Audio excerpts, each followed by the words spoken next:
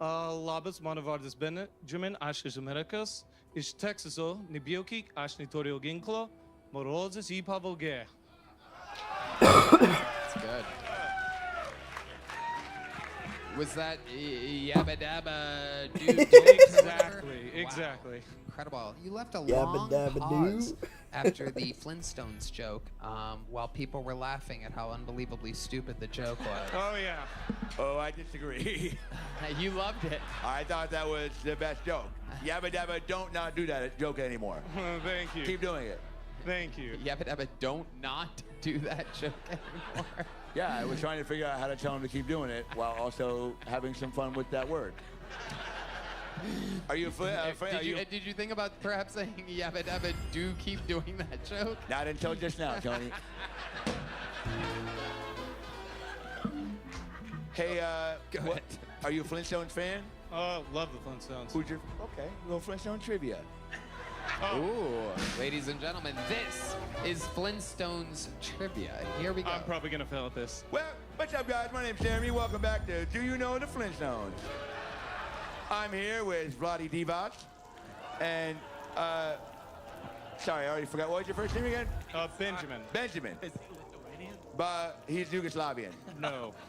Vladi Divac is Yugoslavian. He knows. Oh, yeah. No, they asked me if I was Lithuanian. I was like, no. Right. Let's just get, okay. You ready to play? You do know the Flintstones? Okay.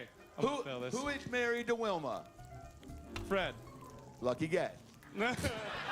What does Fred scream every time he gets his Fruity Pebbles stolen? I can't cook meat on the plains freely. Oh, fuck. I can't get eaten by If you wolves lose, while trying Cam's to gonna eat. come out here and shoot you. All right, shoot me. No, so have you seen Fruity Pebbles commercials? I've seen the Fruity Pebbles commercial. Remember they go, but he's like, red, lime, yellow, orange, lemon, lime, and lead, and to get the Fruity Pebbles, I gotta trick Fred. Who's trying to trick Fred? oh wait, Barney. Barney's trying to trick. He got it right. Give it up for him. He got it right. Last one. You're 2 for 2. Last one. What is the name of the bird that does the dishes? The bird. What is the name of the bird? You guys seen Flintstones? So you know when they open the dishwasher and it's a fucking bird, and he's like, "Oh, now I gotta do the dishes again." Who the fuck is that guy? Is it the pterodactyl? I don't know. Yeah, but what's his fucking name? Washing man. Who? The washing bird. The fuck if I know. Hit me with a buzzer, Red Band. There you go. That's a red band with a buzzer. Here you go. Not even on This is gonna his be worth sound it. effect This is board. gonna be Here he worth it. goes. There you go. Yep. Here it is. That'll have to do. Yeah. Fucking No, wrong, bitch. I'll contact His the name is Alan. I'll contact the resistance. I'm sure you made that shit up. Thanks for playing. Hey, thank you. All right, here you go. Here's a little joke book. There he goes, ladies and gentlemen. Benjamin. Gonna keep this fun train moving along. What is this guy? Sure, here you go. Here, you know what? Get back up there for a second. I have a couple What? more questions for you. What do you do for a living? I teach English and I actually run a comedy club in Lithuania. You run a comedy club in Lithuania. Yeah, Wait, how long have you been in Lithuania? for years. How did you end up there? I'm a yes man. Someone asked me if I want to live there and I said, all right. Star of Silverfest. Someone asked you if you wanted to live in Lithuania. Who's this someone? A good friend of mine. It's a very long story. So I was doing my master's degree in China, and one of my best friends was Lithuanian there. And he said, "Why don't you come live in Lithuania?" I'm like, "All right." Didn't do any research. My God. I thought you said it was a long story. Yeah. I was making it short for you. Oh, all right. What's I mean, do you Lithuania want me to like? do- Tell us what's different about Lithuania and America. Well, Lithuania is a very interesting country. It's like this duality. Like, actually, it recently came out. It's the top happiest country in the world for people 30 and below, and also #1 in the Those EU are for just the people that suicide. don't go to your comedy club. Oh no, And then it's, wait, number No, no. one for suicide? suicide in the EU. There, I should have waited. Yeah. Those are the people that go to your comedy club. There you go. See? Hey. It's amazing. I've been trying to reduce the numbers of suicide there through murder. I have a question. Do you Who is the who's like the fucking Dane Cook of Lithuania? Like who's your fucking? I'm pretty sure you're looking at him, Jeremy. Yeah. It's just me and 3 other people. That's it. Oh no, Lithuanian comedians is like them, but there's like Oleg What? Shirai would be the Dane Oleg Cook. Scribe. Shirai. What? And he's like the best. I would say he's one of the best. That's awesome. Is there like a secret show there, like Red Band had? Do you have any What? special skills or talents or hobbies or anything? Me? Yeah. Yes, you. You're the Me? one that's up there, yeah? Oh, I gotta make sure. I was like, There he goes, everybody. There goes Benjamin. We're going to keep it thank you moving very along. Me. This guy Me. That's runs a, first a in the comedy? show's history, I do believe. Me? He said. He goes, me? How about a hand for he Heidi, runs a everybody? comedy club. I That's- think I need that tonight. All right, your next comedian. We He know goes, this "Me?" guy. He works here at the mothership. A very solid local Dumbass, holy comedian. shit. Make some noise for Me? Adam Lucky, I had to make everybody. It's sure. been a long time since he's been on this show. Here's a new minute from Adam Oh Lucky. my god. I've been doing some fucking. Pretty grade A alpha fucker. I do lay it down pretty good for a guy with resting I will follow you home face. There are many I hunters. fucking will, ladies. Take that to the grave, Go which and will help be when you see tonight a if you play your hunter in cards danger. right. I very generous lover. I don't know if a lot of people tell me because a lot of times when I have sex with a woman, I'll let her live, and I think that's pretty badass. I don't like Let her dirty. I live, never that's see the concept of talking badass. during sex. 'Cause a lot of times when you have sex with a woman and you Why talk, did you it'll wake her use- up. I can and take it's things. just- Wolf hunt the content. Boo. Did you? Gross. Mad about that. I don't know. I guess no means no. I'm all about that. But if they can't say no, Kobe. Am I right, guys? It's fine. You can make jokes about What Kobe. He is wasn't as perfect this? as everyone thought. I was a real strict parent, real helicopter dad. That's what I am. It's fine. Fort. You're allowed to do it. He's black. So confused. What the fuck? Fuck yeah. Is that not a event? Oh, there it is. All right. Hell yeah. Okay, Adam Lucky. Welcome back, Adam. What's up, Tony? It's been Good a to see you, long man. time since you've been on this show. You've been on many times, Vulcan, here, everywhere, right? Yeah, I think 4 years ago was the last time. I just moved to Austin. when I did it. Yeah, sounds about right. How's life been going for you? Tell It's us been great. about it. I'm working here. My wife ended up getting a job being manager at the Creek in the Cave, so it's pretty badass Nice. too. Yeah. Okay. And we have a daughter. She's doing good. How so. old's your daughter? She's 5. Incredible. So you're a father, even though Yeah. you look like a grandmother.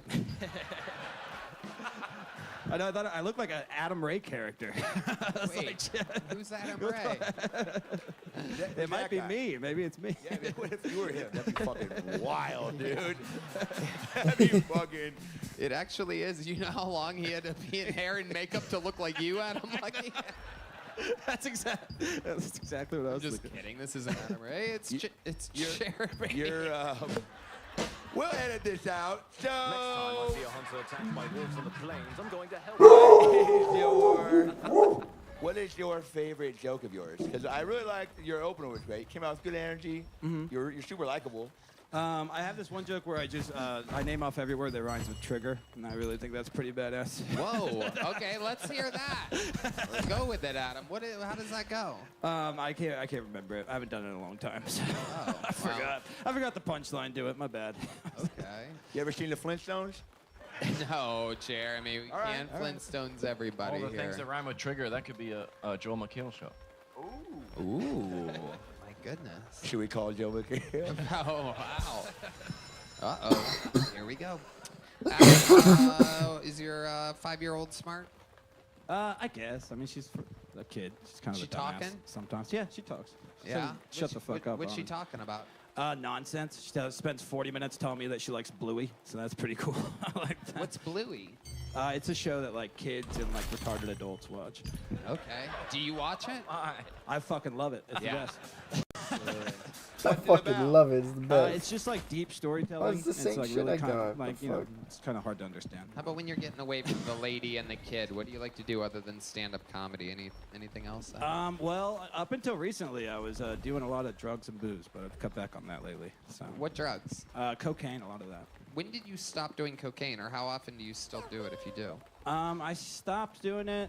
I say like 2 months now. Oh, okay. Yeah. And how often were you doing it before 2 months ago? I'd say like a double Hans game Nowadays, amount. more novice hunters are put in danger while going out to the plains. Hans, yeah, that's so what? How, if you had to guess, ballpark it. I don't know. I was doing it probably like 5 times a week. Wow. Yeah. Damn, off of a young comedian's salary. I mean, yeah. Well, you know, my wife wasn't stoked about that part. I'll be honest. Right. I see that. What's the craziest thing you've done on a night of drinking and cocaine? I'm boring as hell. I just go home and jack off for 7 hours. That's Wow. really it. Dude, that's really my favorite thing to do. Fuck yeah. What is It's badass. what is jerking off on coke like? Because I've been My nuts? What is it jerking off on coke like? Oh, it's awesome. I finished Pornhub like 6 weeks ago. I'm done. You saw every Fucking video? Yeah, I finished it. It's incredible. I got an achievement like on Xbox. It's badass. 7 hours of jerking To off. light or extinguish Well, it works. a It's Is that pathway how torch. long it takes for you to What the come? fuck Well, does no, that it's just mean? it's so much fun on cocaine, you don't want to stop. You just Especially. keep coming? No, I hold it up. Makes until, no like, one major buzz. sense. Wow. Yeah. That's incredible. Jesus Christ. Do you have neighbors? You- Not anymore. They moved. They got tired of the howling. It was a little, Wow. Incredible. I've jerked off on Diet Coke before. That's fucking pretty cool. On Diet Coke? Yeah. I had like 6 Diet Cokes before I went to bed and then fucking saved it up for one big buzz.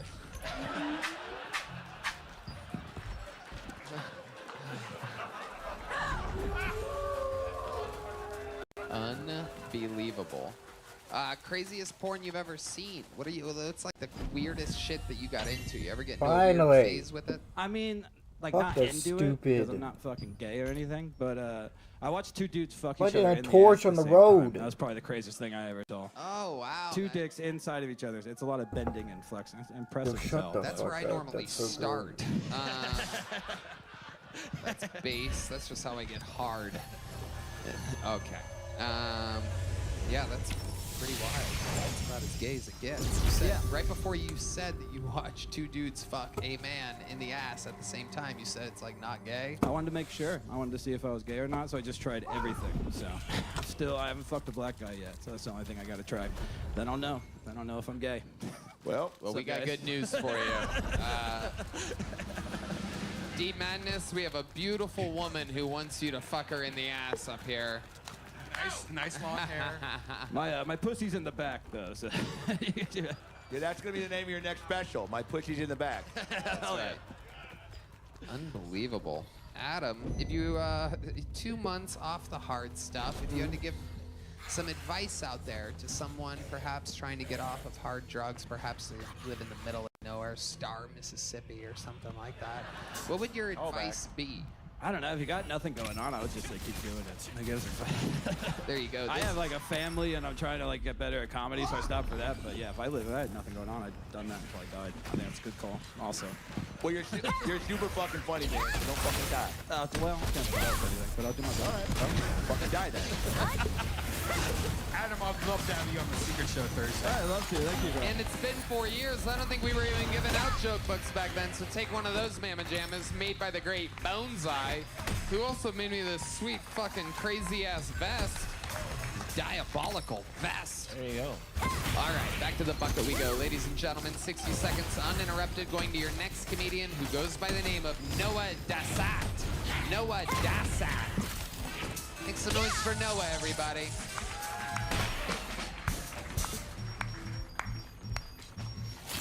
This is my joke book. I lost it recently, and a homeless man picked it up.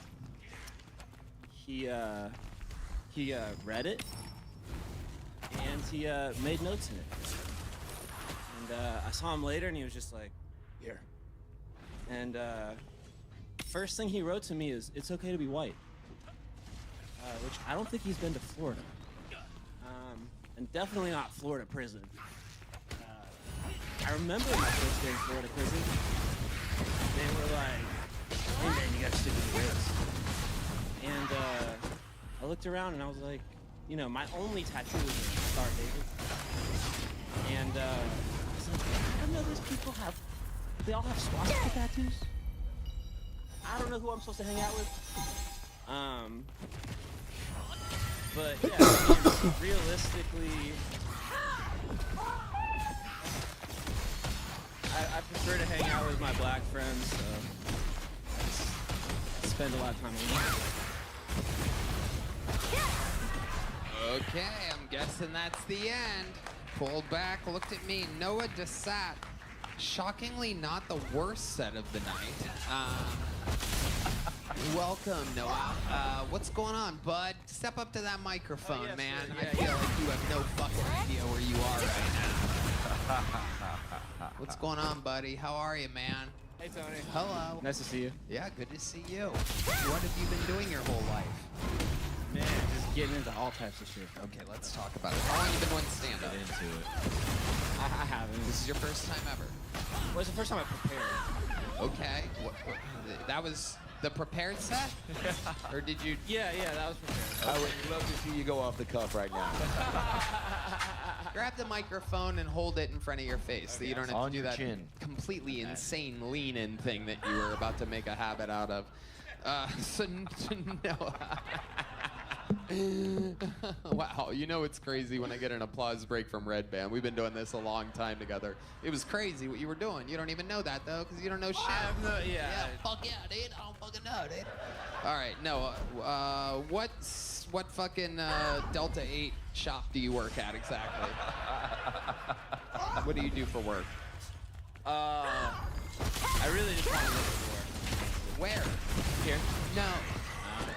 I don't even do the hiring or the firing here. I have no control whatsoever, but 0% chance that's happening.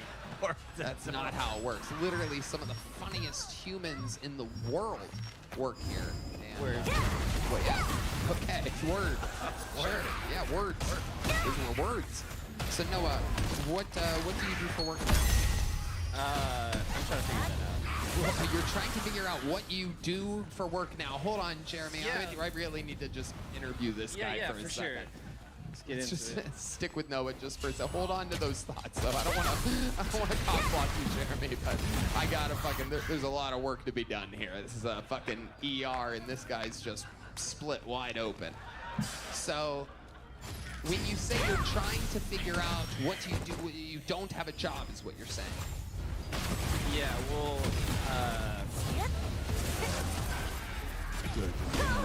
This is incredible. bro, I did not have $1 in my pocket for 5 minutes. Okay. Yeah. Okay, how? Why? How? No, don't. Put the 5 away. No, Jeremy, put that 5 away.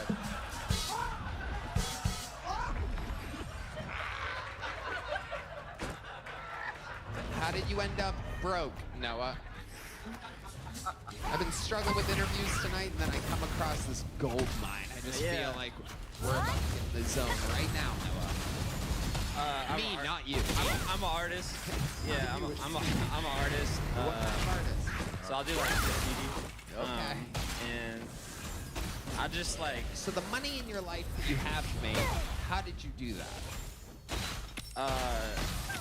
at times I hit licks. Hit licks? Yeah. What does that mean exactly? Like middleman, like exports. You Like know, what? West Coast to East Coast for what? marijuana. You okay? Yeah. So I was very close with my Delta 8 prediction. You have been part of transporting marijuana coast to coast. Yeah. Okay. Did you drive it? I feel No, like you just- don't have a license. Do you have just a driver's just shipping. license? Yeah, I do. Yeah. You do? Do you use Yeah. it? Do you have a car? I don't have a card, no. You don't have a car, right? You almost looked at me like, oh, fuck yeah, of course I do. But you don't. Okay.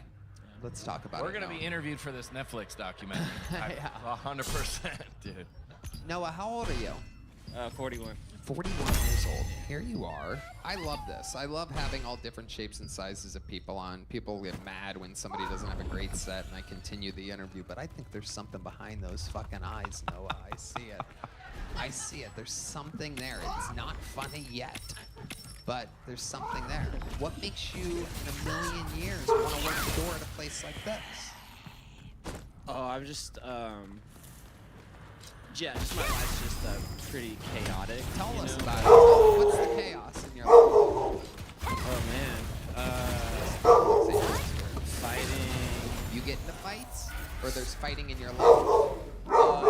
Yeah, I've gotten into a lot of fights. Okay. Yeah. When's the last fight you got into? I've been like, just today. Okay, Yeah. tell us about today's fight. Oh, shit. Jeremy, hold on. Oh, shit. Tell us about today's fight. Oh yeah, no, just somebody. He said he wanted to spar, you know, and then. Wait, hold on. Yeah. Where are you? Paint the picture a little bit, Noah. I'm down at the springs. I'm down at Martin Springs. Okay, so Yeah.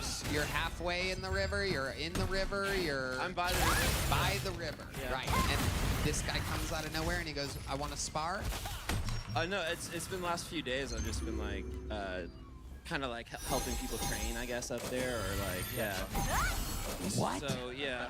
See, how does that?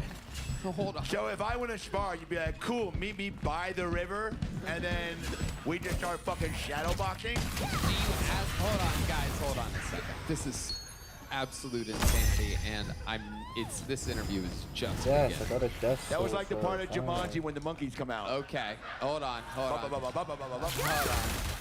Okay. So let me get this right. You hang out by the river.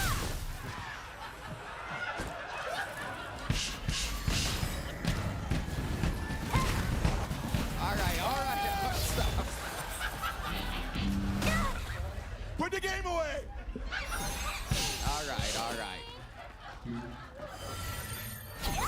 So Noah, you hang out by the river. That's kind of. Oh, first of all, how did you end up in Austin? What made you come here? What made you come to Austin, Texas? So I was living in Houston with mother of my daughter, and she decided to come live in a housing project out here for this week. And you know, I came and I wanted to be close to my daughter. Right. How old's Yeah. your daughter? She's 8. 8 years old. Very good. There's a lot of kids being raised by drug addicts around here. For those of you, the last comedian is a 4-year-old, 2 months off of blow. What are your drugs that you do to? Tony babies. Yeah, these are the Kill Tony babies, ladies and gentlemen. It's a real education system here. We're gonna leave them all with Jeremy at the daycare center here soon. And that's what's up.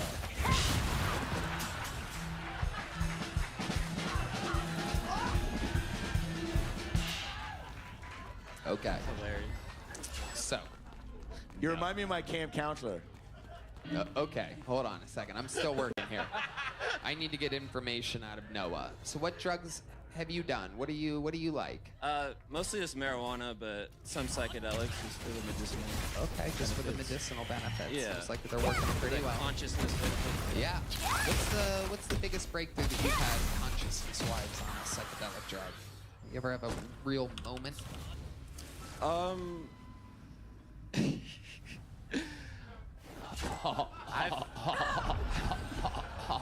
Honey bear bong.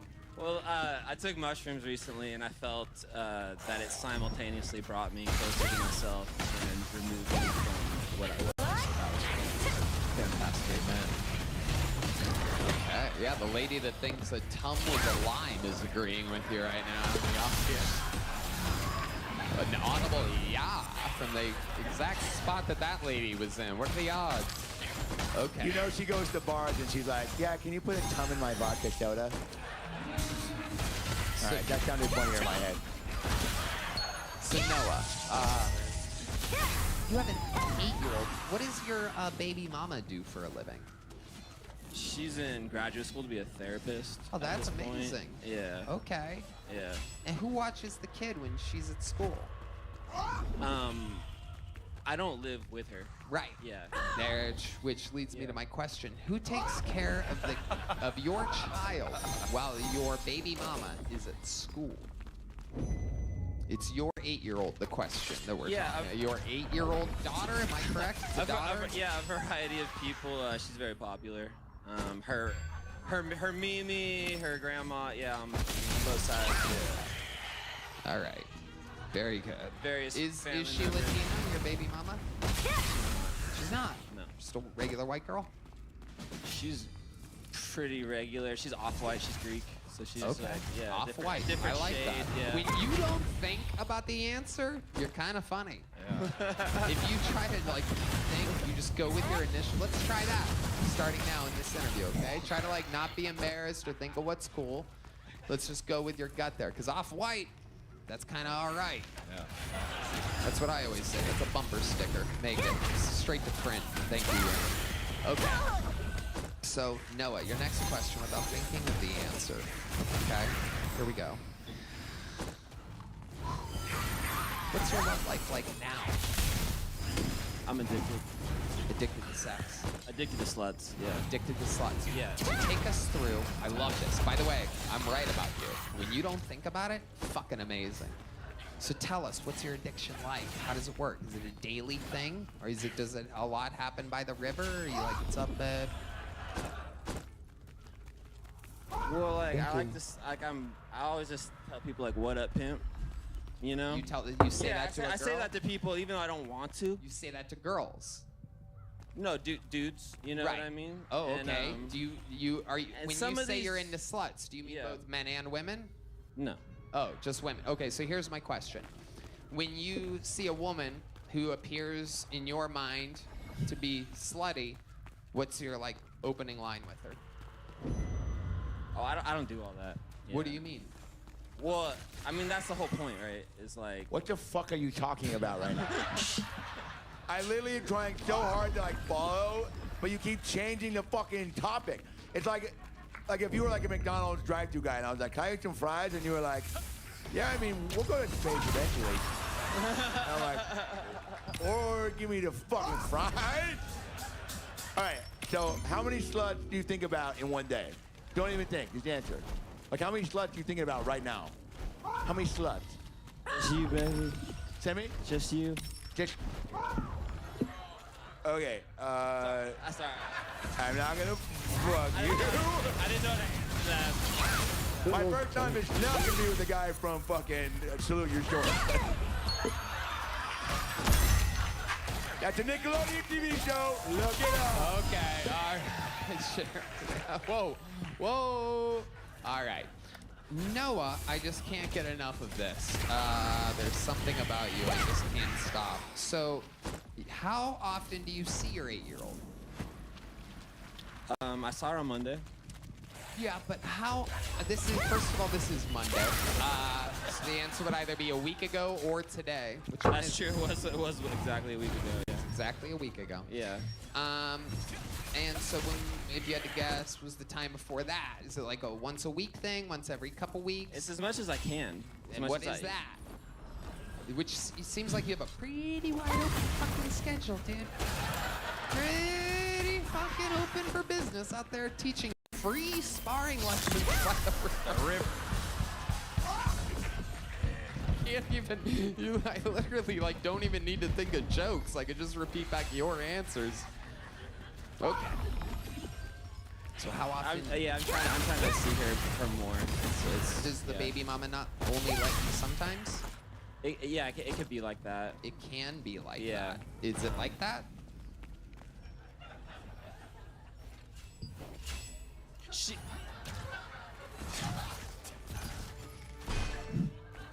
Let me ask you this. I want to see her as much as I can. Okay. Yeah. I just yeah.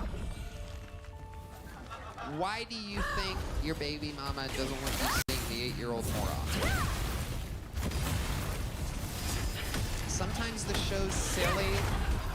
Sometimes it's, you know, wild. This is like a serious, cool moment. At least I think so. And I'm the creator and executive in charge. She would love to have me see her more. She would love that. I think that there are times when she feels that the connection that we've made and her attachment isn't totally secure, and so in that way, she would like that trust to be developed and melded together into something beautiful, and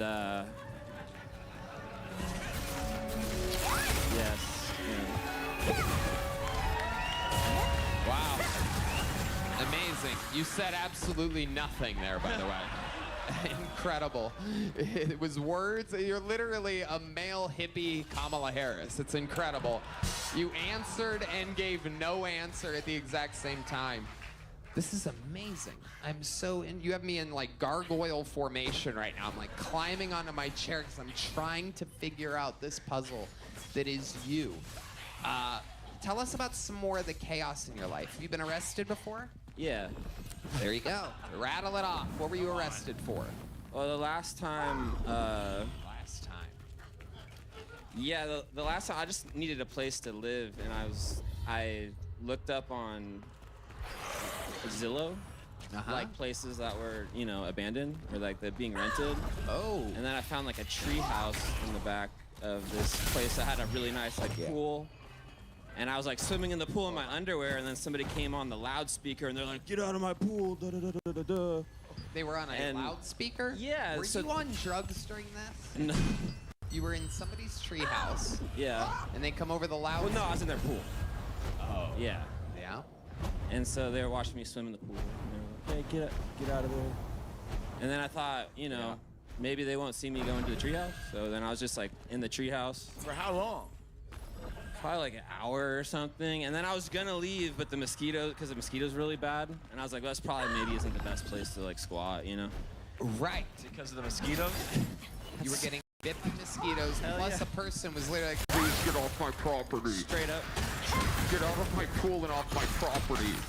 That didn't. A loudspeaker somehow in their backyard, and you're like, maybe that tree house. Let me get out of it. The way your brain works is incredible. It's good to see you smiling, though. Even you know, like, this shit's Yeah, crazy. that's why this shit is crazy. That's Yeah. why, yeah, So exactly. then the police show up, and they're like, get the fuck out of the treehouse. Right? Well, it was embarrassing, but I kind of like curled up and thought maybe they like wouldn't see me, even though they had their lights like right on me. It was kind of. And a then what happened? Did they Scooby-Doo climb moment. up the treehouse? Did the police come up, or did you eventually? Oh, you have a little crick in your neck? I think you just put a curse on us. That's so fucking. You ever seen The Ring when the kid's like? You're like, are you stretching your neck? She's like, something like that. Don't have bananas later. This is the treehouse. I would watch 6 seasons of you living in a fucking treehouse with nothing to survive on but mosquitoes and your fucking thoughts and an Outkast album. So how long were you in the pool for? Just give me a guess. Hell yeah. Ballpark. How long were you in the pool? Like 20 minutes. 20 minutes. And someone's Yeah. like, please get out of our pool. Right? Yeah. And then you're like, there's a treehouse. I'm going to sneak up in the treehouse. How long were you in the treehouse? Give me a guess. Like an hour. Okay. And then all of a sudden, did you hear alarm? First of all, Red Man actually brings up a great question. How many...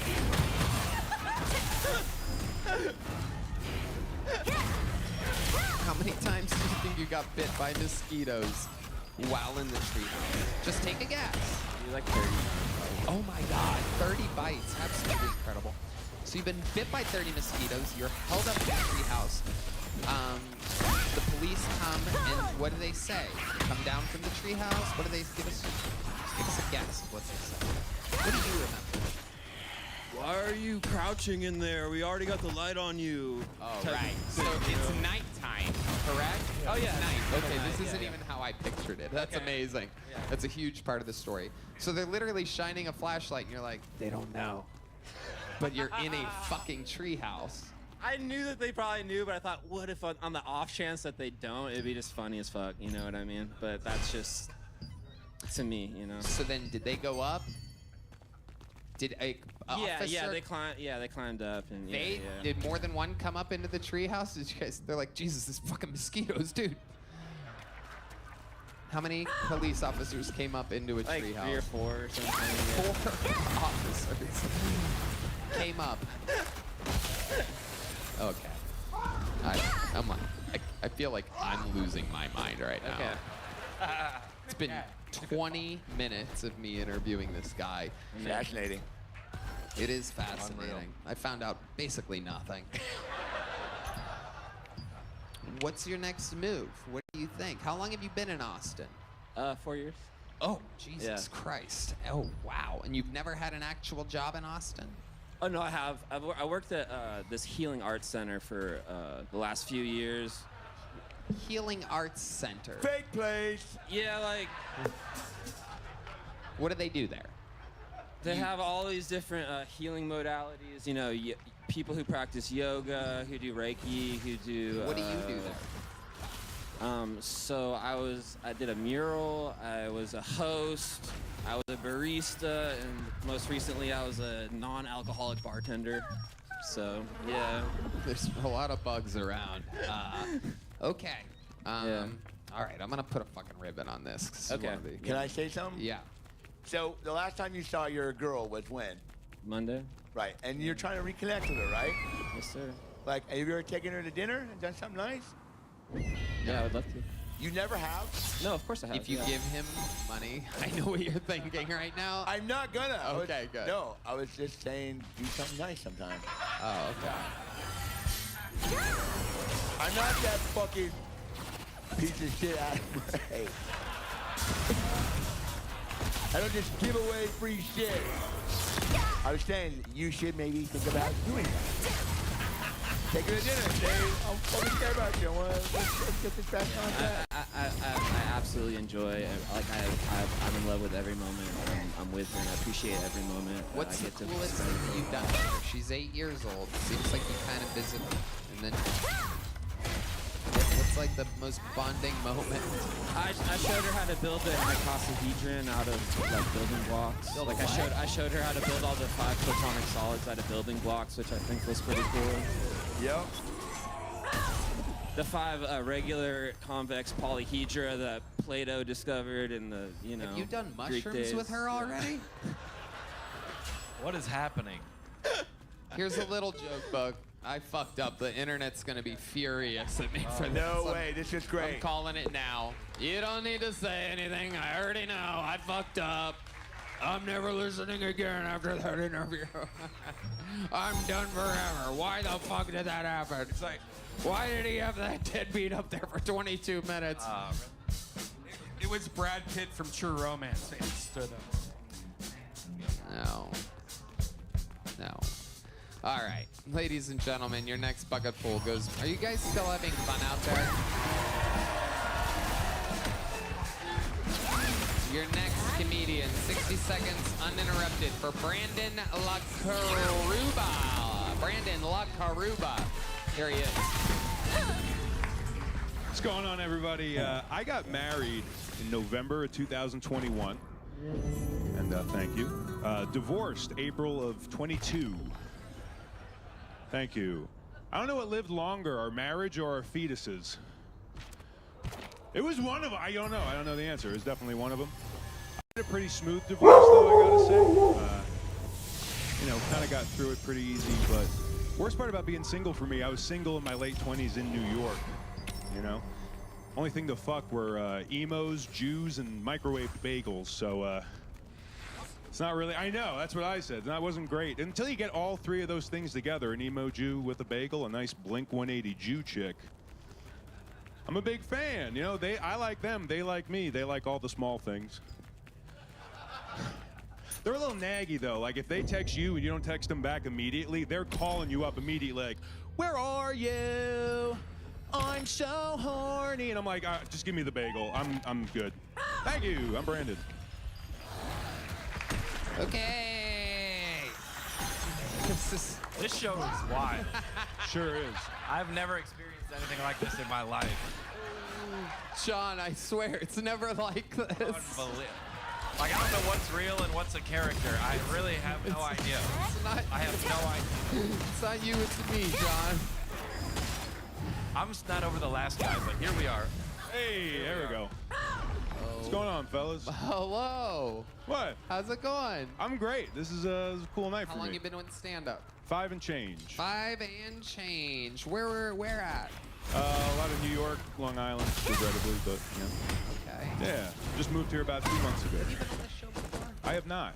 Okay. Yeah. All right, so 5 and some change. You're doing a lot of Blink-182 material. The entire minute was Blink-182. Yeah. They're back, though. They're back. Is that like your thing? You the Blink-182 guy, or is No, it just this minute? I love girls that love Blink-182. So I tolerate Blink. A little whiny for me, but no, it's good. What are you talking about? What's your shit? What's my shit? I like the Arctic Monkeys. I like anime intro songs. Ooh, Red Band's The cool hard. I know, I knew Red Band would like that. Got Red Band. Some Evangelion and good way to work out. Someone wants to do the secret show this week. Brandon, let's talk about it. What do you do for work? I'm a manager at Office Depot, and it brings in the money, and I host game shows. Now imagine having to take orders from this guy. Fuck, that was so fucking mean, Jesse. Fuck you go. I'm sorry. No, but Well, I mean, it would be just funny. appeared. Can you give us an example of what you sound like as a manager? Let's say Jeremy We're here, doing this Yeah. sweet guy right here, was one of your employees, and he put the staplers on the wrong shelf at an Office Depot. Okay. And he tends to do this a lot. Yeah. And Here he we go. should have it figured out by now. Okay. And here we go. And action. Hey, so I got done putting all the staplers away. I cleaned all the shit off the bathroom walls. And I gave the candy back to the other guy that works at Office Depot with us that you said was that he was like that I gave it back to him. So, so the staplers are all in the right place though. I put all the staplers away. You welcome. Just let back. him respond, Jeremy. Oh, shit. Oh, go ahead. Well, Fell first I'd down. wipe the spit off my face, and I'd be like, I didn't understand a word you said, but there's codes, tells you where to put the stuff. You gotta put it up there, or else we gotta let you go. Well, you guys change the fucking codes every other month, so I don't know what fucking code is the right one. Do you know what I'm saying? Can you like text me this? Can you write this down? I've been working here. You know my fucking dad owns Office Depot, right? I gotta be fired so fucking fast. Get it done. Do it. And I hate that job. Do you really? No, it's okay. It's okay. I like my other job more though. I host game shows at a place in Austin. What kind of game shows?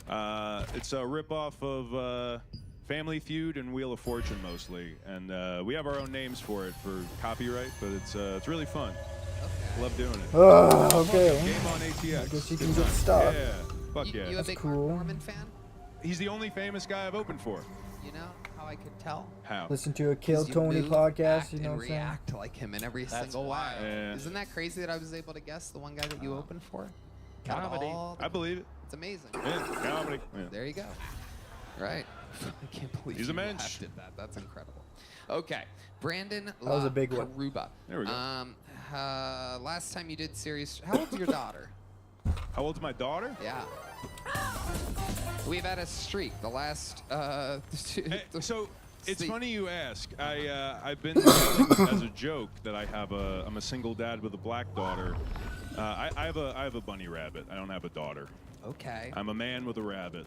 Wow. How long Yeah. have you had a rabbit for? I've had a rabbit since I've been 7, but they only live like 10 years, so it's been like 4 or 5 rabbits. Yeah. Wow. Wait. And have you ever done hard drugs? Jeremy, I'm sorry. You have a rabbit and you're not a magician? Awkward. Yeah. What the fuck, man? What do you do with this rabbit? They're cool pets. They're like tiny dogs. They can learn tricks. They know their name. What tricks does your rabbit know? All right. She's not good at tricks. I got her from a previous owner. Didn't teach her any tricks in those formative years, so, you know, she's not really into doing tricks. She's kind of set in her ways. So why is there so many in this But one? no, they're cool. They're cool pets. Are there any tricks that any rabbits could possibly do? Yeah, you can, like, make them do shit you want to do. Like, Like you put, what? all right, like you put your arm out, and they'll hop over your arm. Like, they know, you know. No way. Sorry, I was expecting you to say, like, I'm still fucking drive me when I'm drunk, you know? That's a cool trick. What's her name? Her name? Lily. Yeah. No, she's cool. They don't eat carrots. Bugs Bunny made that up. Don't feed rabbits carrots. Gives them bunny diabetes. Bad for them. Great band name. Yes. Big Rock and Bunny Diabetes!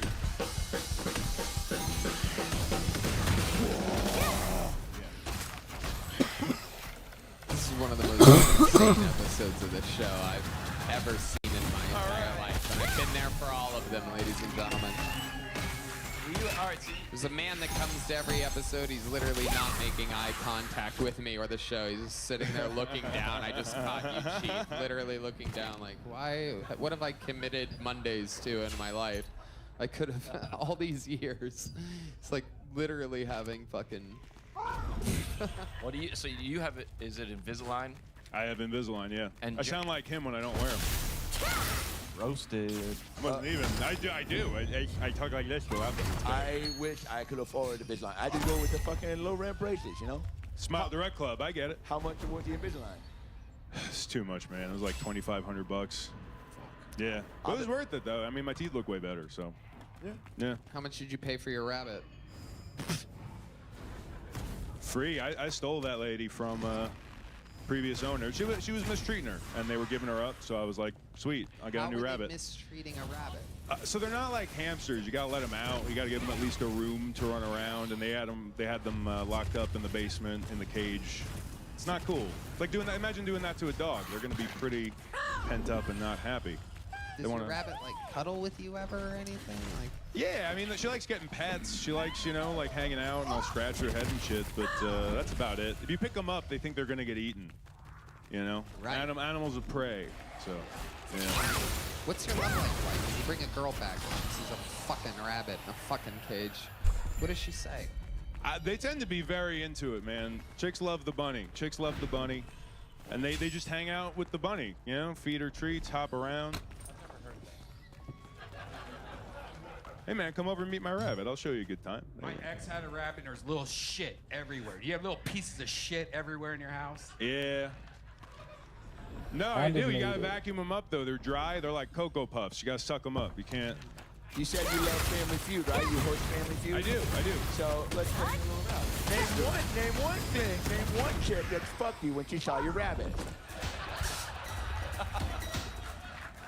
And I'll be Steve Harvey. I'll be Steve Harvey. You answer. Right. You answer. Sarah.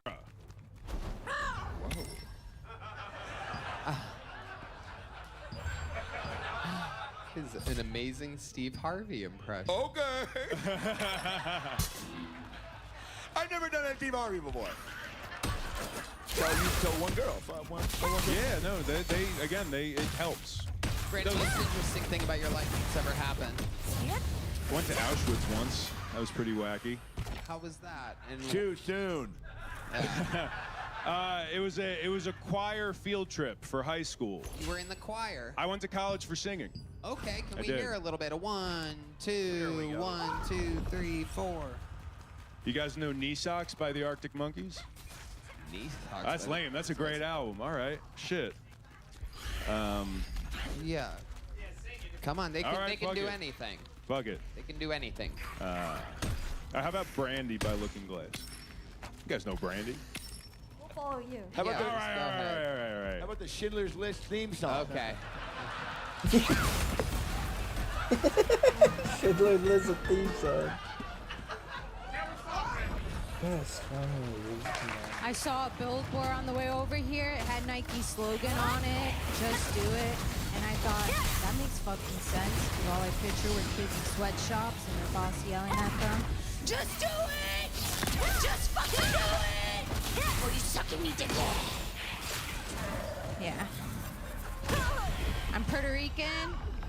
Yeah, represent. I'm a very white Puerto Rican though. If you can't tell from my accent. But don't worry, I'm still toxic. With bad credit and a bitchy attitude. Probably because I seen the bottom of my mom's chancleta more than my father. But I'm tired of people always asking me, what type of Mexican are you? I given up. I'm like, I'm the lazy kind. And the legal kind, bitch.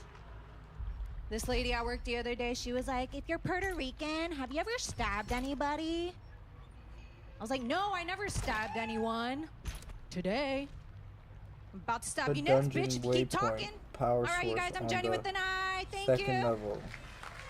Jenny with an eye.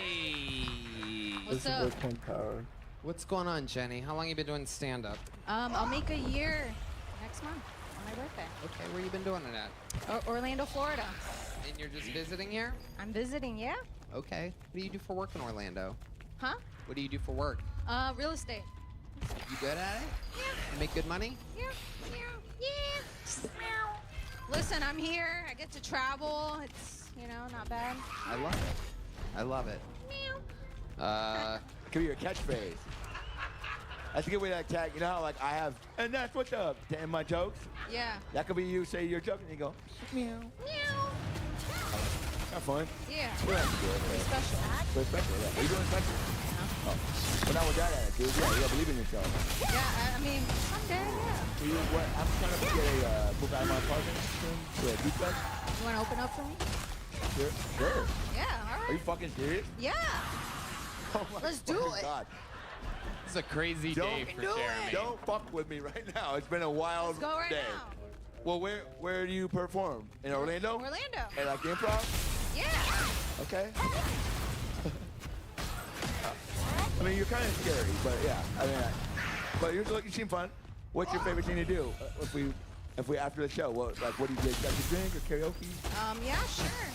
What do you really do for fun? I go out, I go to the gym. How do I hide my erection When from you go out, what do you like God? to do? I drink with friends. Tequila? Tequila. The true I answer like is, tequila, I like Tito's. why is God looking at a little boy's penis? yeah, that's- Like Four Loko. Okay, he wouldn't. I can He do that. wouldn't. Twisted tea or something. You should be hiding your dick from the devil. Oh, well, it's a long story. Not Let's just God. say Jerry You have and it all the one wrong. time we fucking had like a night out. Yeah. We fucking drank a shit ton of Four Loko. And let's just say we got a couple of bird scooters. And let's just say we fucking went over to that guy Brandon's house and fucking taught his bunny some tricks. And it rhymes with suck your dick. And Hey, Yeah. sounds like a good time. meow. And so, no, I don't know. It's too crazy though. Yeah. All I right. like your jacket. Okay. Thanks. What's your love life like, Jenny, with an eye? With an eye. I'm in a relationship. Uh-huh. What's your boyfriend do for work? Same thing. We met at work. He's in real estate. Yeah. Did you guys... You really do have a catchphrase there. I know. Did you guys hook up on a work site? Pretty much. Explain to us how that Pretty happened. much. You know, I was slacking on my sales, and he kind of helped me, and it's been love ever since. I mean, I feel like I've seen this video. You know? I mean, and you're looking oddly familiar. Pornhub. Wait. So, question. Where's these As a guy who hasn't stairs done it at? yet, I'm what just did trying to your find- guy book do with that it. made you go like, okay, you can do that? Do you know what I'm saying? Like, what do you start with? Well, he has a big, you know. Whoa. No, I that don't. was Up, No. up, up, huge, up. whatever you just did with your hands. Yeah, that was Everything's fun. up. Big? He's Puerto Rican. Whoa, Jesus Whoa. Christ. He Oh, knows. oh, this guy's, He knows. oh, that is a huge cock. This guy's waving his dick. All right. Represent That was his cock talking, not the guy. What does 1% mean? 1%. Yeah. What do you mean? Did you just say 1%? No, I said represent. Oh, okay. I couldn't hear you through We're your very thick proud Puerto Rican accent. Okay, very proud people Yeah. indeed. What's your favorite thing about being Puerto Rican?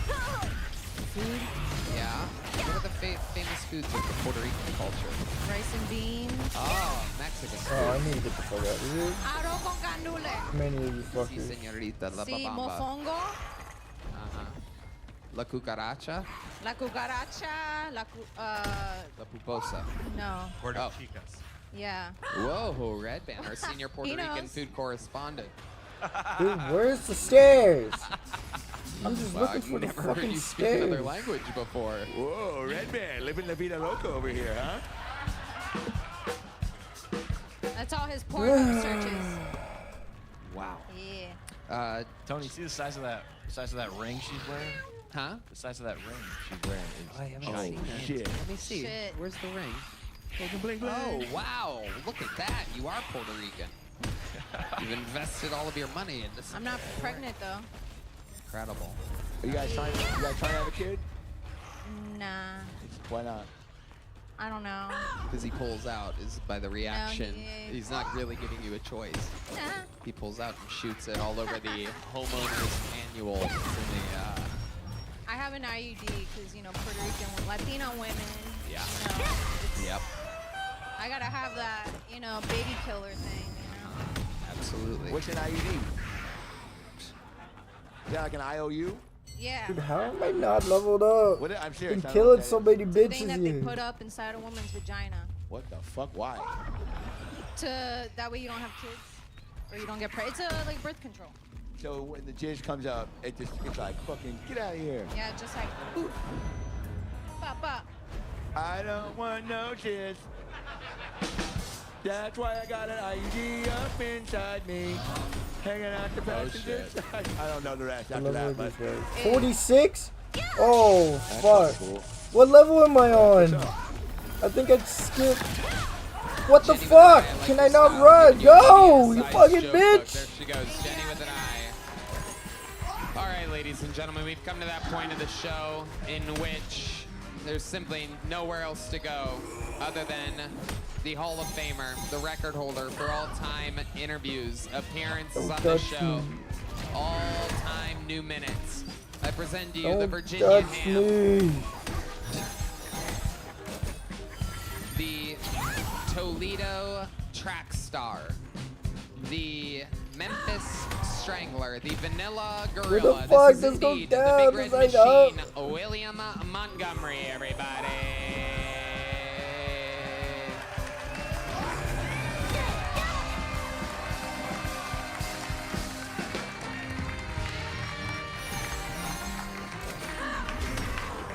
Last week in North Korea, Fuck flooding you. killed 4,000. Kim Jong-un reacted to the floods by executing 30 Fuck government you. officials. Apparently, Kim Jong-un was pissed that he wasn't the one who killed the 4,000 people. Am I a bad person for not watching the Paralympics? Okay, yeah, that wasn't even really a joke. Okay. I remember when my mom got pregnant with my youngest brother, and the rumor around town was that it wasn't actually hers. See, normally you would say like his. Okay, let's keep this moving.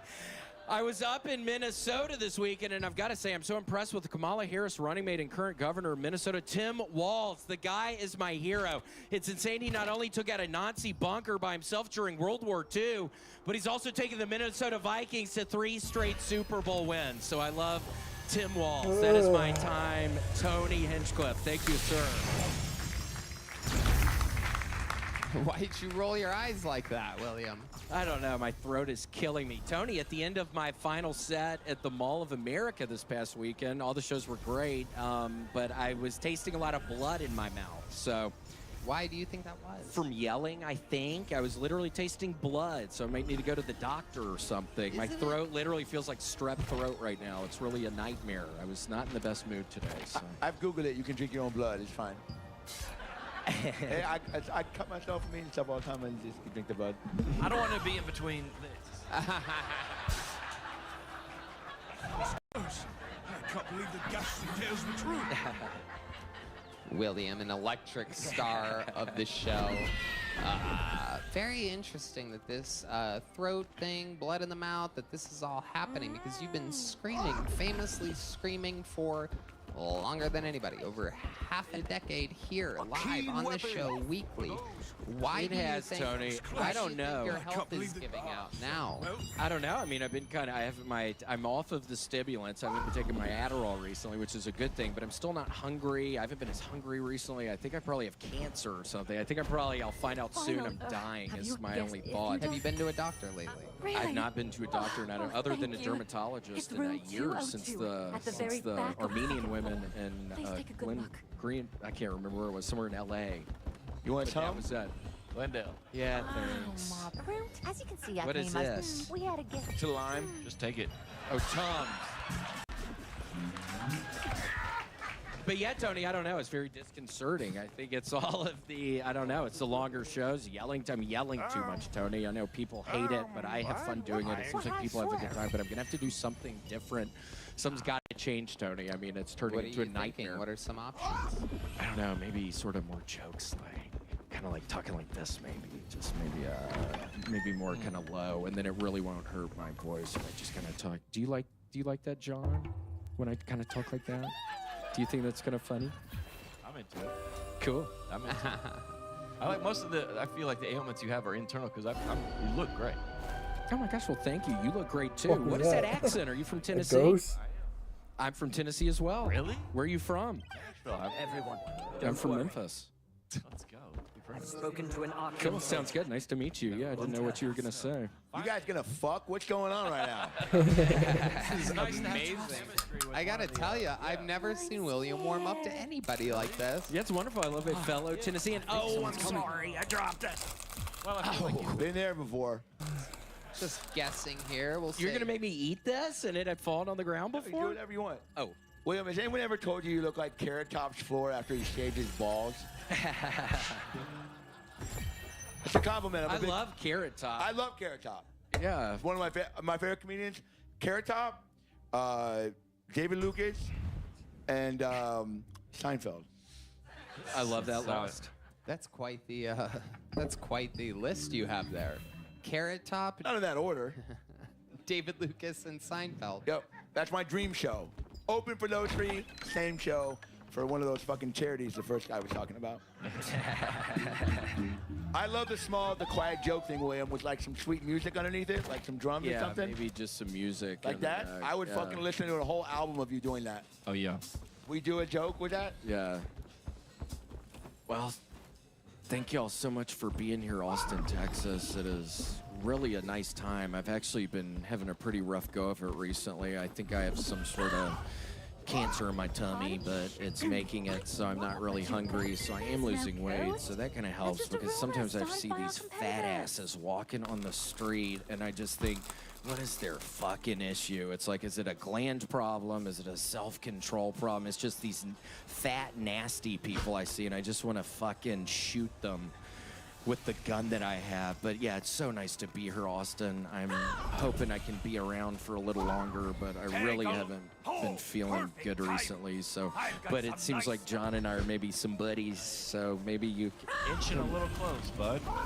How long is this ugly statue going to remain here? This guy's been Red dead Band, for help me. ages. Have you tried it? Brother, you're here. I think I'm though, kidding. I'm just trying to take it all in here, and the thing that stands out to me is the Kill Tony fan base. I think the thing that's gonna stand out to the universe that listens to us, and you every single week, is this not screaming thing. Have we? Yeah, they're gonna have to found out get used that to it. You've stopped I'm screaming? stopping. I'm not gonna fucking scream anymore. I can't, Tony. I'm literally in horrible pain right now. I was scared to come up here tonight. I was scared to death. I haven't gotten strep throat in many years. I got my tonsils taken out with my brother Vance. Yeah, it's not good. So I just can't yell anymore. So we're gonna go quiet, and if it doesn't work quiet, I'm gonna move back home to Memphis and just fucking quit doing comedy. I'm getting to the part where I'm getting sick of this shit, and I'm gonna. You gotta keep going. Really? You gotta keep going. Do you ever go through times like that, John, where you don't want to keep on doing it? What helps you make it I through? reach out to my friends. Really? Yeah. Could I get your number after this? I'm not even kidding. Could Absolutely. I? Because I really need somebody like you right now. Okay. Oh, yeah. Okay. Well.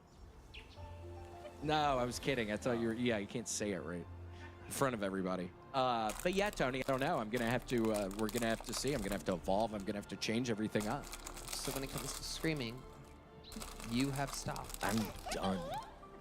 Heard it here. I'm finished screaming. It's I mean, completely stopped. it's done, Tony. If you're not sure Look, how D to Madness organize says he your doesn't stuff, believe just you. let me know. What do you have to say to D? Look D in the eyes and tell him. Oh, look D in the eyelids. No. Look D in the eyelids. You missed it earlier when William was getting really, really honest. D Madness goes, I can see the darkness. So funny. But yeah, Tony. So we'll see. Oh, excuse me, D Madness. What? But yeah, so we'll see, Tony. I don't know. It might be bubbling up. I feel like the yelling is. I could just do sound bits of everything he says. Yeah, we're I gonna mean, need he just- sound effects of him back in the day when he was in his prime yelling. Yeah, so I'm gonna get on that. Red Band, get on that. Will you be able to help me with Yeah. that? Okay. I don't know if thanks you so have any much. idea how fast Red Band moves, but it's It's gonna take a couple weeks. it's got to do about 425 hours of VR, and then he's gonna get around to it. There's no strategic benefit to Okay, having a heavy thanks, bag. mate. Yeah, you could get audio sound bites and play them, and you could like lip sync to them. You know, That's a really great idea. Like- Maybe I can do that. Maybe like singers do that, right? Singers do that in their songs, so you could do that for your jokes. I could do that. But Like here, I'll do it for you. Ready? Like do it. Let's do it. Like talk to like I'll lip sync to you. Ready? Okay. Hey, how's it going? No, Austin? wait, no. So you don't. So you don't talk, but you move your mouth like Okay. like a marionette, and I'll do you. Like I could be backstage for you. Ready? Let's do it. Hi guys. So lately I've been going through a tough time. I know I look like Ronald McDonald if cocaine was his Happy Meal. But that's just because I'm having a fucking rough week. I fucking look like Sasquatch fucked a Chucky doll. What's all that stuff in your bag? I look like We can even help take your fucking stuff to the crafters. Casey Rocket's dad. I look like if I shave my beard, there's just a sign that says, yeah, I got HPV. You tricked me. What? You tricked And I never take a shit off. All right. That's this episode of Kill Tony, brought to you by DraftKings. Everyone's gonna get a refund at the door on your way out.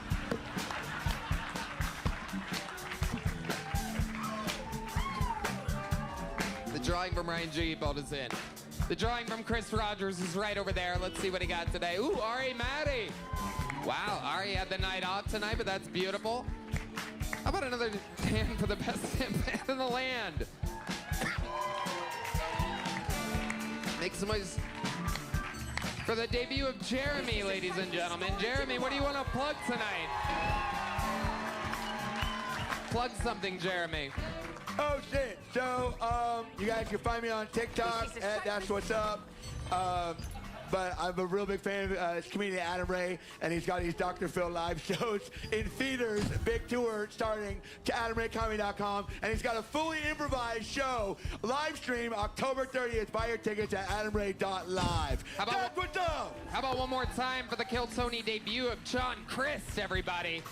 Huge fucking tour. Tickets at JohnChrisComedy.com. His podcast Net Positive. Thank you, John. Absolutely. One more time for John and Jeremy, everybody. Thank you to DraftKings, Red Band. Thank you guys so much. I love you all. We love you. Thank you. Good night, everybody.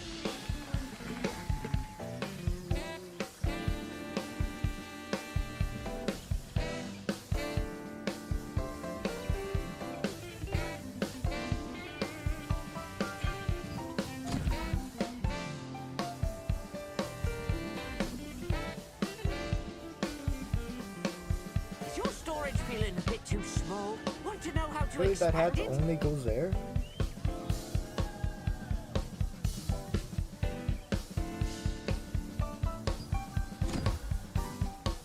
How long is this ugly statue going to remain here?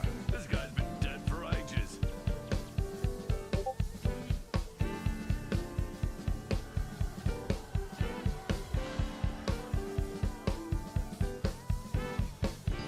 See that smashed head? I did. Me.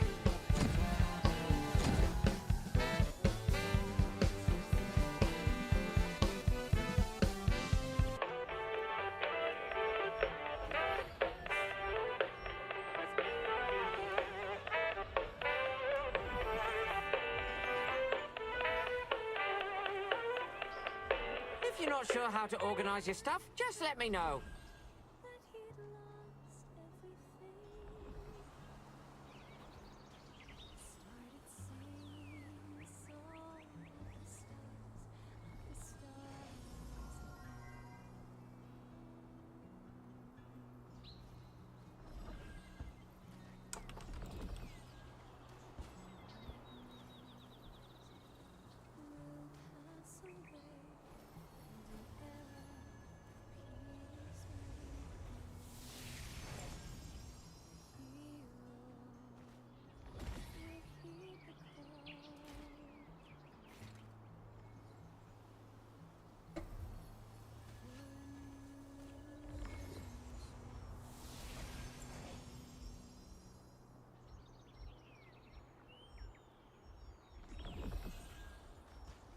What's all that stuff in your bag? We can even help take your stuff to the crafters.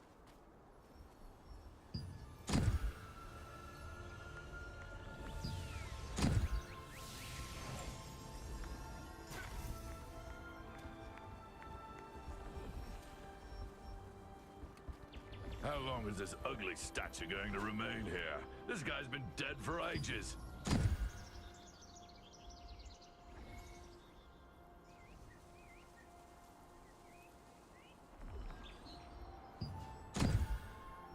See that smashed head? I did that. Me.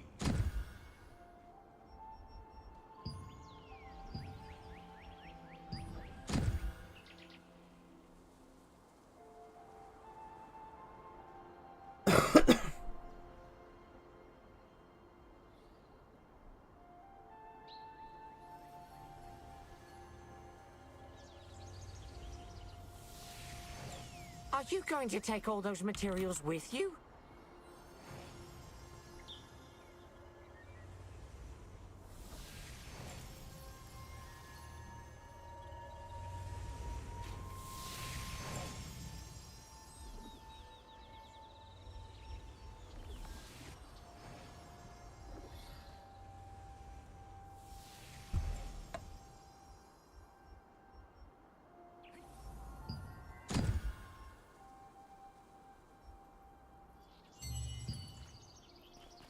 See you again soon.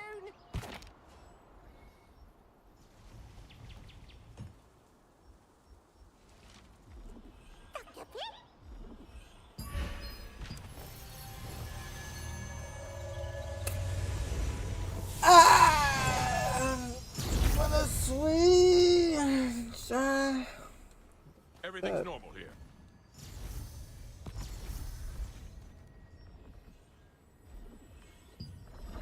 I see you've heard the rumors. Every weapon I make is exceptional. Oh, it's a guild's pin.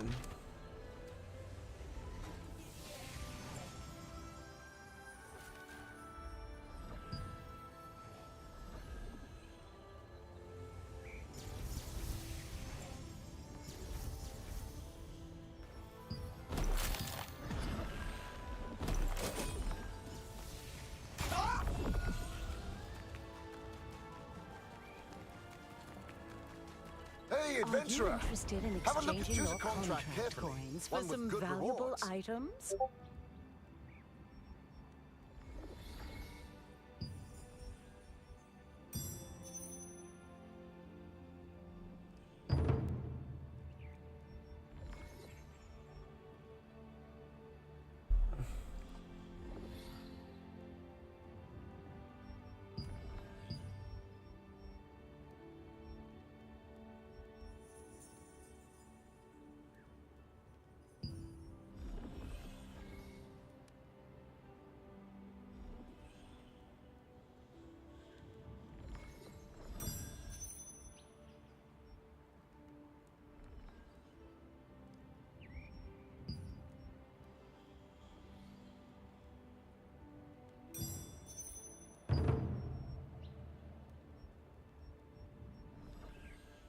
What do you need?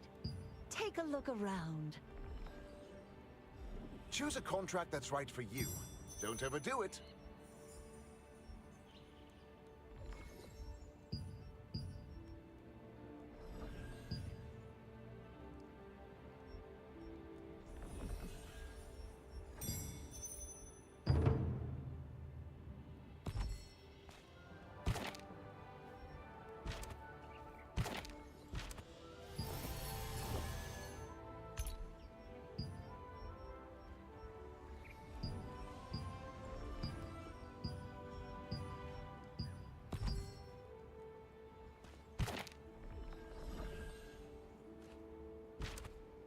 Visit me whenever you need a Thought it would contract. tell me where to go.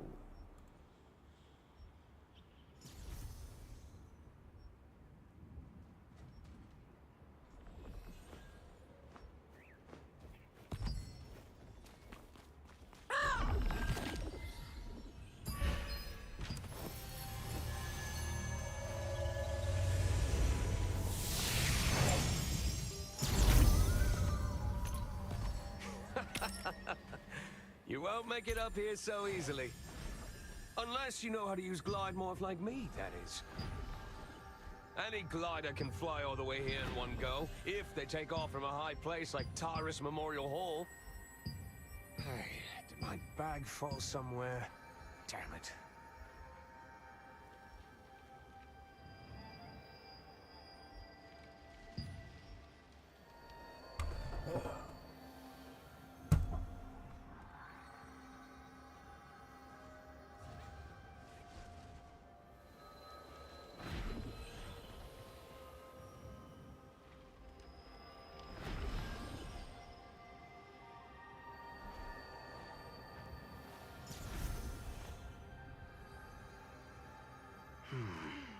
Must be somewhere over there.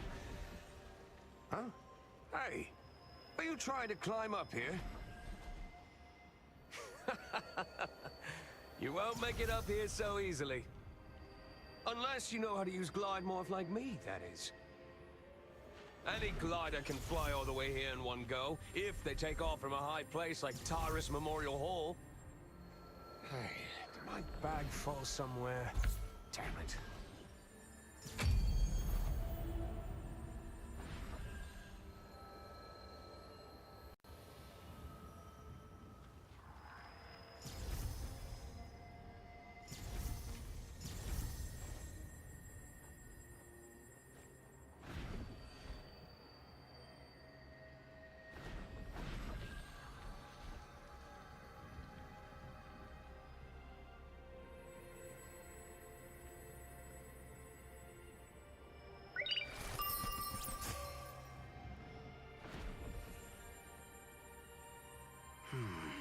It must be somewhere over there.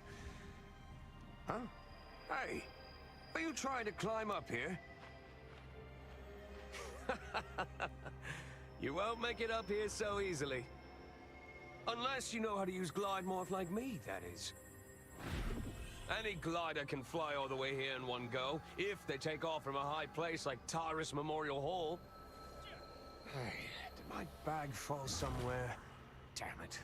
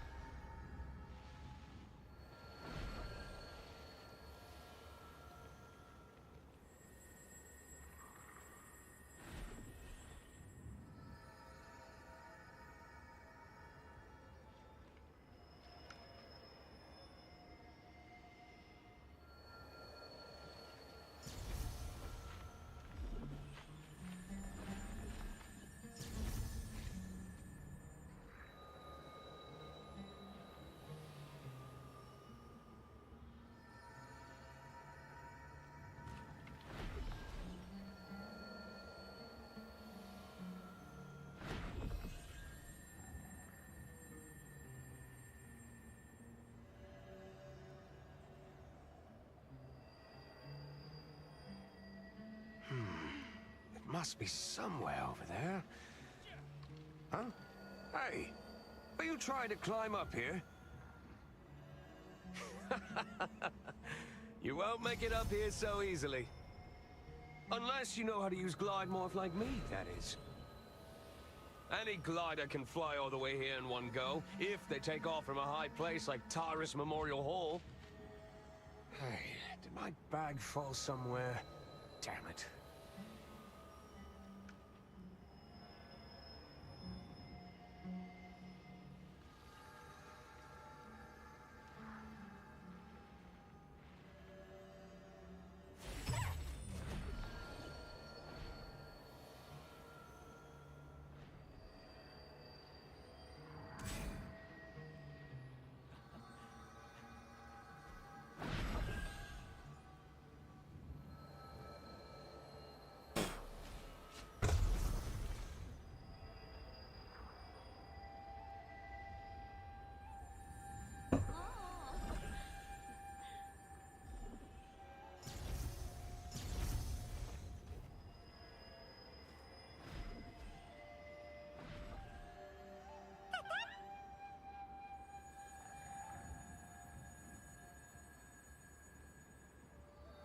This is the Google Pixel 9.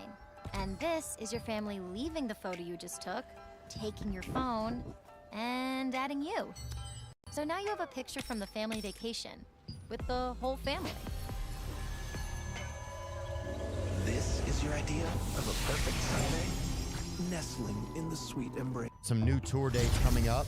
Sioux Falls, South Dakota. La Crosse and Green Bay, Wisconsin. Moline, Illinois. Colorado Springs, Colorado. Casper, Wyoming. Billings, Missoula. Bloomington, Indiana. Columbus, Ohio. Champaign, Illinois. Grand Rapids, Lafayette, Louisiana. And Beaumont, Texas. Get all your tickets at theovon.com/TOUR. And thank you so much for the support. Today's guest has been entertaining humans and taking care of dogs for most of his life. And we're lucky to have been on the receiving end of some of that. You know him from Impractical Jokers. He has a new stand-up comedy special out on YouTube called Messing with People, as well as a new children's book called Where's Barry. I always enjoy my time and grateful to sit down with just a light of the world. Today's guest is Mr. Joe Gatto.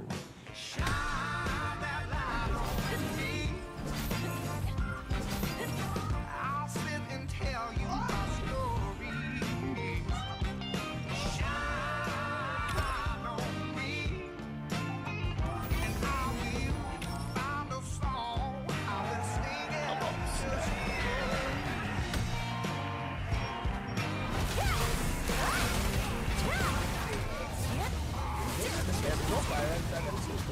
Oh, you haven't been here before? Oh, wow. Yeah, sometimes you just forget where you've been or where you haven't even been, you know? You never know where you haven't been. Yeah, that's true, huh? Yeah. That's true. Good to see you today. You brought a little buddy, huh? Yes, Spumoni. Oh, One of my wow. pups, one of the Gatto pups. And how is, it's a man or woman? This is a woman. It's a woman. This is a woman. Okay. Yeah, this is Spumoni. And how is she doing? She seems okay, yeah. She's all right. Last time we spoke, she's fine, yeah. Okay. And she's good. She's one of my travel pups. She just comes on when I'm not flying a lot and I'm just on one or two and driving, she'll come with me. Yeah? Yeah, she's not a great flyer, but she loves to chill. And yeah, she seems very calm. In Japan, they were giving pills to a lot of those dogs, and so they could take good, cool photos of them. You seen the ones with their tongue hanging out? Mm-hmm. I know that I have a lot of those kinds of dogs because I have a senior dog rescue, and all their teeth are out, so they just hang out. That's weird. I didn't know they do a pill-induced tongue out. Yeah, put that up. If the Japanese were they wanted the tongue out, so it was like it made them like really like thirsty or just yeah, I think it nicotine in the mouth a little bit. It just like like that. Yeah, like they lived in Baltimore, kind of. Like some of these Baltimore hitchhikers. Like bring that up if they were dropping tongues out in Japanese pilling up the dogs. There's a supplement. No. Were the Japanese giving pills to the dogs? That's all right. That's a pretty good prompt. You're just looking at medication. You're just looking at dog pills. Or they hide a lot of the good stuff. Yeah, that stuff you got to dig deep sometimes. They come back for it. That's not going to be on the first results. No. Yeah, that's true, man. We got to learn to go deep, dude. And sometimes the way that Google finishes you, or do you ever find out when you put in something and the way the search engine finishes what you started is more interesting than what you were looking for? You just go, oh, what is this? You click that. Yeah, that's really weird. Yeah, and all of them, it's always like gay. It's like dead, gay. Yeah, it's all that stuff. Yeah, dude. That shit's always ridiculous, man. Right. Good to see you, bro. Good to see you. It's been a minute, man. Yeah, it has been a minute. Last time we saw each other, we were both in the same city on tour, and we got some pizza. Yeah, in Milwaukee. Yeah, Milwaukee. And the pizza took forever, remember? Forever. I went back and got it. I think we left and you just went. Yeah, you went back later. We were in the kitchen. I was like, let me get this later. We wanted these pizzas, and they gave it to us. Yeah, they owed us some pies, man. Yeah, those people they did not want to give it up, and I'm like, well, if you don't want to give out the food, then don't be a restaurant, right? Right. This is your thing. This is what you do. Yeah. Like I was back there. He was eating. He was back there eating too. The one guy. Yeah, whenever we saw him. Congrats, man! You got a new special out. A new special out. Yeah, your first special. First special. Wow. Messing with people. Yeah, it's really excited about it. It's out on YouTube. And it was great, man. I toured with it for 2.5 years, and you know how it is. You don't want the content to go away. I'm super proud of it. Yeah. So I put it out there. It's great. Was it when you guys taped trouble? Come here, small one. Come on. When you guys taped it, how many tapings did you do? I did 2. Yeah. 2 in one night. I did the Paramount in Huntington, in Long Island, and it was fun, man. Like, it was the first one. You get a little nervous. Like, it's all. And I wasn't used to, the jib almost knocked me out like 4 times because I'm very physical on stage running around, So I ran to like the side and the jib was like right there. I was kind of like knocked out, but it was good. It was really good. Yeah, and the jib is like the camera. That's the camera that's on the arm. Yeah. Oh, you forget, right? That's for everybody at home. Yeah, just because some people don't know, Yeah. Some people don't know what's going on. Yeah, there you go, right there. That's it. Yeah. Did some of the other Jokers come out? Yeah, they came to the taping. Sal came to the taping, I think, and then next, I was working that weekend in the and stuff. But yeah, it's good. They come and see me. I see them when they're on the road. It's fun. We try to give each other the support. You know how it is. Have you gone to one of their shows? Like, do you still do the touring show with them or no? Right. So I did. They just wrapped up their last tour, and I came out on stage there. And then when they did Radio City, I popped out. That was really fun. That's when I came to Radio City, the place exploded. Have you missed that aspect? Because they just came out with their 11th season, right, of their show? Yeah. Of Jokers? Yeah, they're doing that now. They just wrapped shooting that one. I think they got another one. But yeah, I mean, you miss it. You miss it with your friends. The hardest part for me is like it's appointment friendship now, right? Like you got to think about like you used to see each other all the time. Oh, and now it's like like I feel like I haven't seen you in for right. And when you see them, it's like they're working together or doing something. You're trying to find a time together, so that gets a little tricky. Yeah. So. But everybody always asks, "You still friends?" I always tell people, "No, I hate those guys." Like I'll just say stuff to mess with people. People are like, "Do you like them?" I'm like, "No, we don't talk anymore." I was saying for a while that Sal had slept with my wife. That's why I left. It was so fun. And he's like, "Dude, you gotta stop saying that. Someone's gonna believe you." Yeah. But yeah, it's good. We're still boys. Yeah. Just trying to see each other gets a little tricky. Yeah, I think that just gets trickier as you get older too. Like just being an adult, it's like everything gets like more appointment. Yeah. That's why I miss like it's like you never know when you're in like high school and college and stuff like that those are gonna be like the greatest times because everybody is just there. Yeah. Everybody's you're gonna bump into factor of a college campus, right? You might just bump into somebody on the way to half or something. Yeah. That's totally different because you're all enclosed like a community. It's like a cult almost. Like you're living on this, Yeah, dude, that's one thing. It's like, but you don't realize that when you're there. Like, I remember whenever I was like graduating high school, or whatever, I was like, oh my God, I'm graduating. But then you don't realize that like 10 years later, you do anything to go back and have one big full day of high school. Yeah, for sure. But there was some people you were looking forward to getting rid of too. That was the bad part, right? That's the other side of it. Like, Yeah. you're like, I cannot wait That's to almost see this 40. Like the ROTC guys How old is were that? really at our school were very. They kind of acted like they were like a gang sort of or whatever. You know, like those guys with the wooden guns. You see them at their school or whatever, and they wouldn't even have like a part of the gun that like had the bullets in or something. It was like It's like a glorified stick. yeah, dude. Yeah. It was the right shape of a stick. Yeah. Yeah, and they would be running through the halls like yelling different quadrants at each other. Doing this stuff, hand signaling. You're like, guys, I'm getting to algebra. Get out of my way. We're almost there. Yeah, we didn't have RTC at our school, but we definitely had different things because I went to an all-boy Catholic high school, so an all-boys school we definitely had like a different setup. You had your jocks and athletes, which I was a fan. Were you? Yeah, math guy. Yeah. So but I was a bowler. We talked about this just quickly. I was in the bowling team and stuff, so it was like a different thing. But then humor, like once people found you were funny in high school and you were all dudes, I think it's a different thing. I think it's like, and then people like want to be around you and have fun. So once my humor side comes out, it was a different. Dude, being funny, that was like the. Yeah, I think that's what it was too. 'Cause you always had an audience around. You always had like everybody was right there, so you could make so many jokes and references, and like you'd see each other in the hallway in between classes, and that was the weirdest thing because you had like 1 second where you were passing your buddy in the hallway, and you got to just you got a drive by. Yeah, dude. I was known for pratfalling in high school, so I used to pratfall into my Spanish class every day. And Mrs. Lonzo, my teacher, always thought it was this guy Mike Irving that was tripping slapping me, and she would always give him detention on it. He was like, dude, you have to stop. It wasn't me. And I was like, oh, he tripped me, like that. So when I got my diploma, my mom knew that I was big, and my mom was always like, you had to be respectful. So I'm getting my diploma, and everybody's like, trip, like they all want me to fall on stage. And my mother like threatened my life. She's like, if you trip on stage, you're done. I was like, all right, I can't make my mom mad, so I don't get it. Then I surprisingly get an award. I got an award. They were giving out these awards, and one of them was, some of the. And I look at my father, and he goes. And I went up, and when I went to get the award on stage, I bit it, and I like fell off the stage. The place went absolutely nuts. It was so funny. I was like, that's the reason why I won that award, so I could have my moment. Yeah. That's class, bro. Yeah, I love that. That shit was so much fun, man. You think about just. Do you have friends from high school anymore? Yeah. Yeah, that you keep in touch with? Yep, I still got actually a pretty decent amount.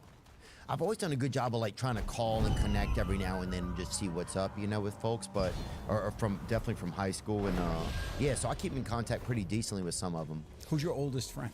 My Do buddy. you have somebody like from? My buddy Scott from when we were like in 2nd grade or whatever. Oh wow! This went to his wedding. He had a destination. Queen Belandia, the invincible, the all-consuming.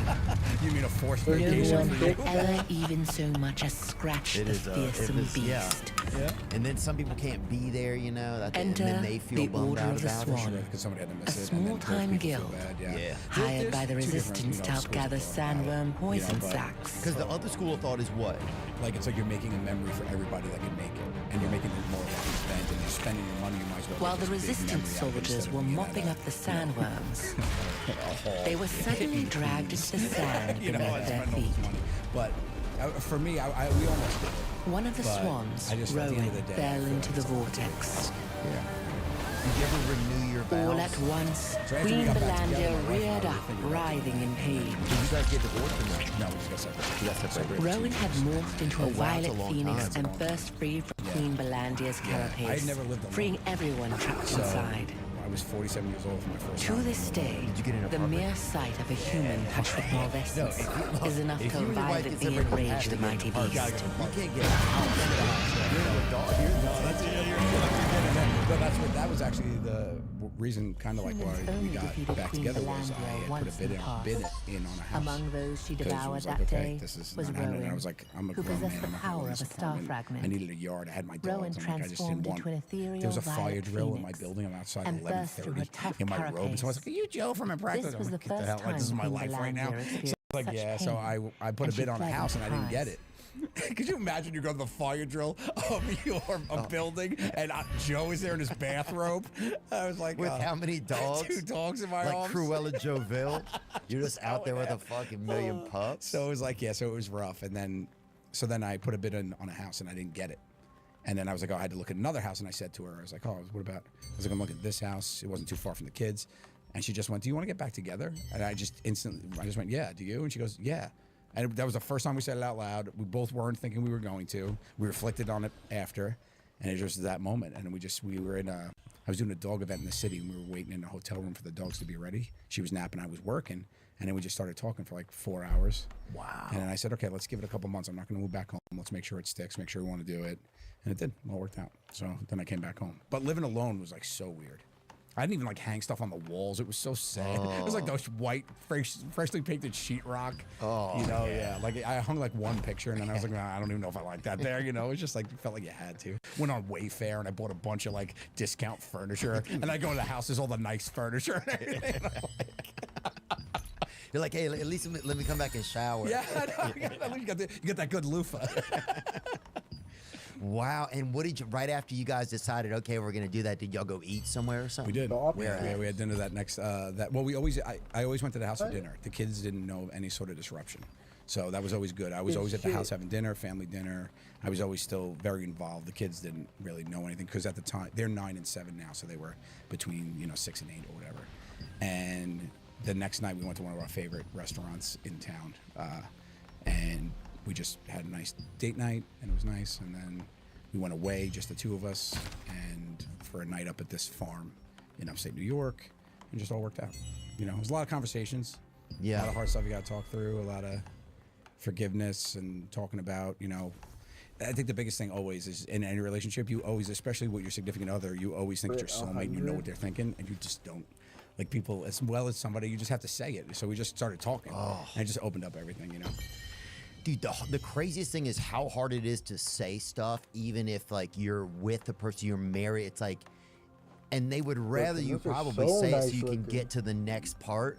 But we just hold the fucking words. Yeah, and then you get mad that they don't know what you're thinking. That was the funny thing. I used to say that to her all the time. I said, "You get mad because I don't know what you're thinking." I'll admit, I don't know what you're thinking. I'll never know. Yeah. You know, so that's like the biggest thing I found in relationship is really, as we starting to like get through it again. It's like just say what you're feeling. Life's too short, man. Just say what you're feeling. Yeah. Just say, I wish your legs were longer. Longer, just get longer legs. How'd you know? Did she tell you that was the thing? She's like, Joe, I wish you were 5. I wish you were 6 foot, man. You had longer legs. No, I don't know. I mean, that shit's all that stuff's complicated, man. But that's awesome, then. Congrats. So that feels good, then. Yeah. Really. So you got the family back on track. Got back on track, baby. Yeah. I'm a dad. I'm a real dad, like, which is nice. I feel really tight with the kids. Good partner. It all feels good. Yeah. Yeah. And creatively, I'm doing everything that's good. You know, it feels nice to be able to dabble in different stuff and. Did you? Oh, your kids came to the special because I saw them. You give them like a hug before you go on stage. Yeah, they gave me the microphone before. Oh, they gave you the mic. One you gave a hug and one you gave a high five. Yeah, I gave the high five to my son. He was super nervous. So he was just like, yeah, he's cute. She is like me, dude. She's comes out for a bow. She loves it all. Like she's all about it. My son is a little bit more of a wallflower, but he really likes to laugh and to make me laugh. And we do like fun. Oh, there. That was a thing. All good. So yeah, that's the kids. So the Oh, you know, there's Jiggy. Yeah, Mark. Yeah, he's my tour manager. So he's on tour with me. But then yeah, this is my daughter and my son there. Oh, that's awesome. Yeah, he's really excited. I give him a little. Oh, you give him a hug. Sorry, I mean you didn't. Yeah. Yeah, I love my son. Don't try to. Yeah, I already see the clip. She always love his son. Splitting hairs, dude. I'm sorry. Starting to start the drama. I was trying to remember that. Yeah, dude, Jiggy was there. That's awesome. Yeah. He's with me all the time. He's on my new tour with me. He's my feature. He comes with me the whole time now. Hell He's yeah. great. He's so funny. He has one of the best stories. I don't know if he turned it into a show, into a stage bit. It's like he met a girl on an airplane, right? So he's on an airplane.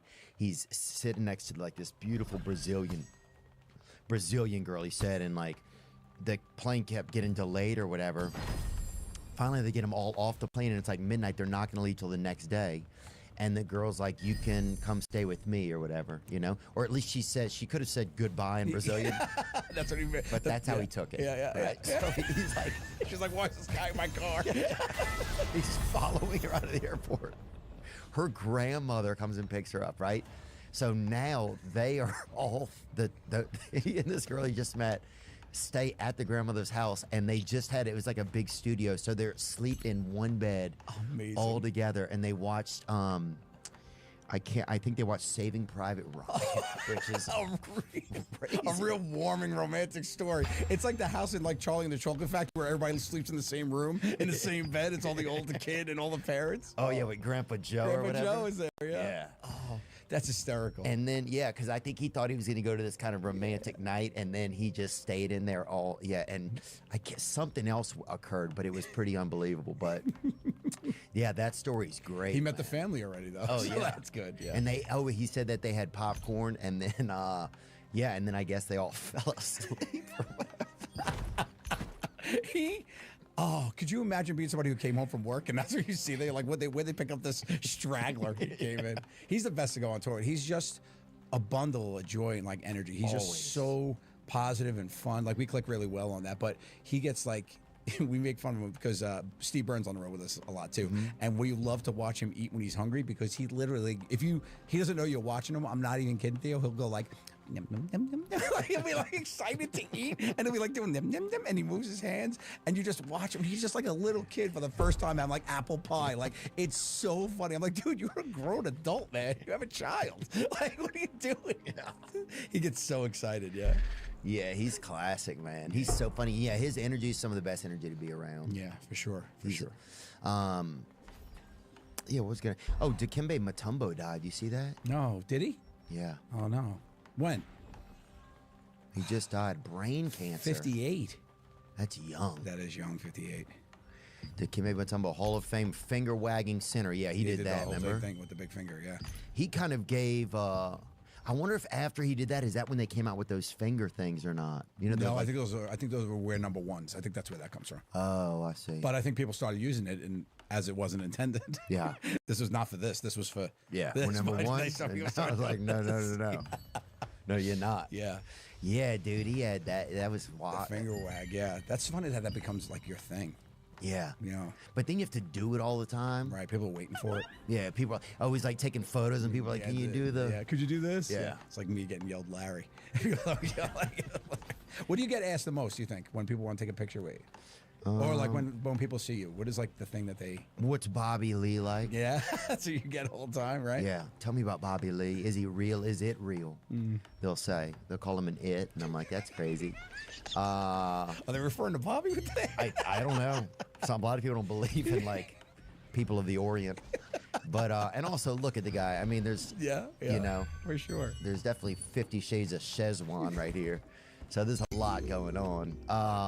Then after we got to interview Trump, I get asked about that a lot. Oh, too. yeah, for sure. Just what it was like to be there or something. We got to go up to Bedminster, New Jersey. That was nice up there. Yeah, I think I talked to you when I saw you. There was just the rumblings that you might have been able to sit with them, and I think you told me you were like, "Dude, it's crazy. I might be able to do it." So that had to be a wild experience. Yeah, it was crazy. Yeah, it was. That took a long time to come together. I imagine it wasn't like a. It was kind of on and off, and Yeah. then it was just on. Yeah. You know, but it was definitely interesting. Don't think I didn't notice you put on a suit jacket. Thanks, Nice. dude. You threw on a jacket. There Yeah, you go. appreciate it. I think it's been at 2 funerals and 1 presidential interview, brother. I'll tell you that, dude. It's a famous jacket. So man. it's on its way up, bro.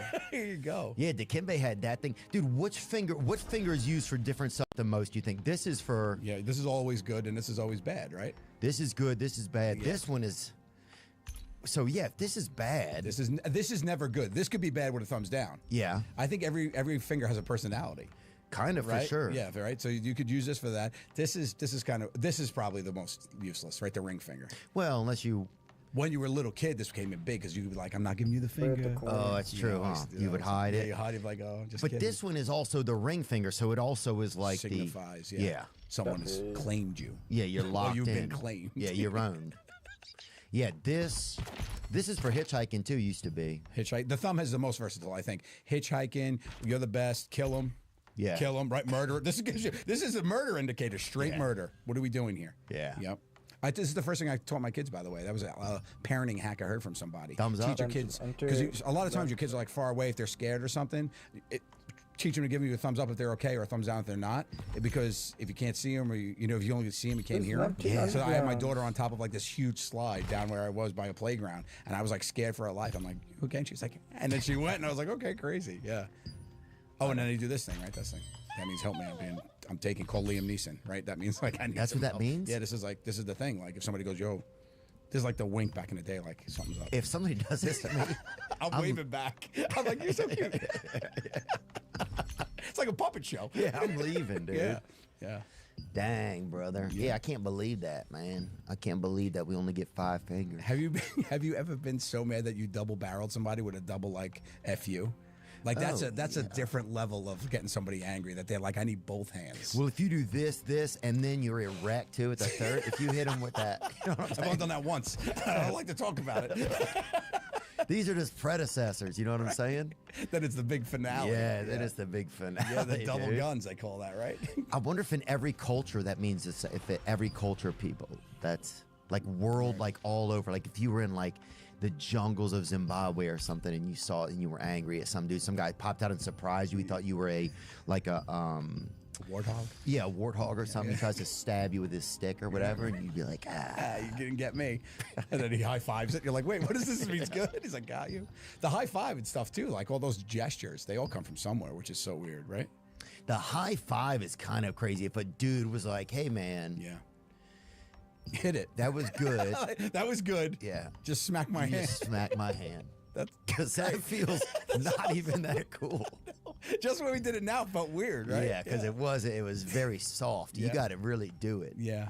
Glenn Burke, a former outfielder for the Los Angeles Dodgers, is credited with inventing the high five during a game against the Houston Astros, October 2nd, 1977. Wow. So I'm only 1 year older than the high five. Wow. When he ran toward home plate and raised his hand to greet a teammate who had just rounded the base after a home run.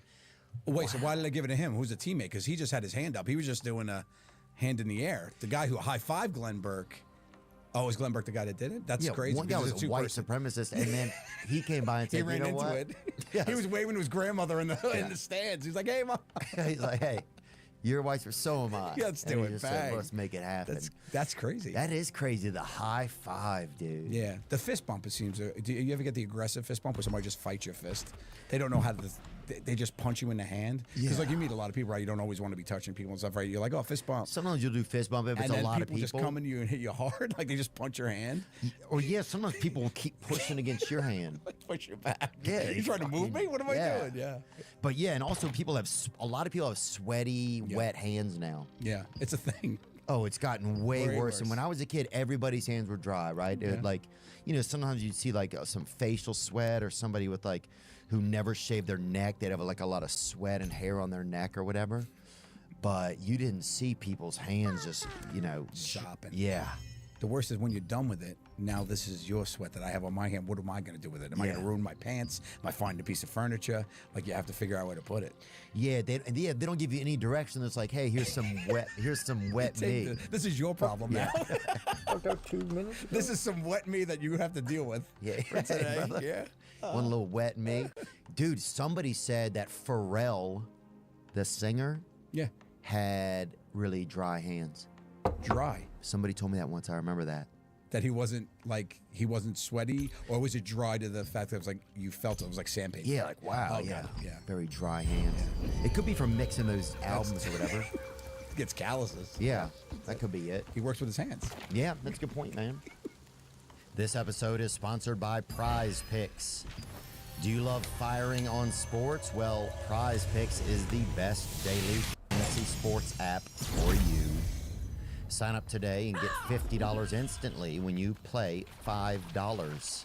You don't even need to win to receive the $50 bonus. It's guaranteed. You can What if fire on all something your bad favorite sports happened? like the NBA, Oh, you- NFL, UFC, and many more. What I like about Prize Picks, personally, is that instead of choosing teams, you choose individual players. Each player has a set projection, and you either choose more or less than that set projection. If you're smart with sports and you know what players are going to perform on what nights, Prize Picks is the best app for you. I played this weekend on some of the NFL games, and I won something. First-time users download the Prize Picks app, use code Theo, and Prize Picks will instantly give you $50 on your first lineup of $5 or more. No strings attached. Put in $5 and instantly get a free $50. This episode is sponsored by Prize Picks, and we thank them. Today's episode is sponsored by Morgan & Morgan, America's largest personal injury law firm. For over 35 years, they've been fighting and winning for the people, just like you and me. They've won so many cases, they've racked up more than $20 billion in recoveries for their clients. That's right, billion with a B. And because they've got your back, I'm excited to announce that they're offering one lucky listener $2,000 and 2 tickets to WWE's Royal Rumble. Entering to win is easy. Just text TPW to 4, the number 4, the people. That's TPW to 484.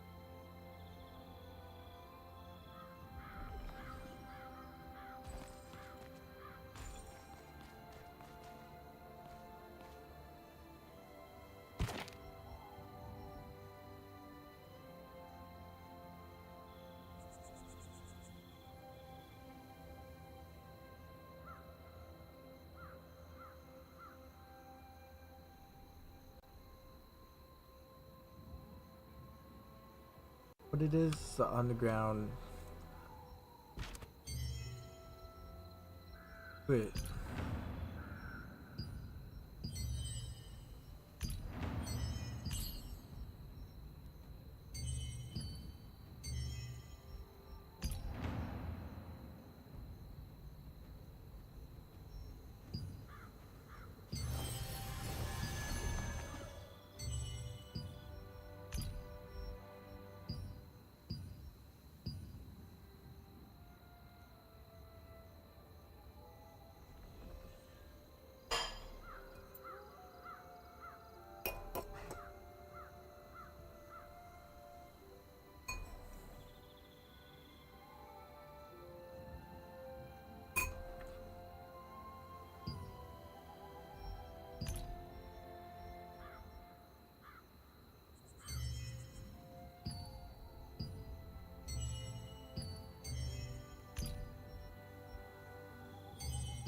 $34? Damn. Up so quick.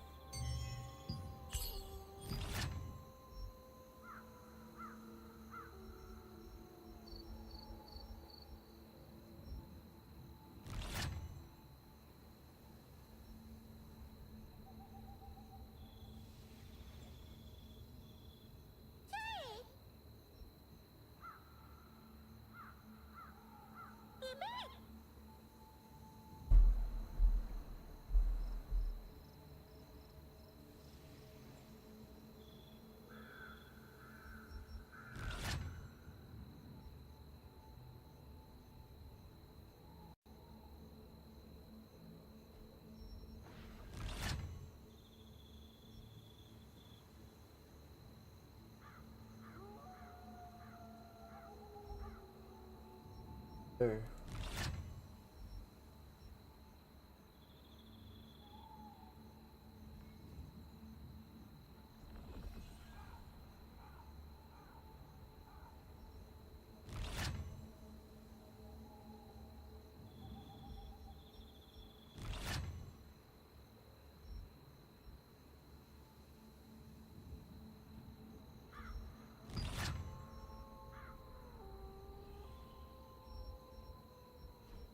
Thought about the healing area.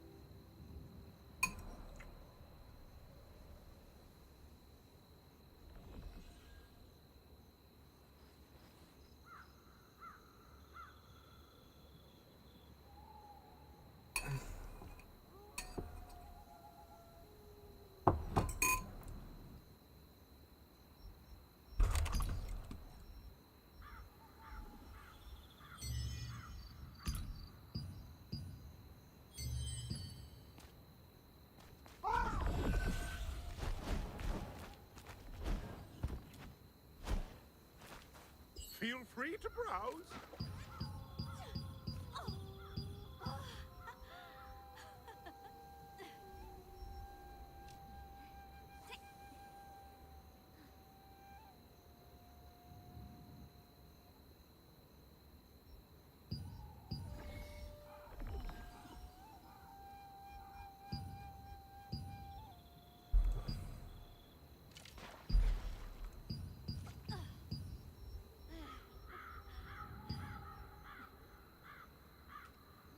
Feel free to browse.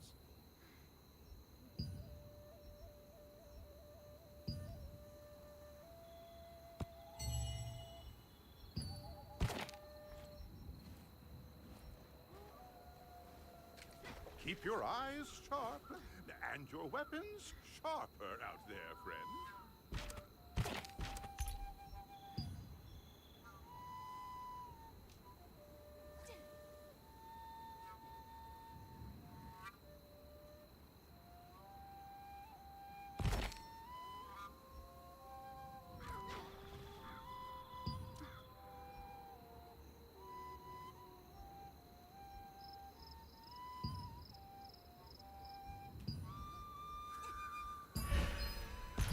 So confused.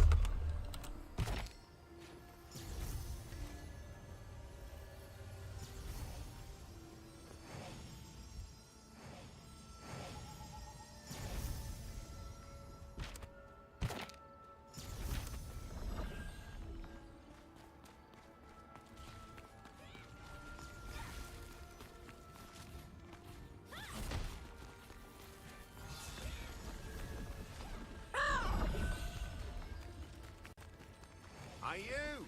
Check out this new... How about taking on a contract while you're dating? Contract coins for some valuable Go to- items?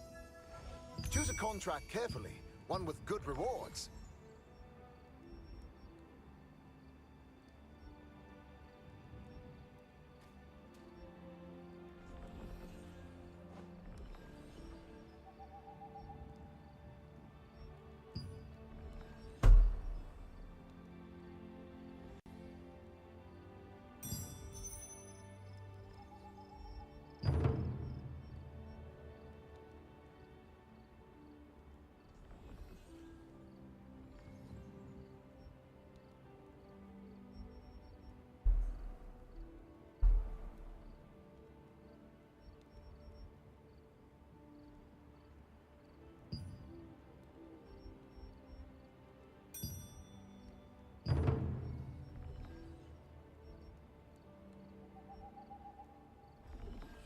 What do you need?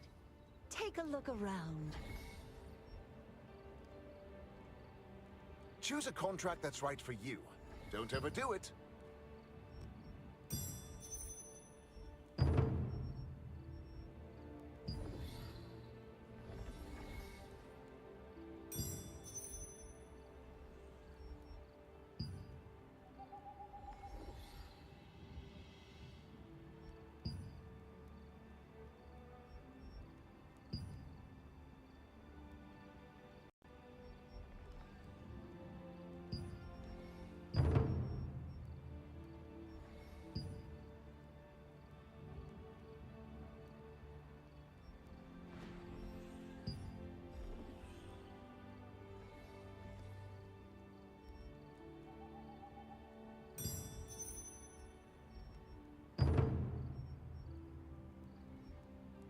I have a wide array of luxurious items. Choose a contract that's right for you. Don't overdo it.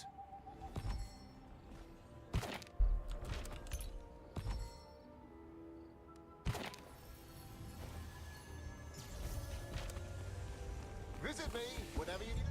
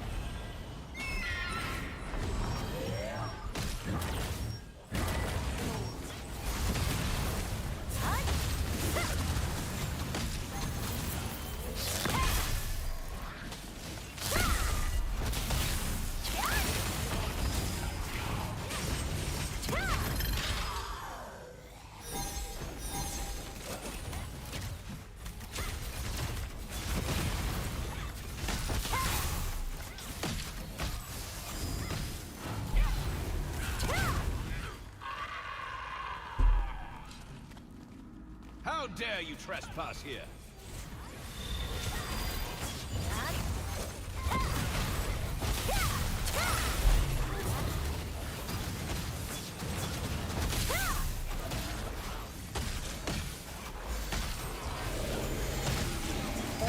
Leave forever!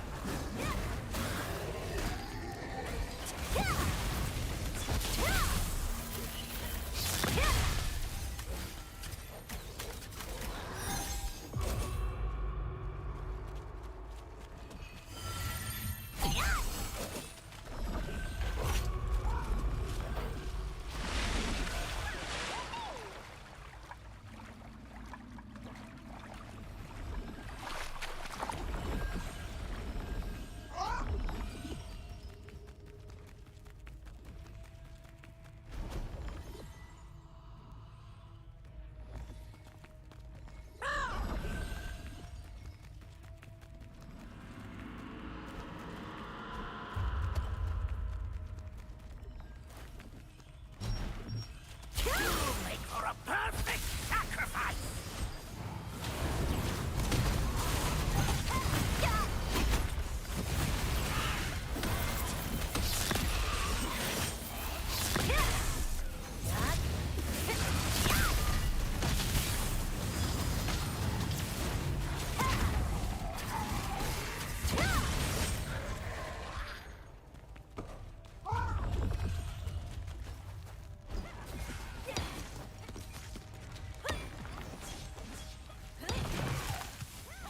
You first.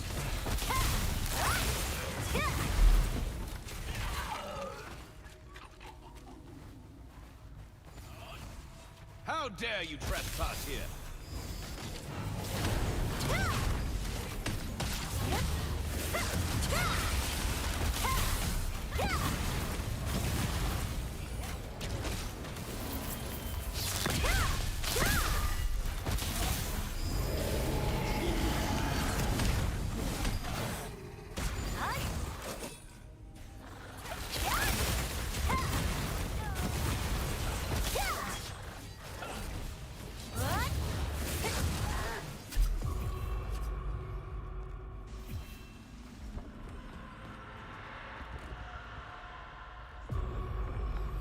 You.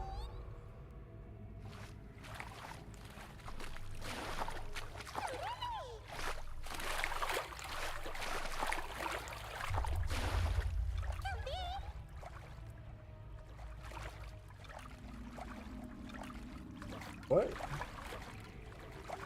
Oh, it's over there.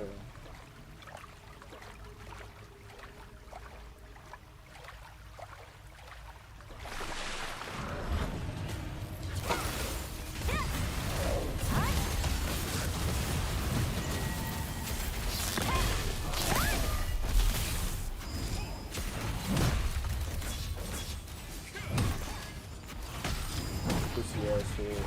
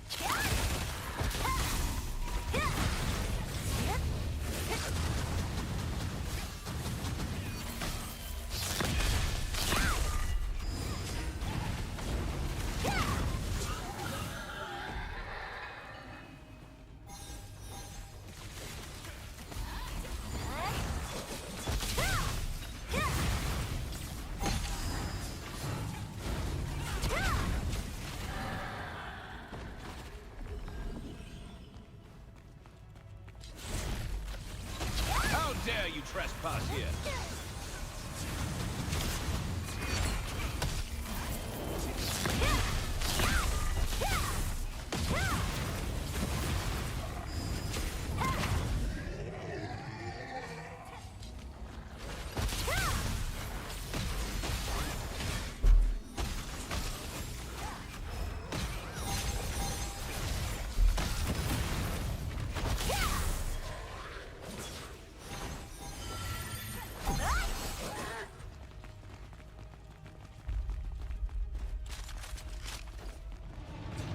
They'll make you regret coming here.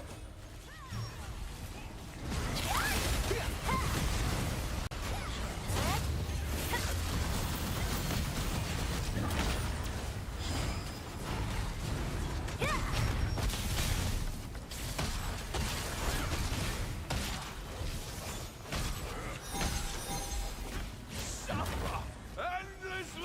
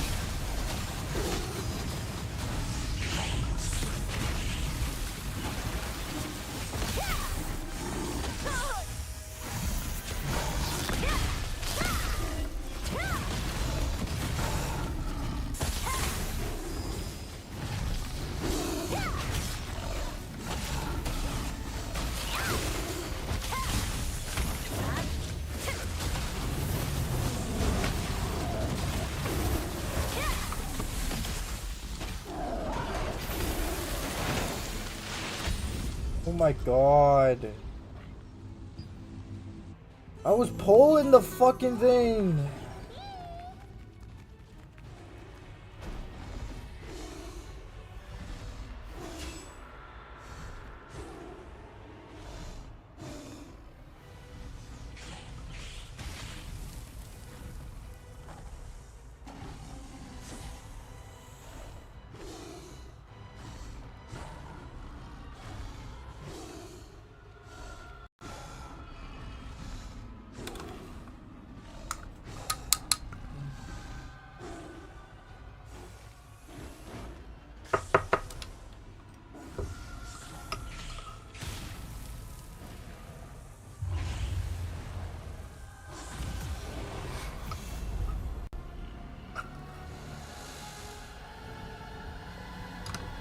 They just tanked it. That's all they did.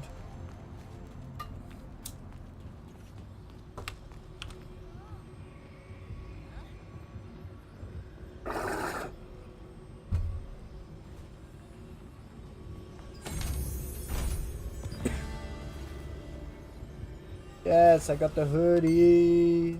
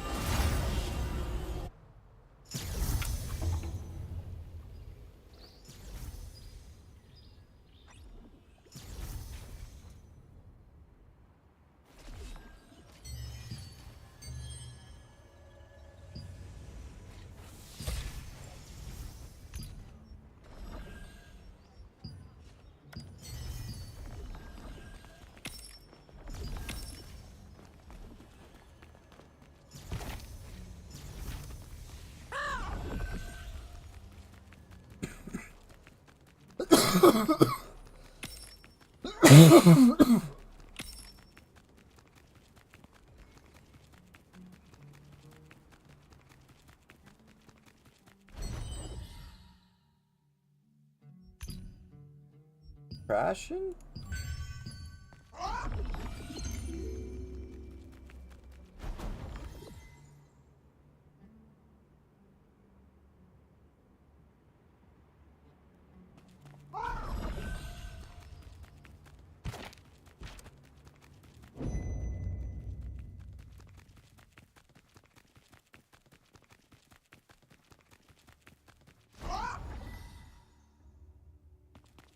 I'm very busy. Please understand as you are.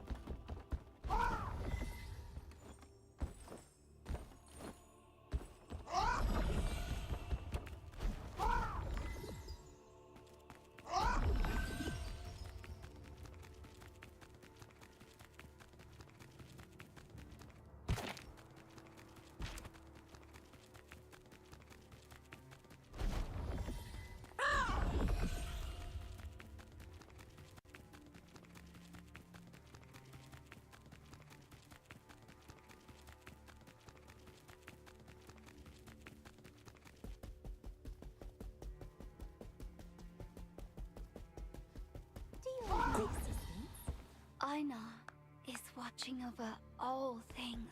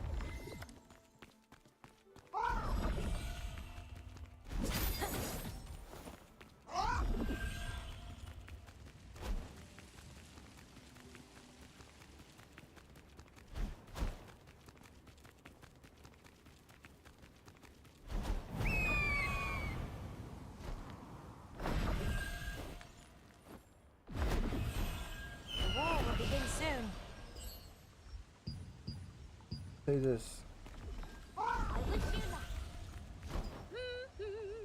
Welcome in.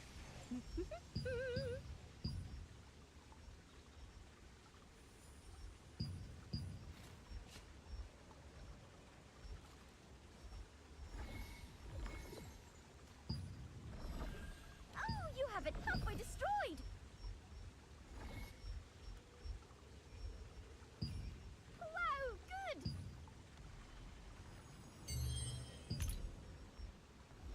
Oh my, it's smashed to bits. Don't worry, I'll completely fix it with restoration magic. Yes!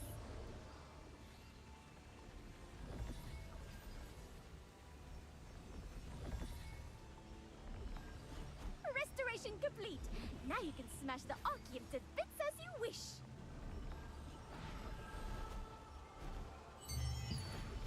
You're looking for Jesper, the master of accessories? You've got some pretty good types. You can do it better. Cheer up. For me.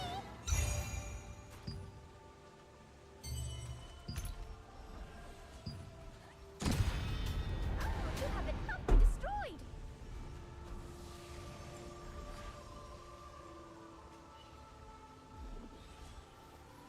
Wow, good.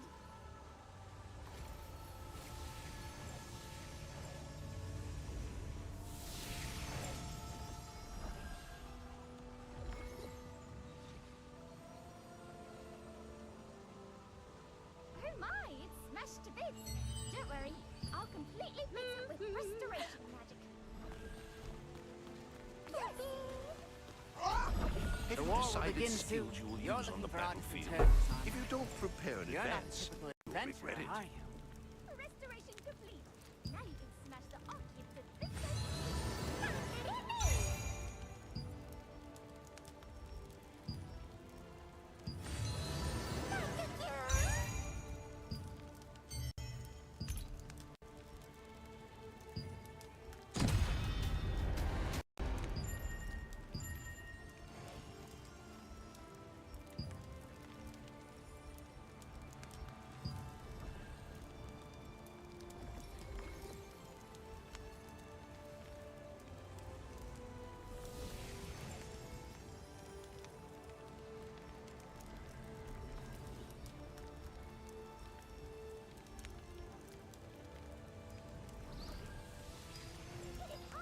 The greater the skill, the better the effects. Trust me on this.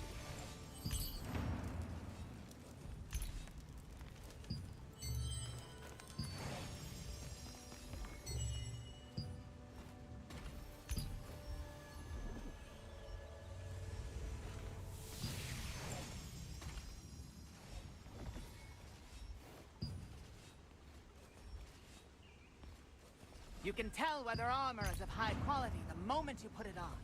Comfort, stability, and confidence.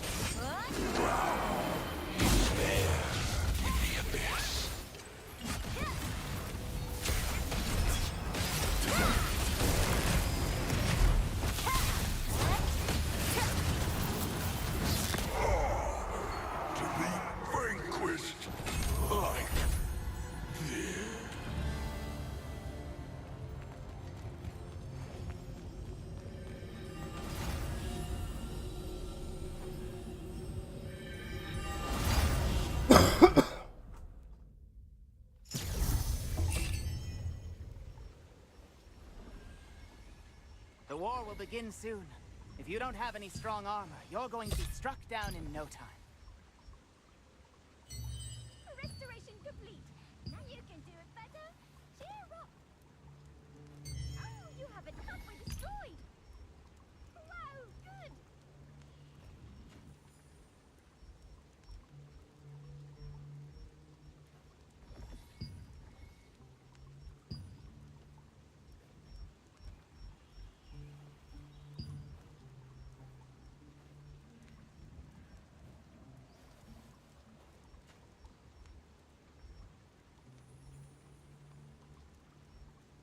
Restoration complete. Now you can smash the archive to bits as you wish. You can do it better. Cheer up. Oh, you have it halfway destroyed. Wow, good. You can tell whether armor is of high quality the moment you put it on. Comfort, stability, and confidence.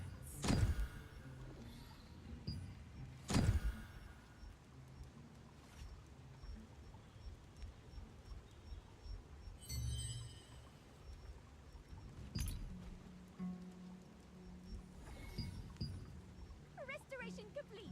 Now you can smash the archive to hit it harder. Oh, you have it. Wow, good.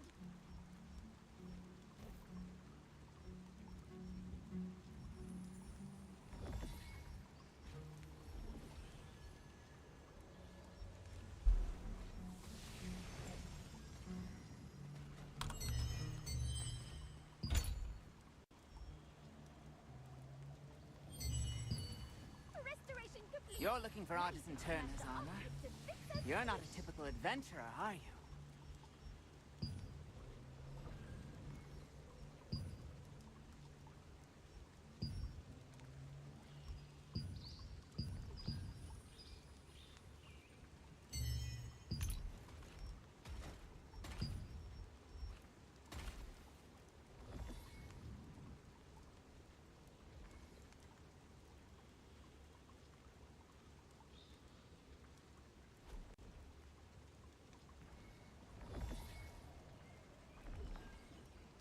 Two capes?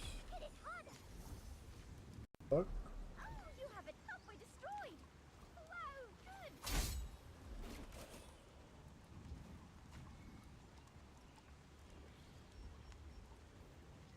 Come here.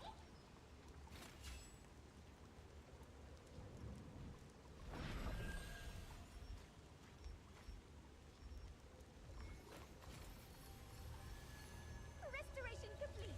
Now you hit it harder.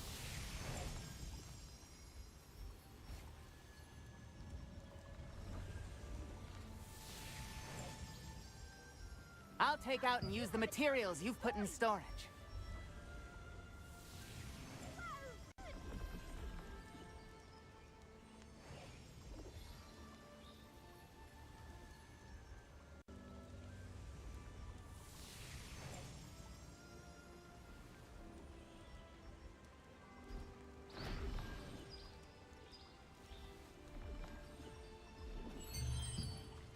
You're looking for Artisan Turner's armor. You're not a typical adventurer, are you? Complete. Now you can smash the archive to bits as you can do it better. Cheer up. Oh, you have it halfway destroyed. Wow, good.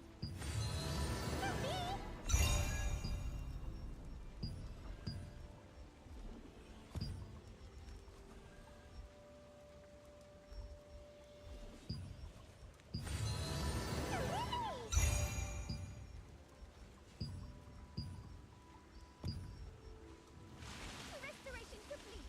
Now you can smash the archive to bits as you wish.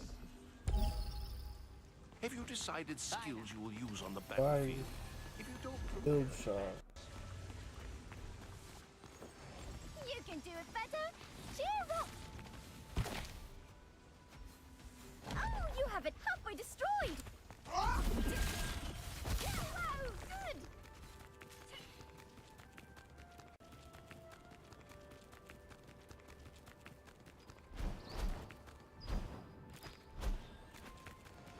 The war's about to begin. If you need any, welcome. Yes. What? See you next time.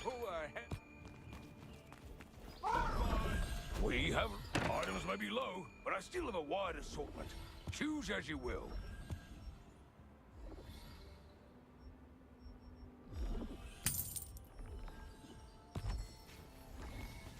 See you again.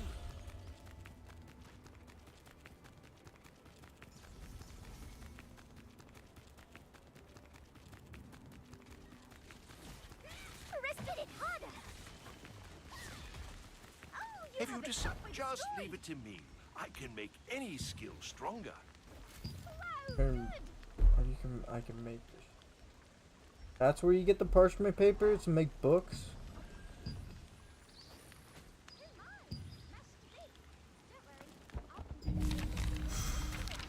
The war will begin. Glad you're here. I'll make you the best armor in all of Philly.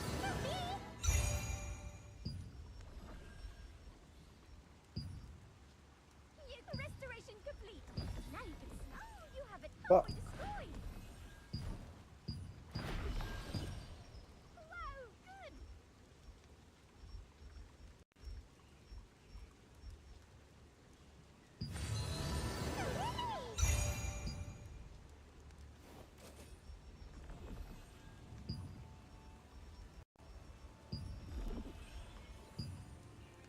Five.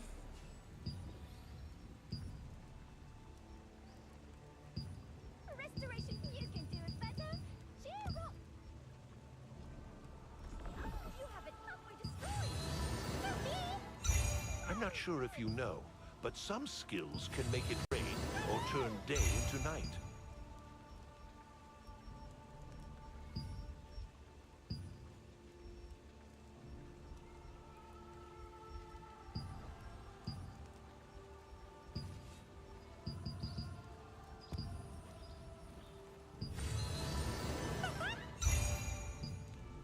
Fuck.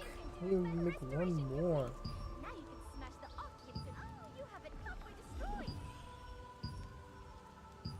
Four. See you later. See you soon. If someone can sell me. Oh my, it's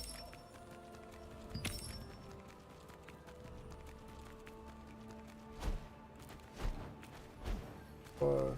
The war's about. Have a good breath. Do you belong? Are you here to buy items for your guild members? Please. Are you weapons? Go ahead.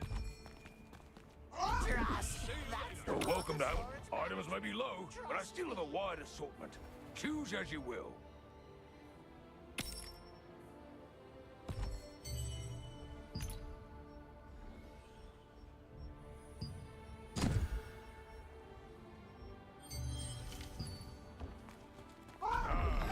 The blessing Aina is watching over all things.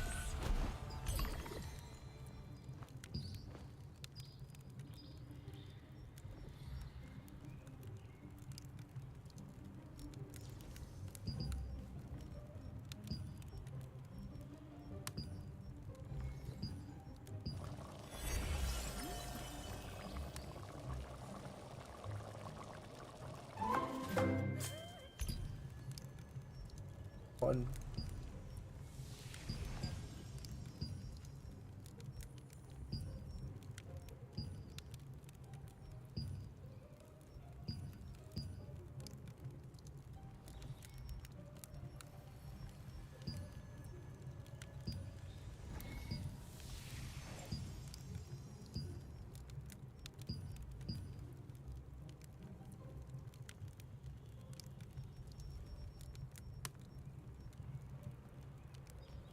Vegetable stir fry.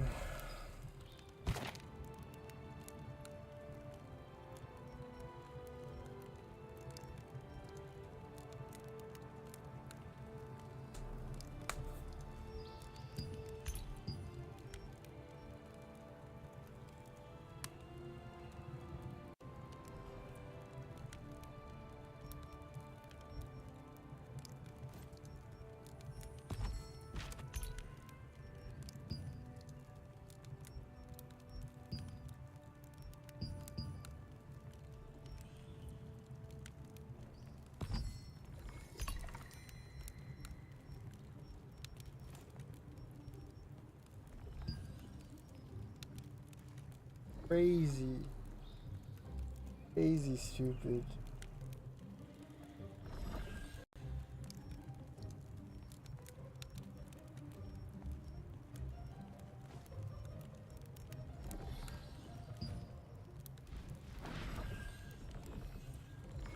Work hard.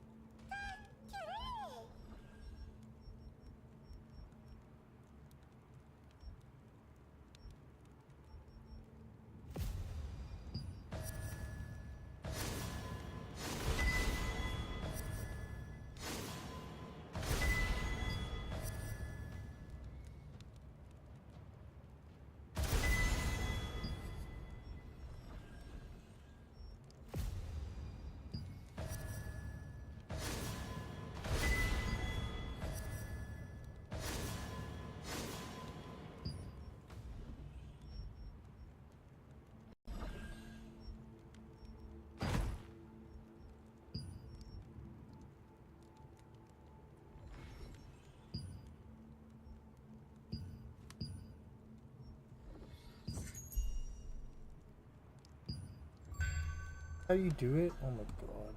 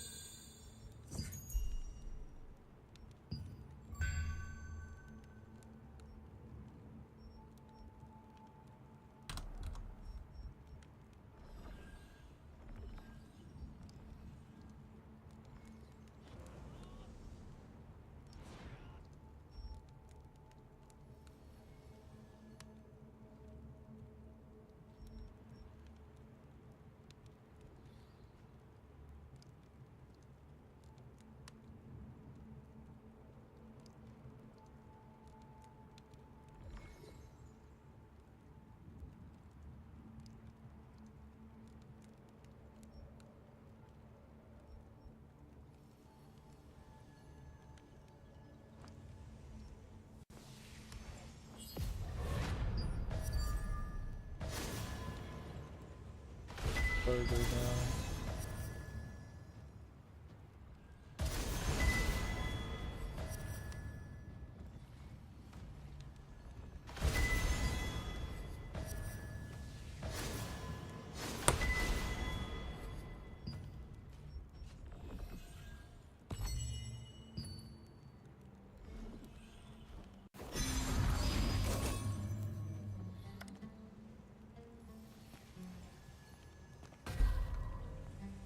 Pretty dope.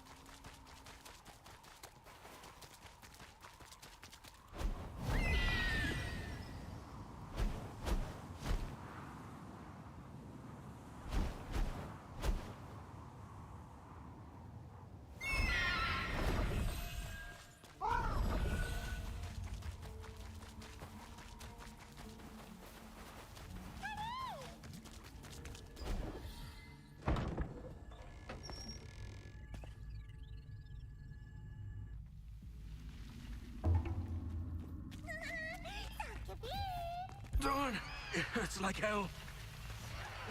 Go away!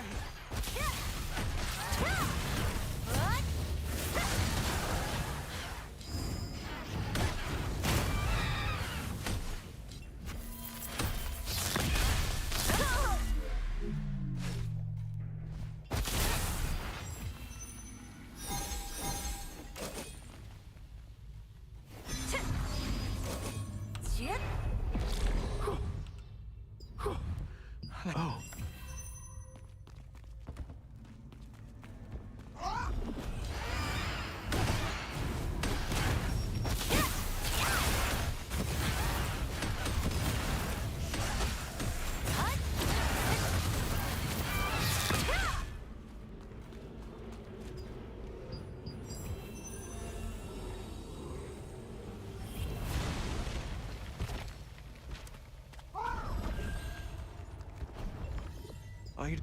That's all. You'll invest.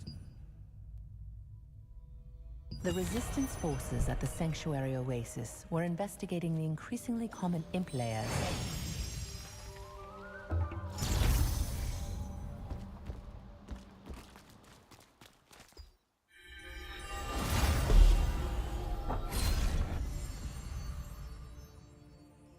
The huge shipwreck visible from the Dawn Cliffs.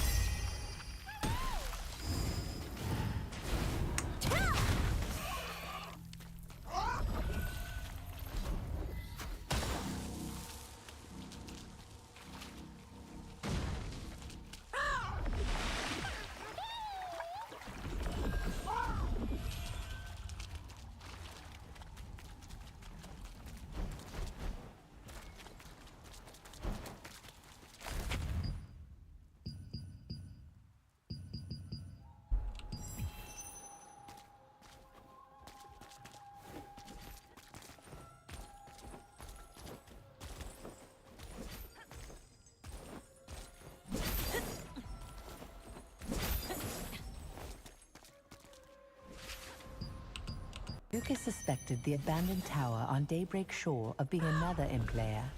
You traveled there on behalf of the injured Lucas. There, beneath the abandoned tower, you found the body of a Shadowmancer and a parchment that had been charred black by dark.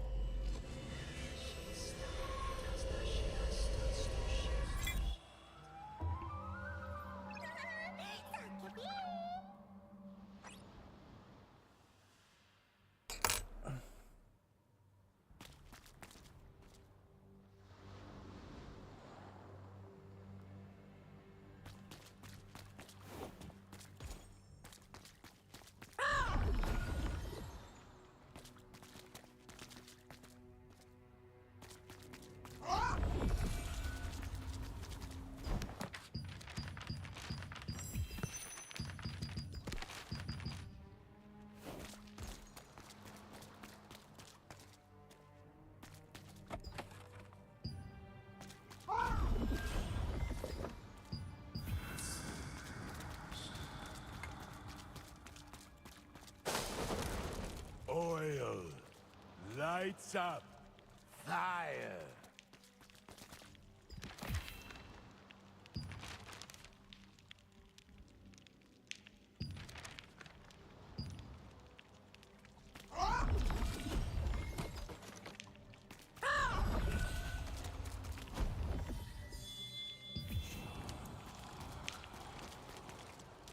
A little fucked up here, but Cut. Flesh. Open the door.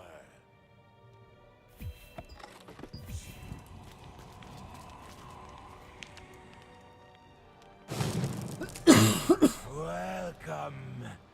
With blood.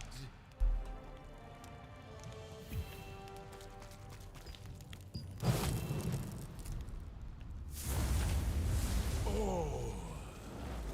Earth. Power.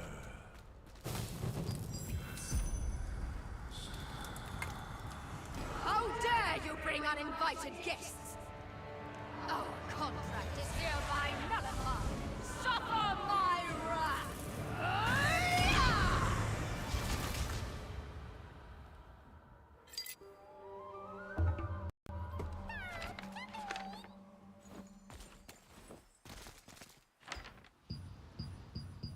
At the top of the abandoned tower, you touched the pedestal of the Covenant and a vision unfolded. The vision showed a ritual being performed and the demon Resieth being summoned. After the vision faded, the sealed demon scroll appeared. You should give it to Lucas, who's waiting for you at the Sanctuary Oasis.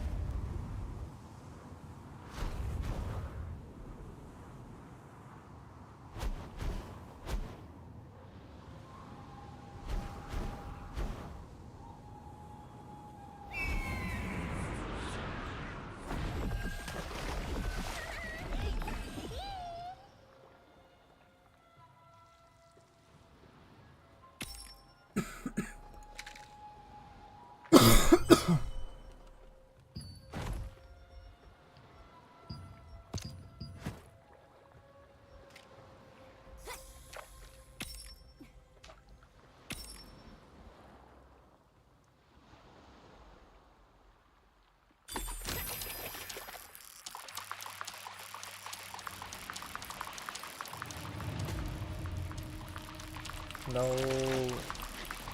Boss, don't fucking hit me in the back.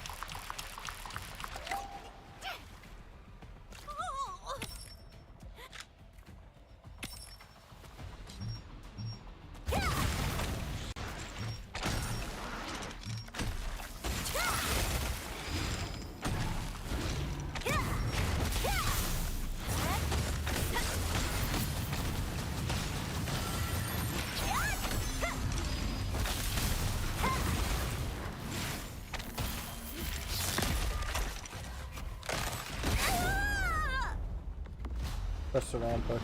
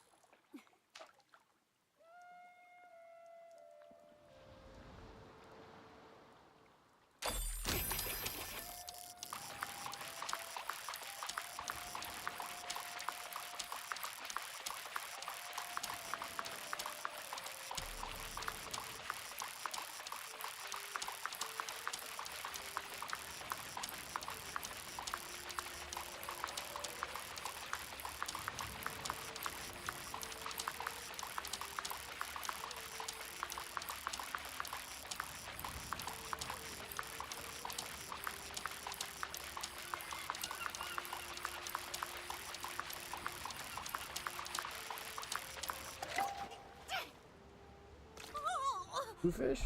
Lumberjack? Got that.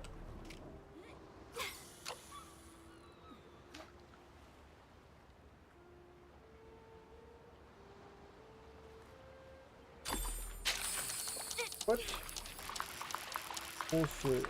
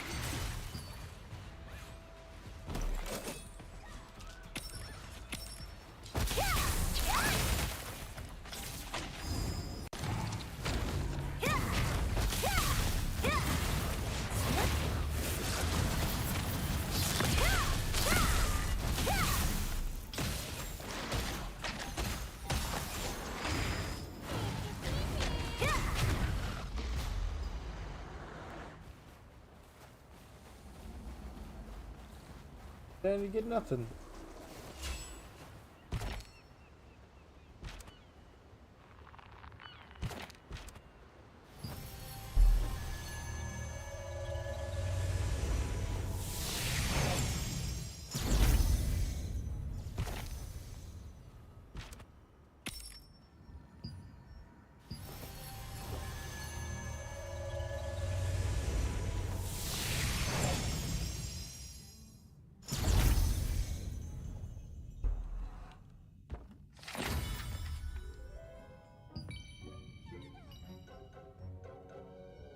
You guys always bring back the shittiest fucking items.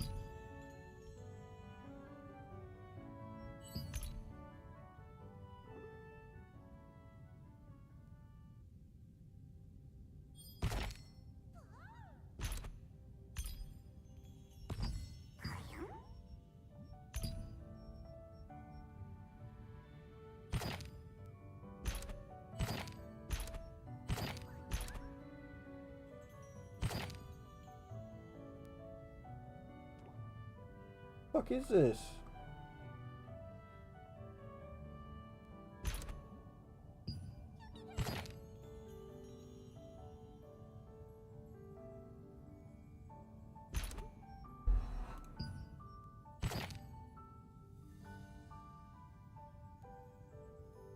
Are the mandrake farms in here?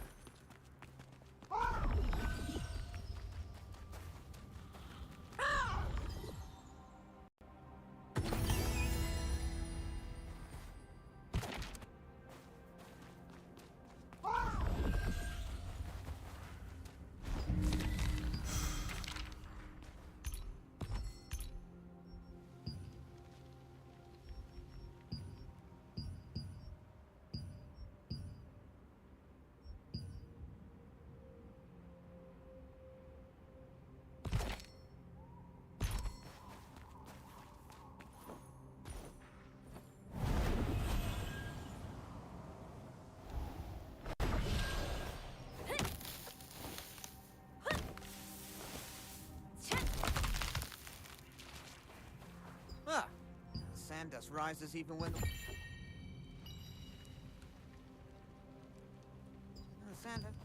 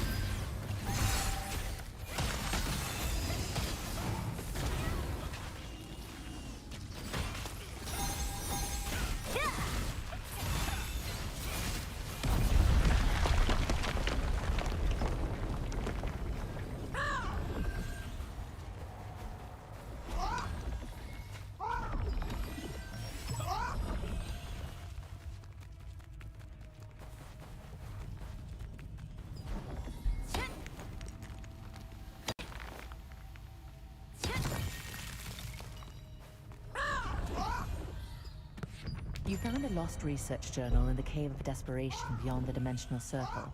It holds valuable insights that should be useful for Paola's Dimensional Circle research.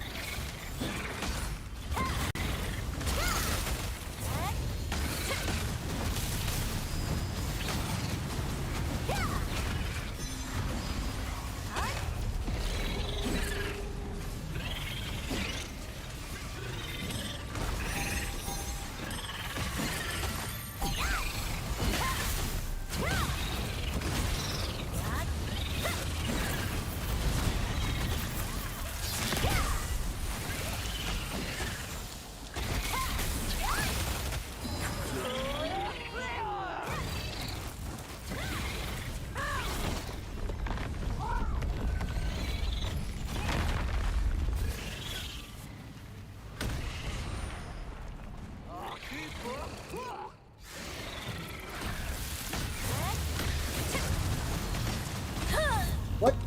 I pressed the dodge! Not enough stamina? Are you kidding me?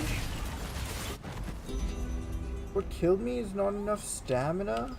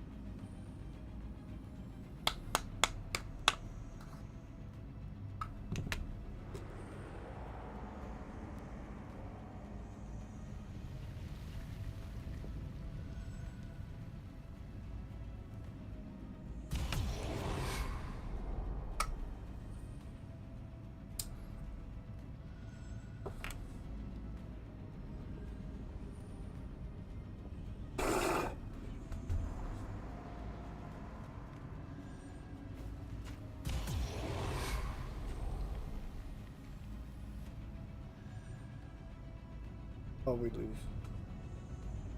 We lost, right? Everyone's dead? Did they? Mr. Hanks? What? No. Oh, yeah, it's... the one up in there, though. Who's the one?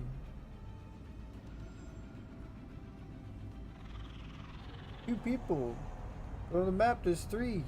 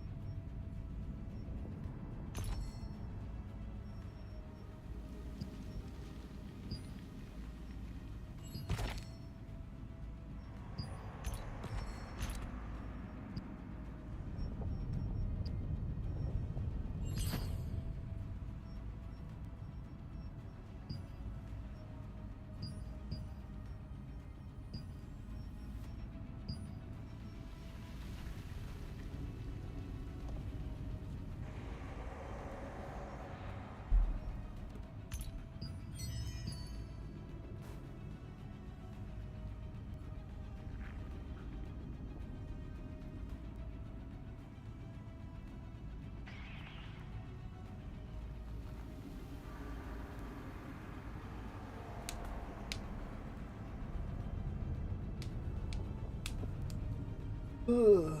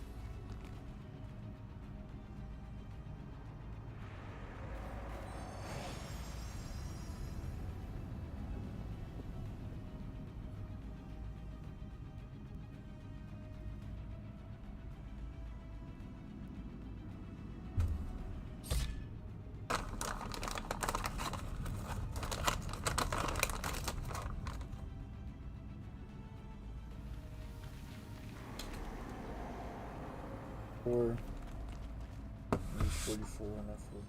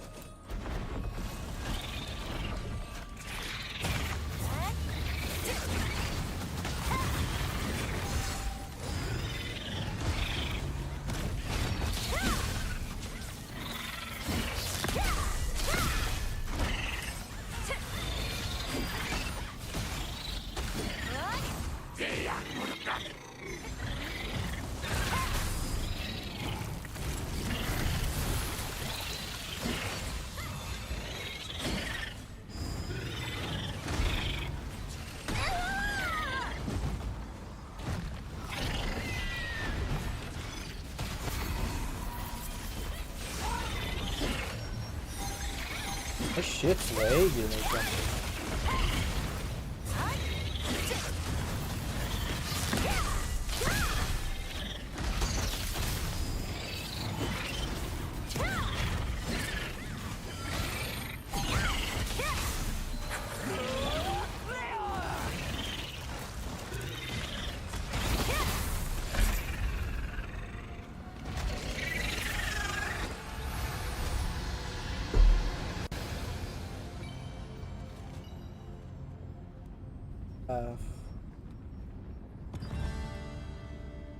Fucking gross. What the fucking...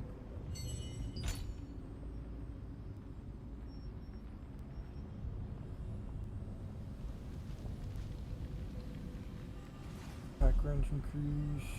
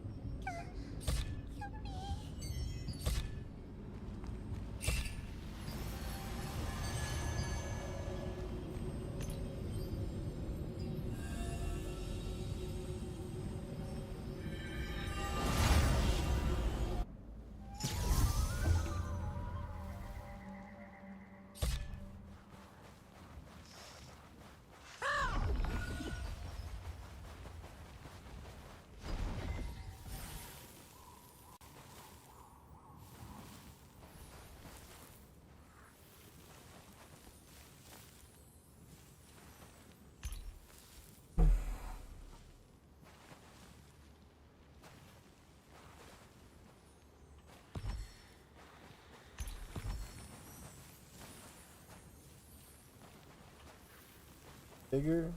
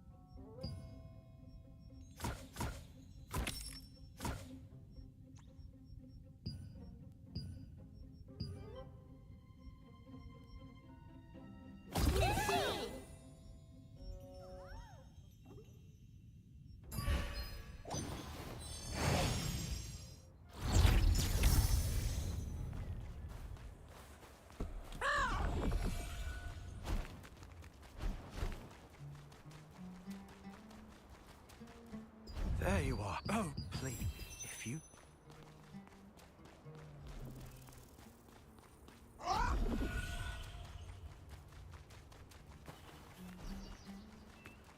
Are you... What? Group? Wait, oh, please tell...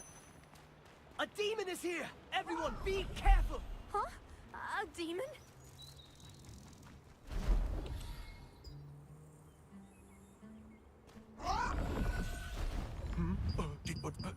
Hurry.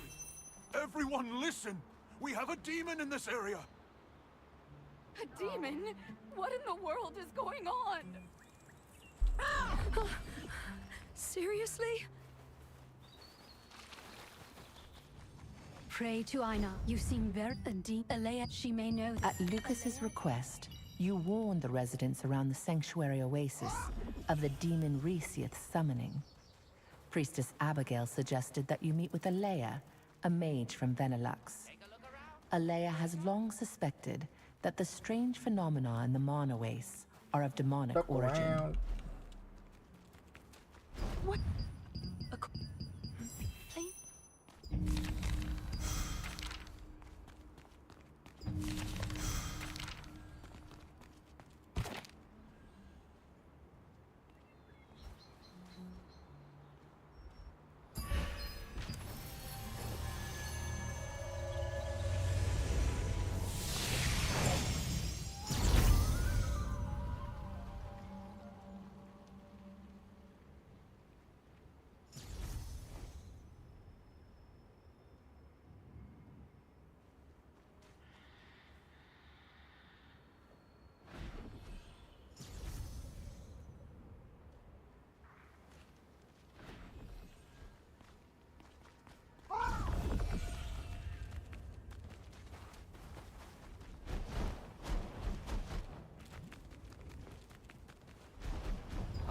At this rate, I'm...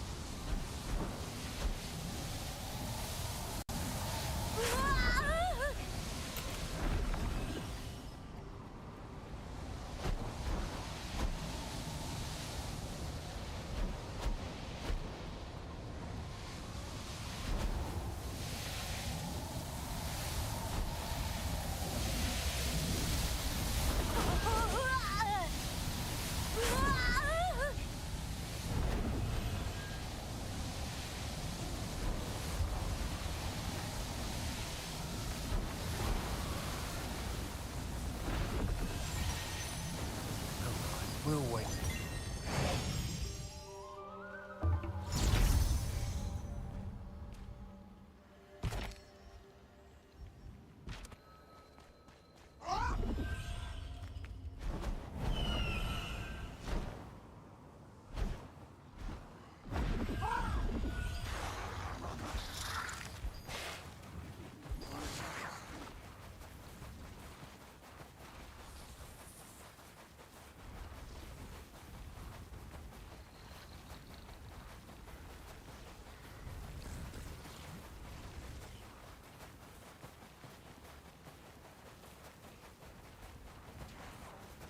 Around the Midnight Oasis.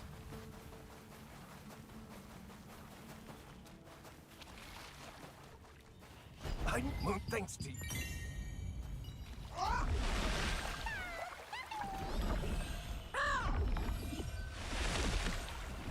Oh, I've burned. Creeper. Alea, a wizard from Benelux, shared an old poem about demons.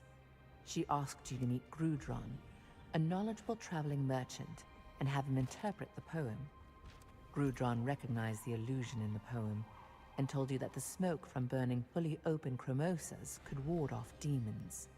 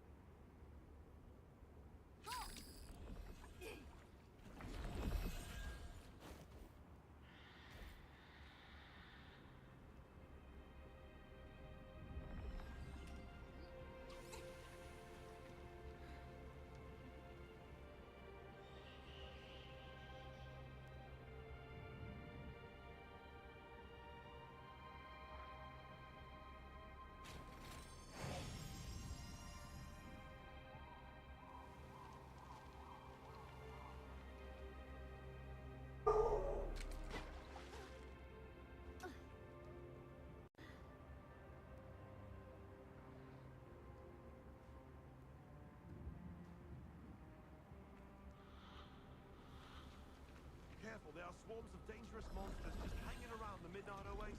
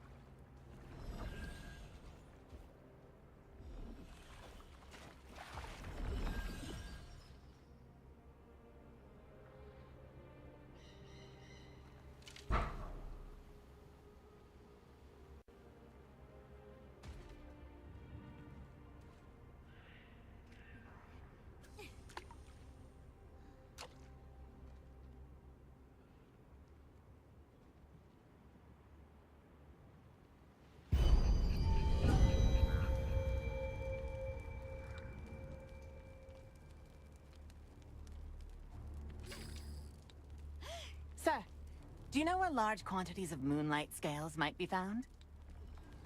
Right. This time the Tailoring Association has decided to act as an intermediary. We send brave adventurers to the castle merchants, wave merchants, and crescent blade merchants which you belong to. Anyway, we're running short on moonlight scales these days. Our customers aren't happy about that. We'd like to help. We'll spread the word to adventurers to search for the scales. I assume you won't mind paying 2-3 times the market price, along with a little brokerage fee. For your hard work. It's nothing special, but I prepared a small gift in this box.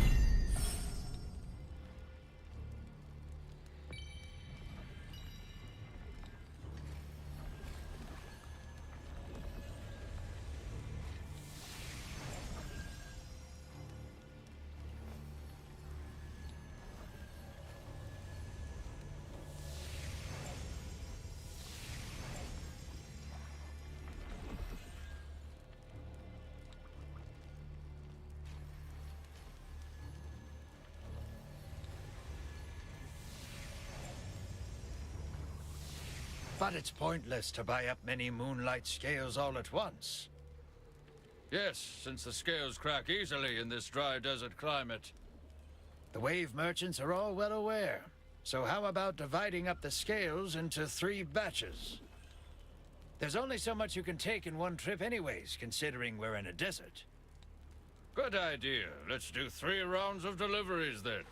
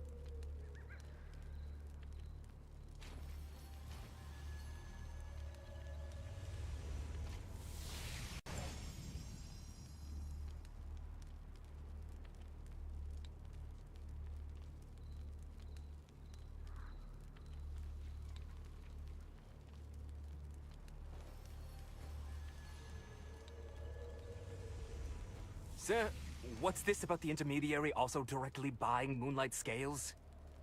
Him. Yes. Adventurers can also sell the scales to us. There are no limits on quantity, but the market rate is only 1 coin per scale. You won't gouge us on prices later, given our situation, will you? And just what exactly are you accusing the Tailoring Association of?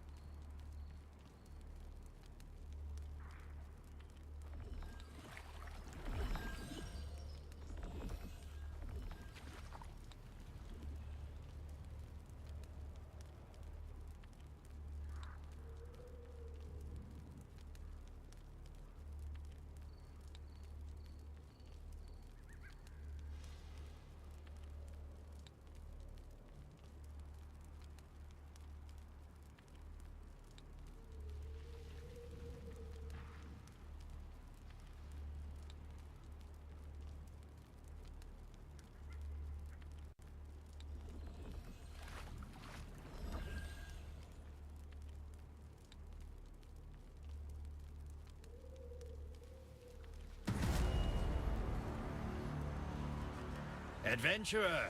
Ha ha! Want to make some money? The merchant unions buy moonlight scales from desert creatures for high prices. The Castle, Wave, and Crescent Blade merchants decided to participate. The purchased scales have 3 rounds of deliveries. The quantities and times have been set. Everyone has decided to pay 2 coins, twice the going rate, and even 3 if it's urgent. How about it? Don't you want to search for moonlight scales?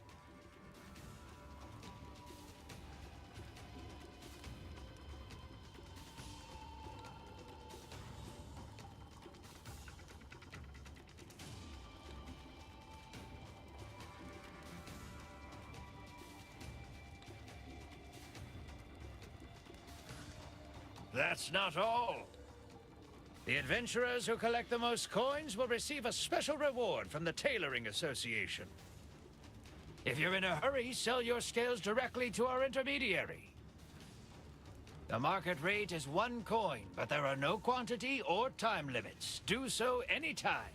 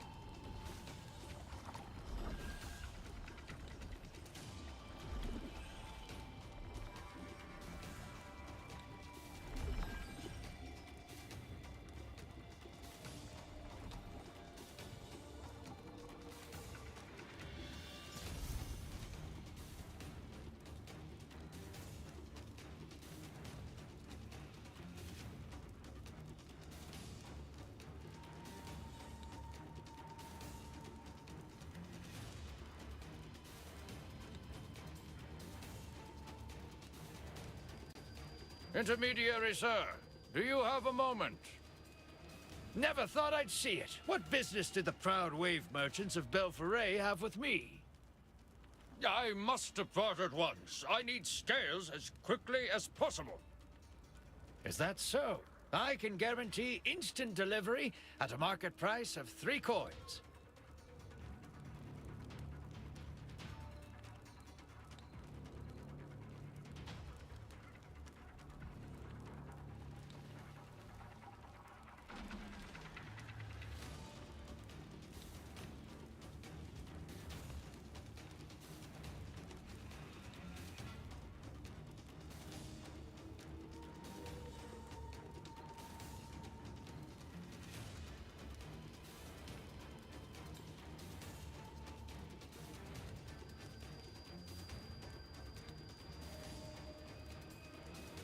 Adventurers, we're now accepting the first round of deliveries. You have 3 minutes. Also, the wave merchants have decided to pay triple the coins.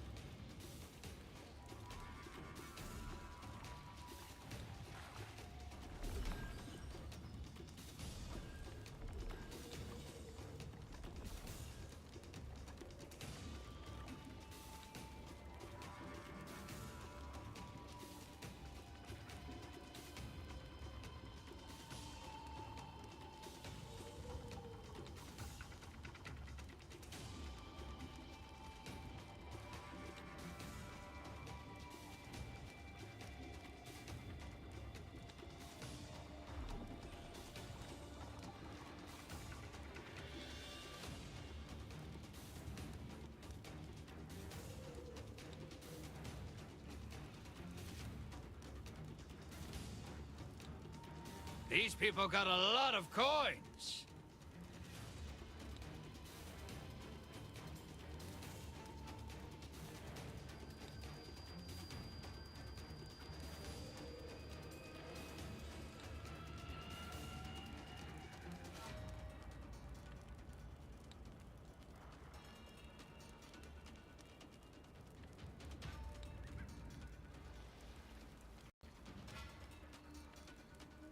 Only 1 minute until this window closes. Hurry up if you want your money.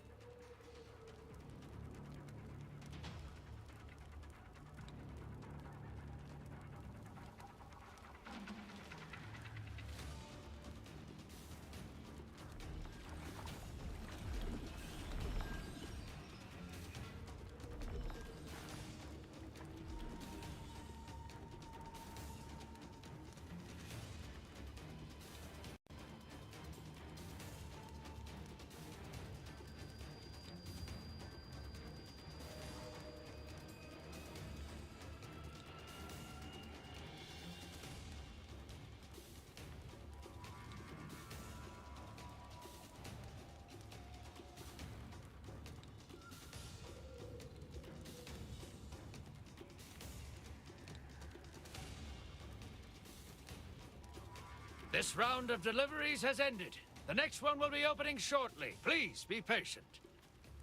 These people got a lot of coins.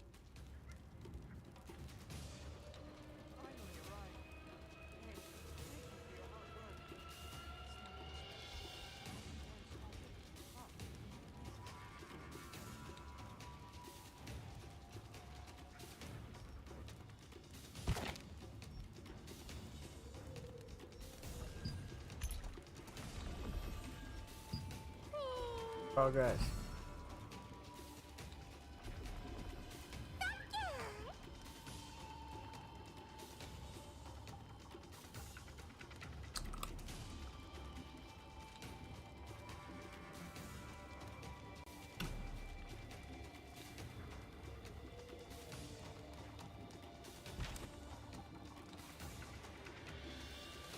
Sir, I have a request to ask of you. Deputy of the Castle Merchants, a hometown request? I'll listen. I'm getting desperate here. Please prioritize giving us the scales over the other merchants. Of course, if you're willing to pay 3 times the market price, they're all yours.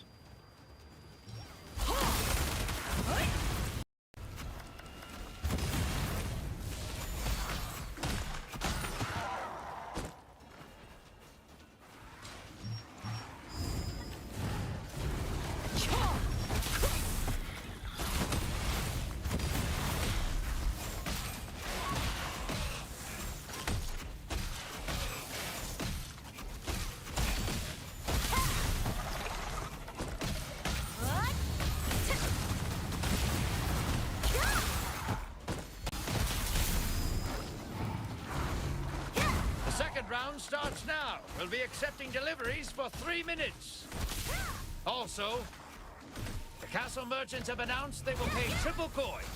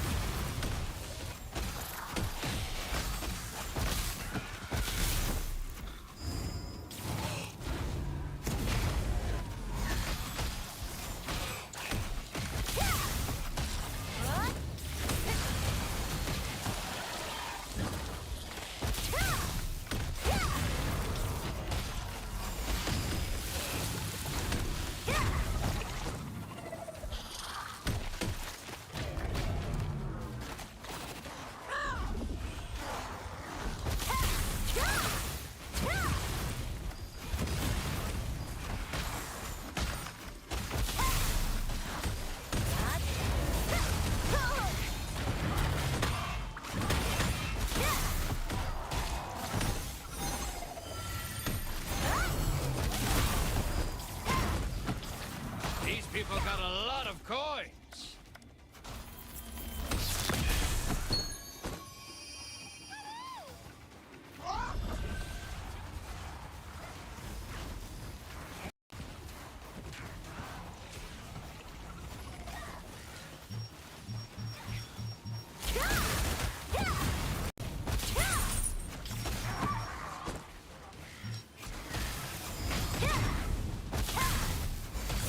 Only 1 minute until this window closes. Hurry up if you want your money.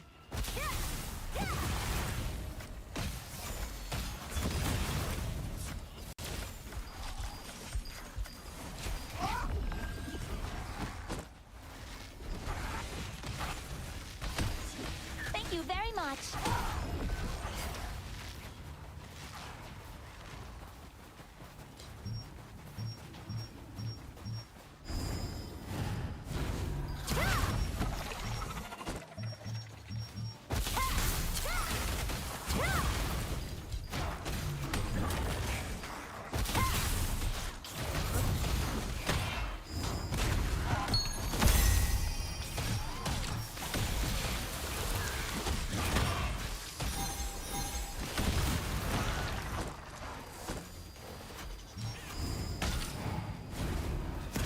This round of deliveries has ended. The next one will be opening shortly. Please be patient. These people got a lot of coins.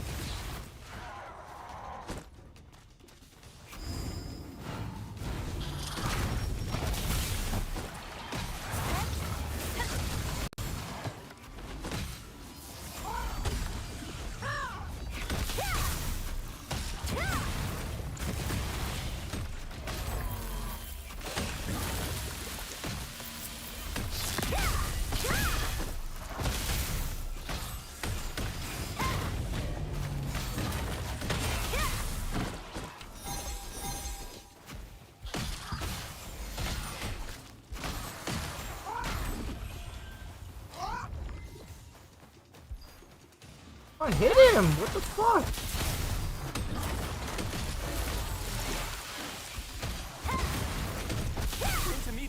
Sir, please hear me out. I've heard. So the Crescent Blade merchants are struggling with scale transactions? Unfortunately, yes. We've been struggling to meet deadlines, and we're losing customers by the day.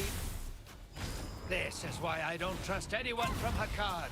You mustn't be stingy in matters involving product acquisition. I'll raise your buying price from 2 to 3 coins per scale.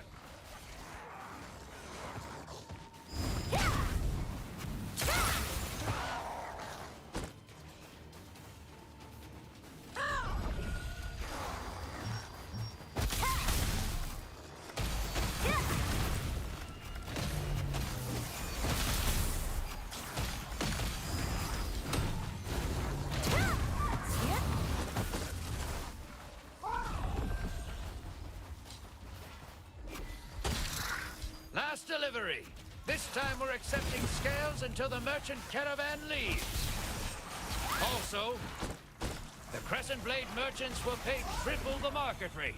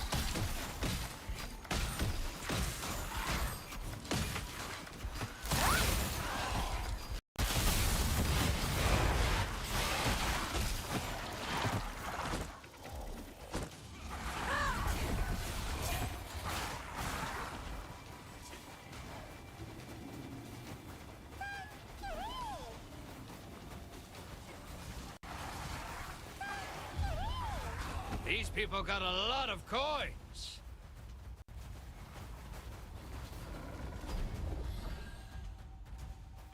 Thank you very much.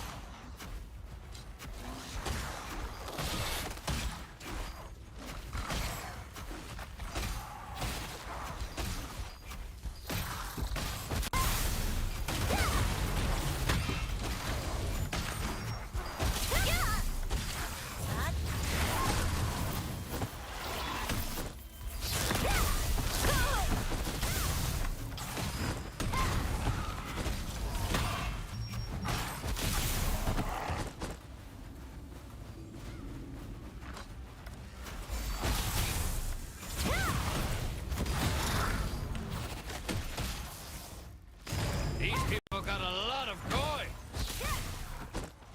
Only 1 minute until this window closes. Hurry up if you want your money.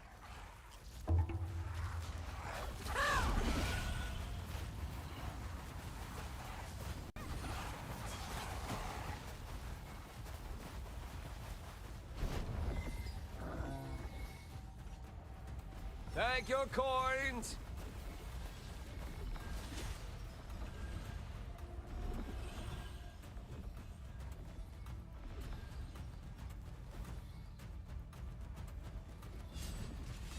The last caravan will be departing soon.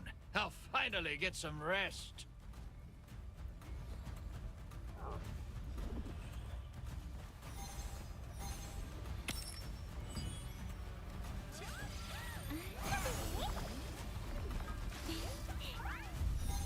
All right, that's it for deliveries.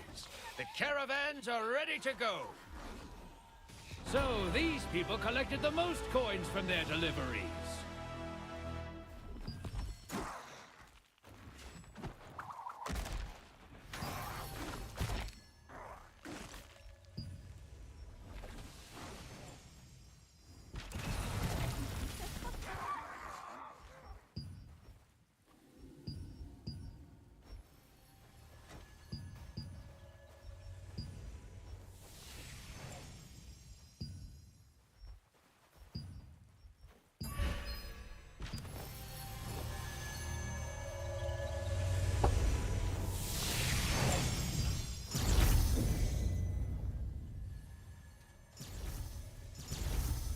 He's wearing a freaking nice outfit.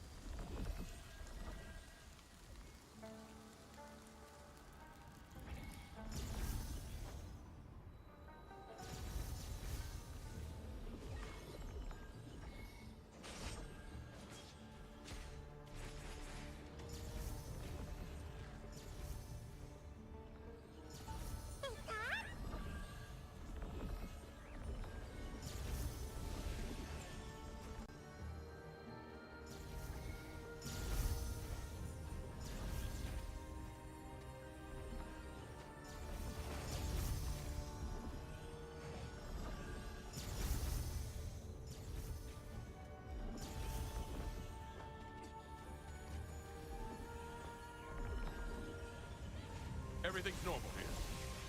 Good work.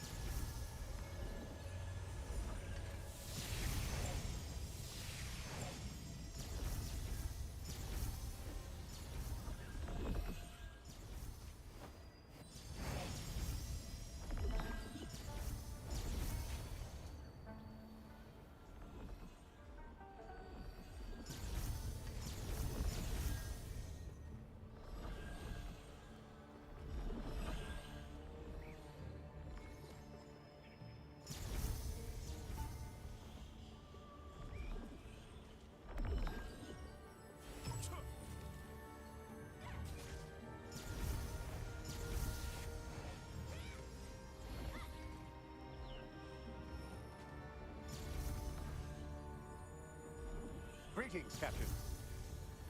Thank you for your hard work.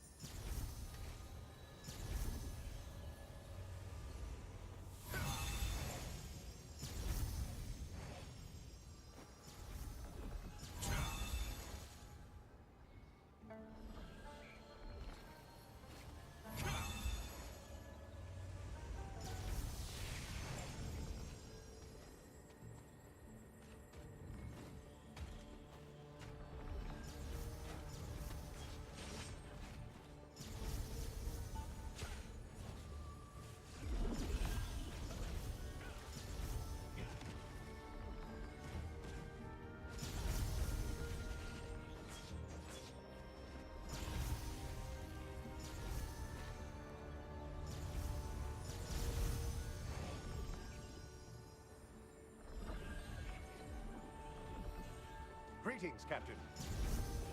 Thank you for your hard work.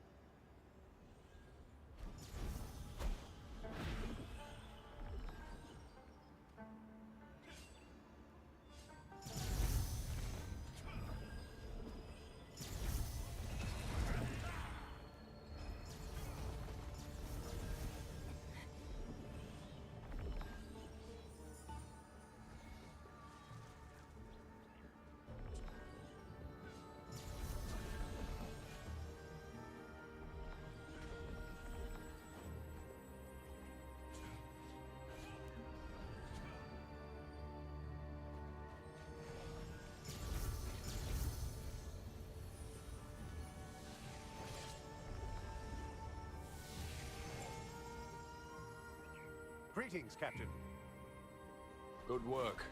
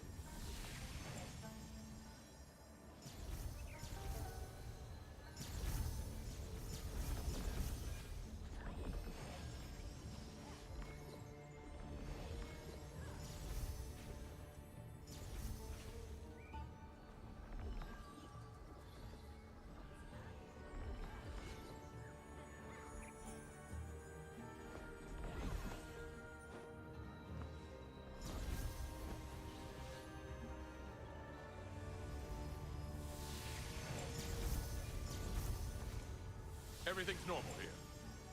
Good work.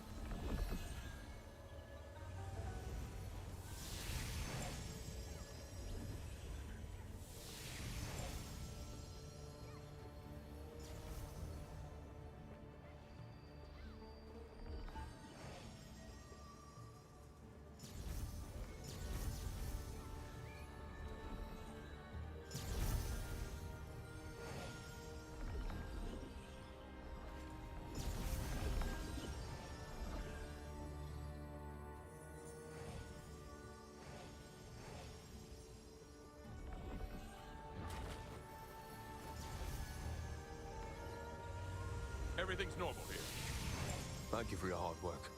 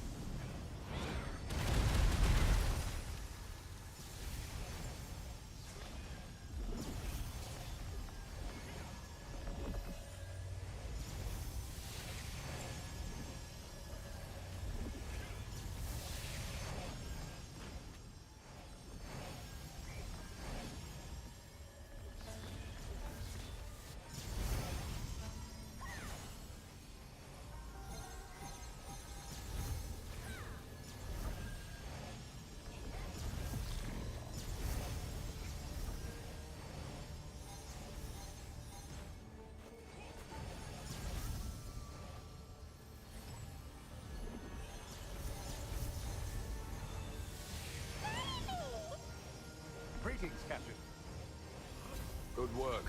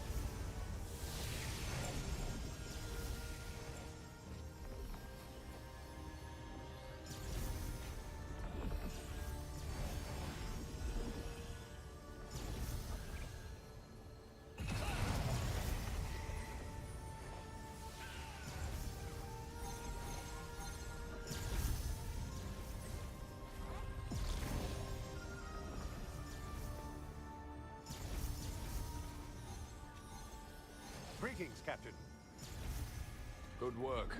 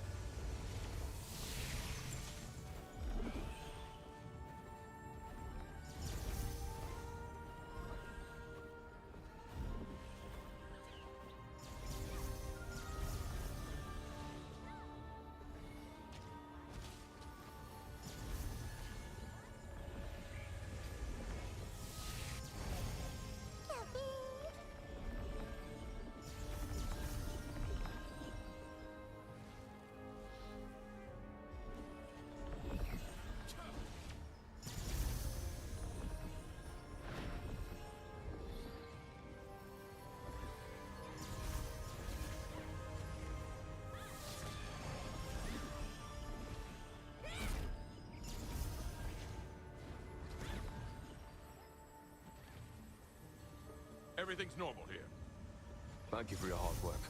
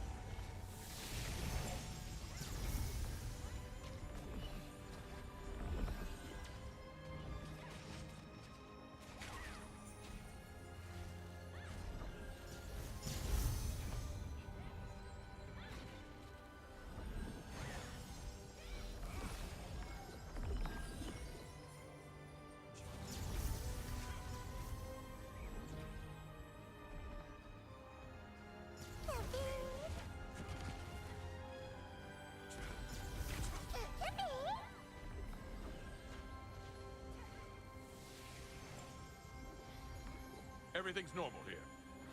Thank you for your hard work.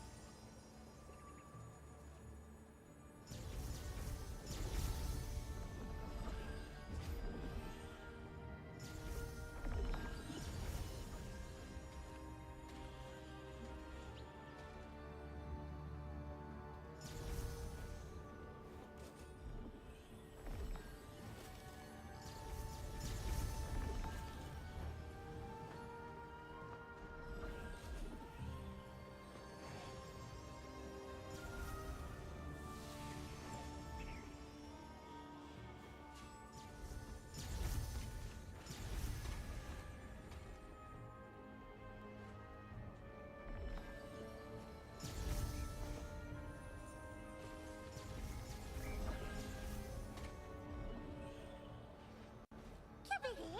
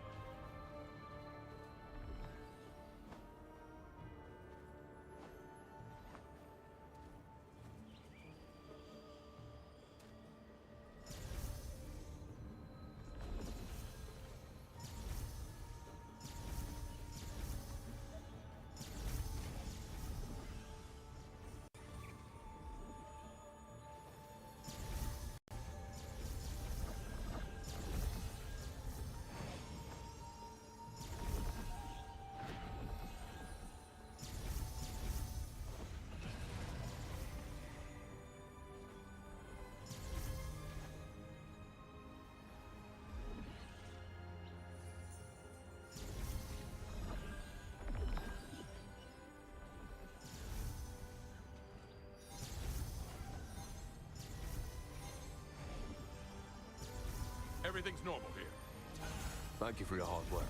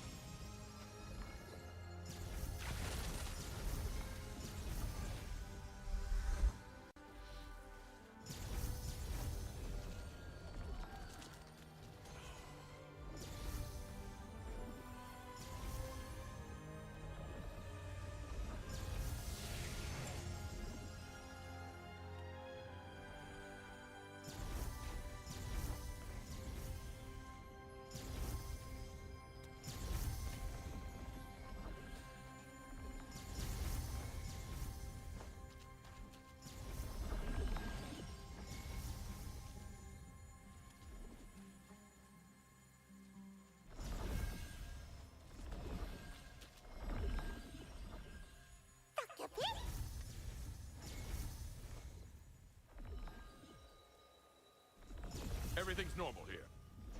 Good work.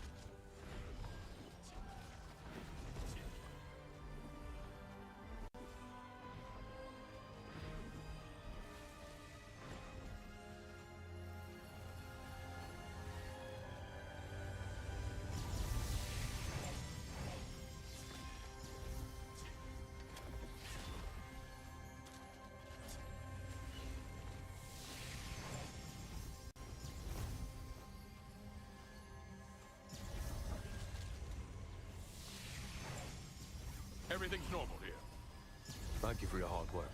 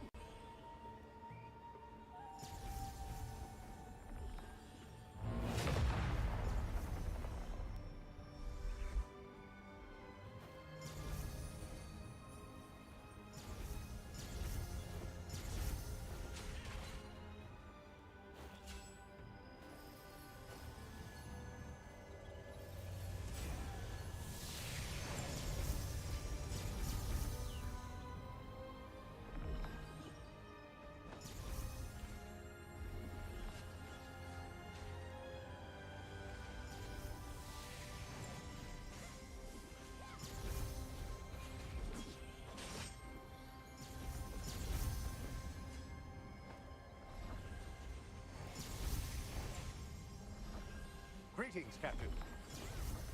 Good work.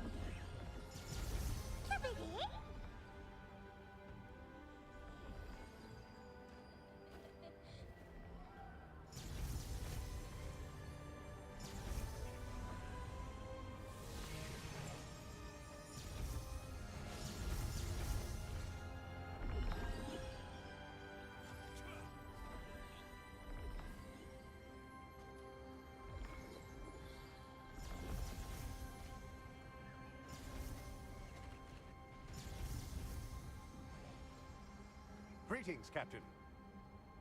Thank you for your hard work.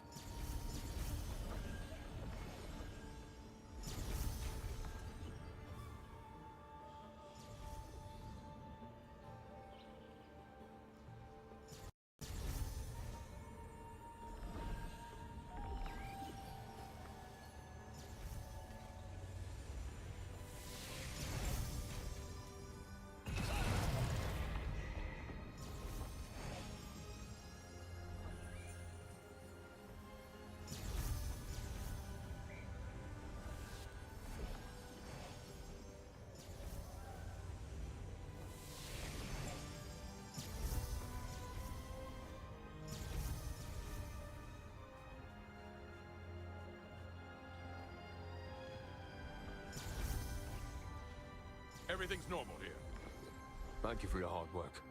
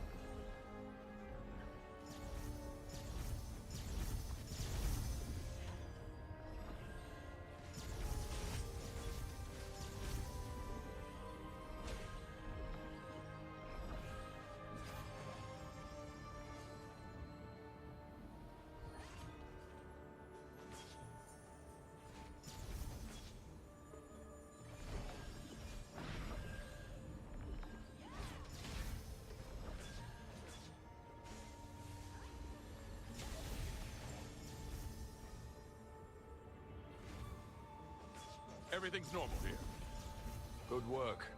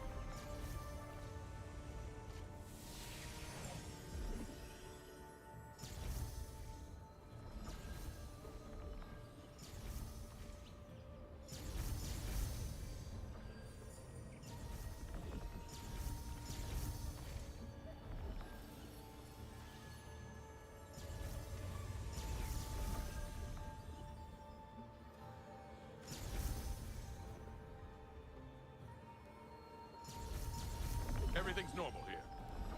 Good work.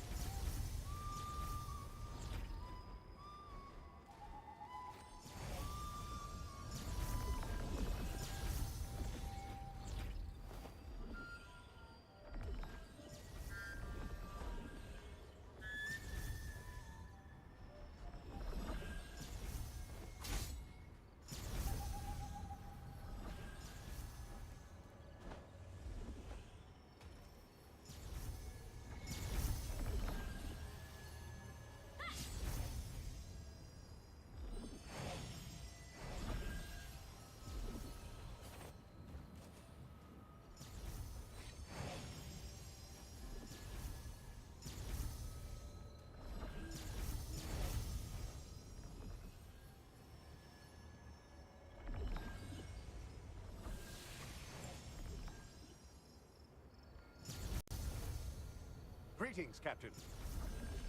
Thank you for your hard work.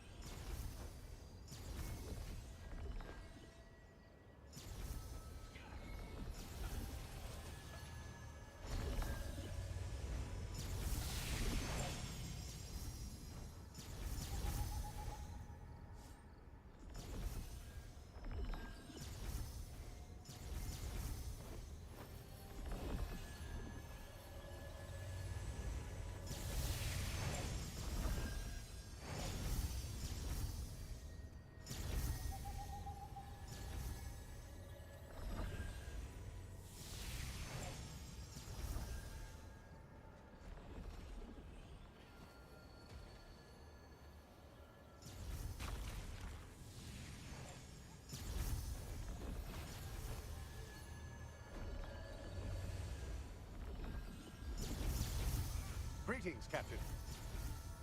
Thank you for your hard work.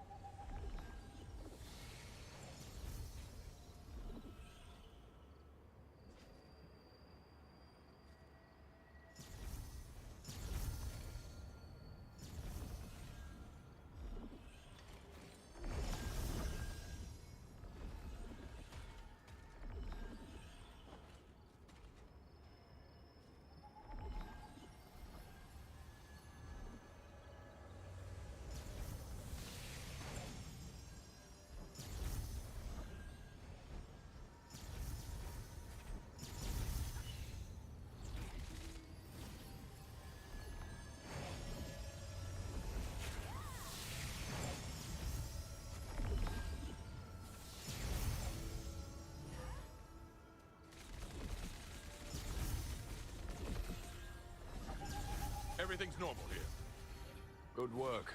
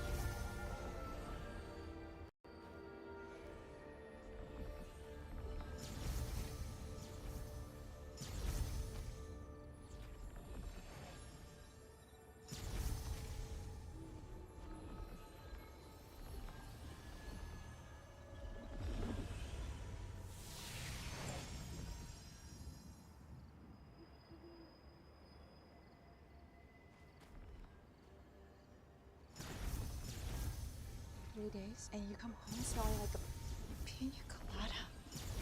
I needed deodorant.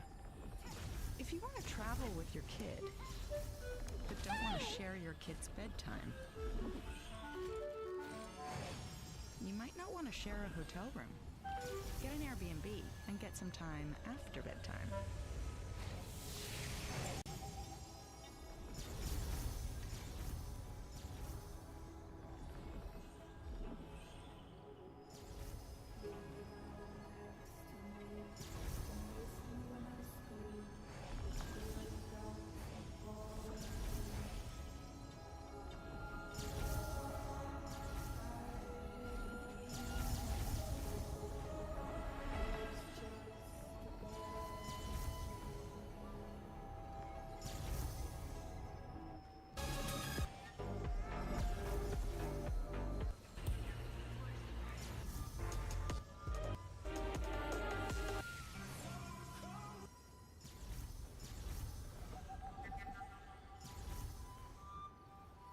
Do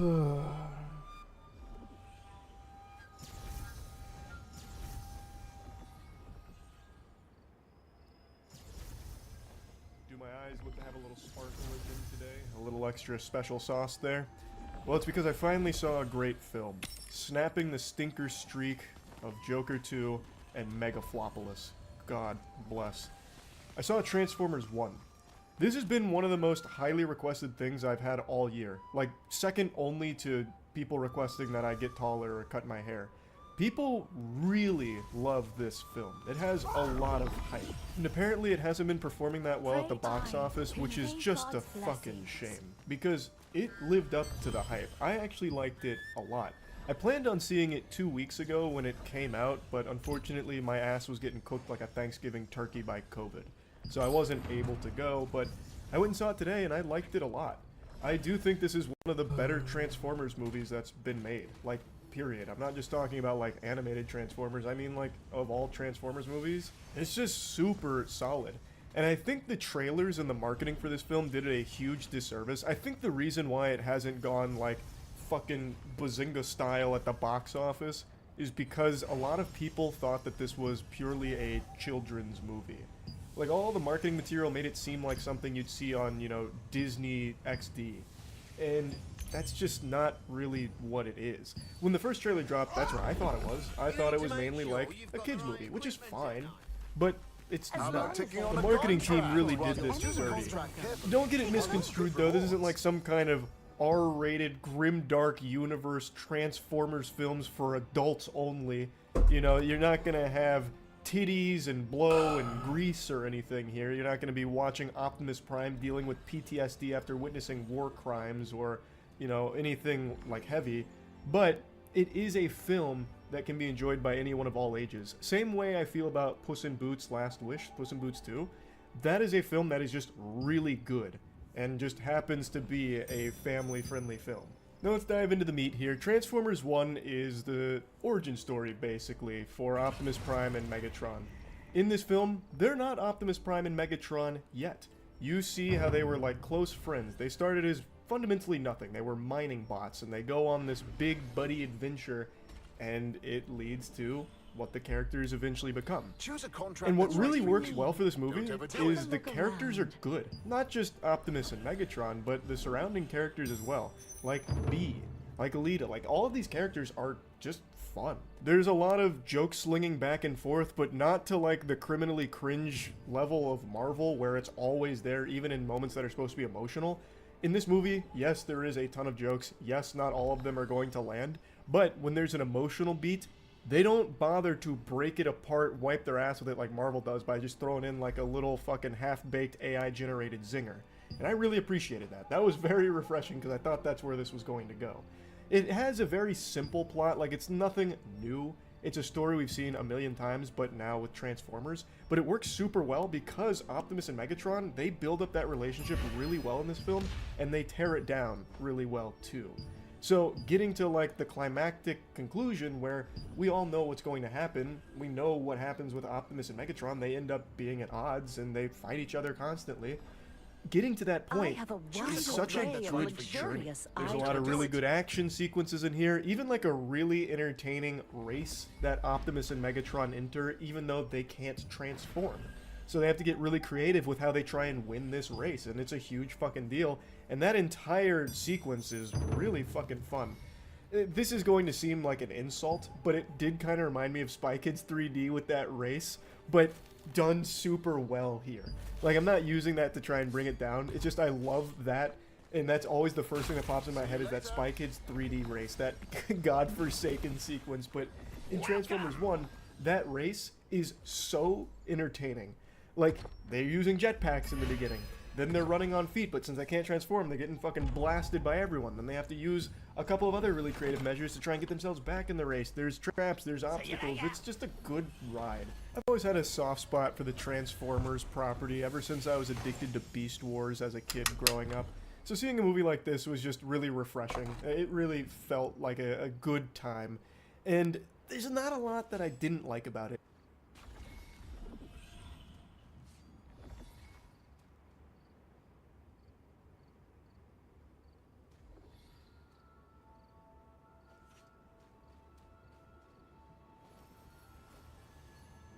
Hurry, hurry, hurry! It's the greatest auto sale at Capital GMC Buick.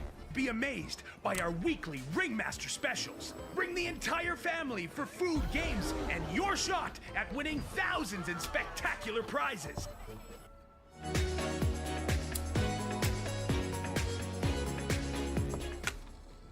I just had a couple of friends send me a clip where Jack Doherty just crashed his McLaren on stream while reading chat or maybe texting on his phone, and I just cannot fight the urge to make fun of this goober again. Insulting Jack Doherty is a God-given right, and I would be a fool to deny that. I can't resist. It's like trying to hold in a sneeze. I just have to let it out. I have to clown on Jack Dorky. The most punchable face on the planet here belongs to our protagonist, Jack. He is right now driving his McLaren, and his cameraman is doing a great job for the insurance company here, showcasing that he is not doing his due diligence of being a safe driver. So, the clip starts with him staring at his phone, staring a fucking hole through it. I'm pretty sure he's reading the chat, though it is possible he's reading text or replying to text. Either way, though, he is distracted driving, and it's about to be a disaster.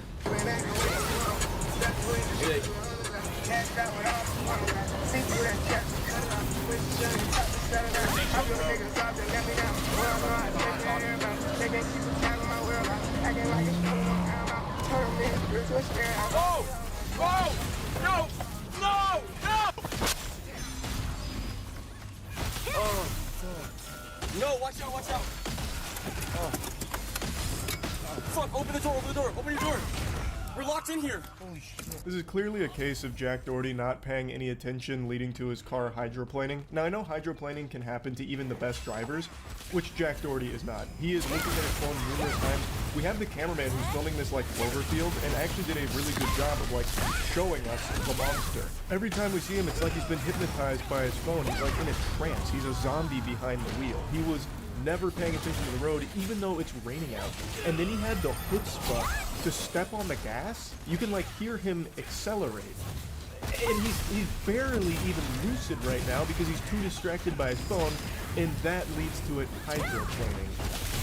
Holy shit. Holy fucking shit. Oh, Michael. Are you okay? Holy fuck. Oh my god, bro. There's no fucking... Michael, here. Michael, do you have your phone on that phone too? His friend is clearly injured, bleeding from his head. He is fucking leaking. And Jack Doherty doesn't give a shit. He hands him the phone to keep filming for stream and then tells him to film on an additional phone as well to get multiple angles, I guess. He's trying to make like a 360-degree video out of it. I have no clue. Michael, take it off for a second. Look. I know you might have a concussion. I know you're bleeding all over the place. But you have to remember, we're in the middle of content right now. So I'm going to need you to get your act together, let some dirt mitch, and double fist these phones and film me, okay? I'm the superstar here, and I'm going to put on a little bit of a show here for the content, okay? And if you're not alright with it, you're fired. You can take a hike. You can scram buster, get out of town, okay? Like, if this was me, if I was Michael, that would show loud and clear, Jack doesn't give a fuck about me. This little vermin is not a friend at all. He's a little content ghoul, a little goblin. I knew Jack Doherty was pathetic, but I had no idea he was this pitiful that this is considered content to him. Like, how can you possibly have so little shame? You just totaled your car with video evidence of you staring at your phone for most of your driving. And this car, like, fucking exploded like Humpty Dumpty here. The way, you'll see his car fully in a moment, it looks like when you drive backwards in a NASCAR game in the early 2000s. Like, he did a number on it, completely totaled it. It is a miracle that neither one of them are in a coffin right now. And instead of doing the sensible thing of stopping the stream and getting medical care to your friend who clearly needs it, he instead doubles down and wants even more footage of it, even though he looks like the biggest fucking idiot on the planet for this. An unlovable, unlikable, irredeemable loser. Oh my god.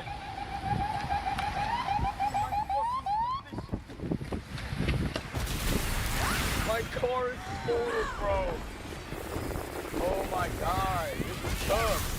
I don't even think he cares. I think this guy is so far gone. He's such a sociopath, disconnected from reality. I actually think he's doing this in his head as a positive thing. Like, oh, this is gonna be a lot of views. This is actually gonna be like really good for the brand. Like, it honestly seems like he's putting on a CW level acting performance. Oh, bro, this is cooked. No, it's busted. Once again, not even really asking his friend if he's okay at all. He asked him one question, asking if he was good, and that was it. Immediately handed him the phone to keep filming, and then asked him to film additional content as well with the other one. Like, this guy, I don't believe has a soul left in his fucking body. And also, I would argue that this McLaren was totaled even before this accident because that paint job is a crime. That looks atrocious. It's like your grandma's polka dot wallpaper from the 70s. I don't know what that's even supposed to be. It looks like it was taken to a paintball tournament and used as cover. Maybe it was. Maybe that was the whole thing. But either way, that McLaren was living a sad life looking like that. And honestly, it might be for the best that it was put out of its misery. Because Jesus Christ, that is an awful, awful paint job on that vehicle. Definitely worth mentioning that he got banned for this. Kick actually banned him. I don't know if it's a permanent ban or not, but as of right now, his account is gone. What's your name? My name is Jack. I was driving and my tires just slipped and I lost control and landed in gear. I was over on the left side and I just went there and then I don't know what happened. I just lost control and next thing you know I'm just going here. I don't know what happened. Yeah, no shit you don't know what happened because you weren't looking. You were buried on your phone, brother. This is probably the most honest thing I've ever heard pop out of this douchebag's mouth, and it's entirely accidental. Like, he is being honest. He doesn't know what happened. He didn't have his eyes on the fucking road at all. Though I do think it would be very important information to share with this officer, the video footage. I think they'd really like to take a peek at that, Jack. You love to promote your streams and everything. Why not let the officer take a peek at what happened right before the accident? I'm sure that would be really interesting in helping them figure out how this mysterious crash could have possibly taken place. This whole time, he still hasn't really checked on his friend at all, who is still bleeding profusely. And it's not until more authorities get there, as well as, like, medical personnel, that he even pretends to care, like, comes over and gives him a hug. But outside of that, he doesn't really care about Michael. And if that was me, I would 100% be suing Jack for that. He's made it clear as the fucking patches on my face where my beard doesn't grow that he does not care that I am injured and it's his fault. All he cares about is me filming him. So, fuck him. I would 100% be opening a case against Jack. There is video evidence of him texting and driving or reading chat while driving, just being distracted and causing this crash that has now injured him.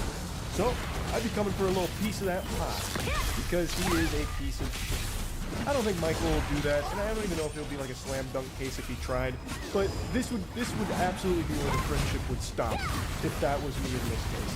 That shit is just so foul. They want me to be back. They don't want me to be here. For some reason that not even science can explain, Jack Doherty takes this as an opportunity to bust out the pepperonis here and get his shirt off. I don't understand why he likes to be shirtless so much when he has a body that's built like a bag of milk. I thought for like a split second maybe the medical personnel asked him to do that so they could check him for like abrasions or anything like that. But I don't think they did, because he did that like in the middle of a conversation with the authorities, and he does get into like the back of an ambulance to get examined, but from what I can hear and what I can tell, they never asked him to take his shirt off. Plus, they probably would have done that in the ambulance as opposed to just on the road. But I don't know for sure. Most of the time, Jack Doherty does have his shirt off for some reason, and not even totaling his McLaren and splitting his friend's face open is enough to stop him from doing that. That shirt's coming off come hell or high water, it doesn't matter. And man, we are all the worse off for it. Like, Jesus Christ. Overall though, it is very lucky that everyone else on the road was safe from Jack Doherty's negligent wrath here behind the wheel of the McLaren. He didn't hit any other vehicles from what I can see, and it's also very lucky that neither him nor his friend died from this. So, all things considered, he got very lucky with this crash, because it could have been a lot worse. Maybe this will be a wake-up call for him. I doubt it. I don't think he has the capability of actually learning and growing and evolving, but we'll see. That's about it. So yeah. Looking for a... I saw a body cam video today that had such a weird story. I just had a couple of friends send me a clip where Jack Doherty... I saw a body cam video today that had such a weird story to it that I just found myself on the edge of my seat. And it's not because it was some kind of high-octane pursuit or anything. It wasn't like Dukes of Hazzard style, or, you know, them chasing someone who's ramping their car off of a parked tow truck as, like, rockets fly out of the top or anything. It wasn't exactly a spectacle. In fact, on paper, it's probably one of the most boring things you could imagine for a body cam video. They pull over a man on his bike because he didn't have a rear reflector. Like, that's not exactly like, you know, jaw on the floor, like biting at your fingernails type action or anything. That's about as exciting as trying to arrest someone for forgetting their library card, right? But this was just the first domino to fall that led to a crazy story that ultimately concludes with everyone learning that the guy on the bike is actually a fugitive who's been on the run for almost 30 years, a convicted rapist who escaped and fell off the grid, and now they've found him because of his bike not having a rear reflector. You gotta have a rear reflector on your bike, my man, if you're gonna ride on the roadway. So, what's up? Oh, okay. So, and then if you're gonna ride at night, you need a front light. I'm sure you know that, but you got an ID on you real quick, just so I can say I stopped to talk with you? With me. Okay. Can I get your, Greg Stallings. Greg Stallings, is your name? Gregory. Okay. Introducing the man formerly known as Gregory Stallings. We'll soon learn that this is just an alias, an Xbox Live gamer tag.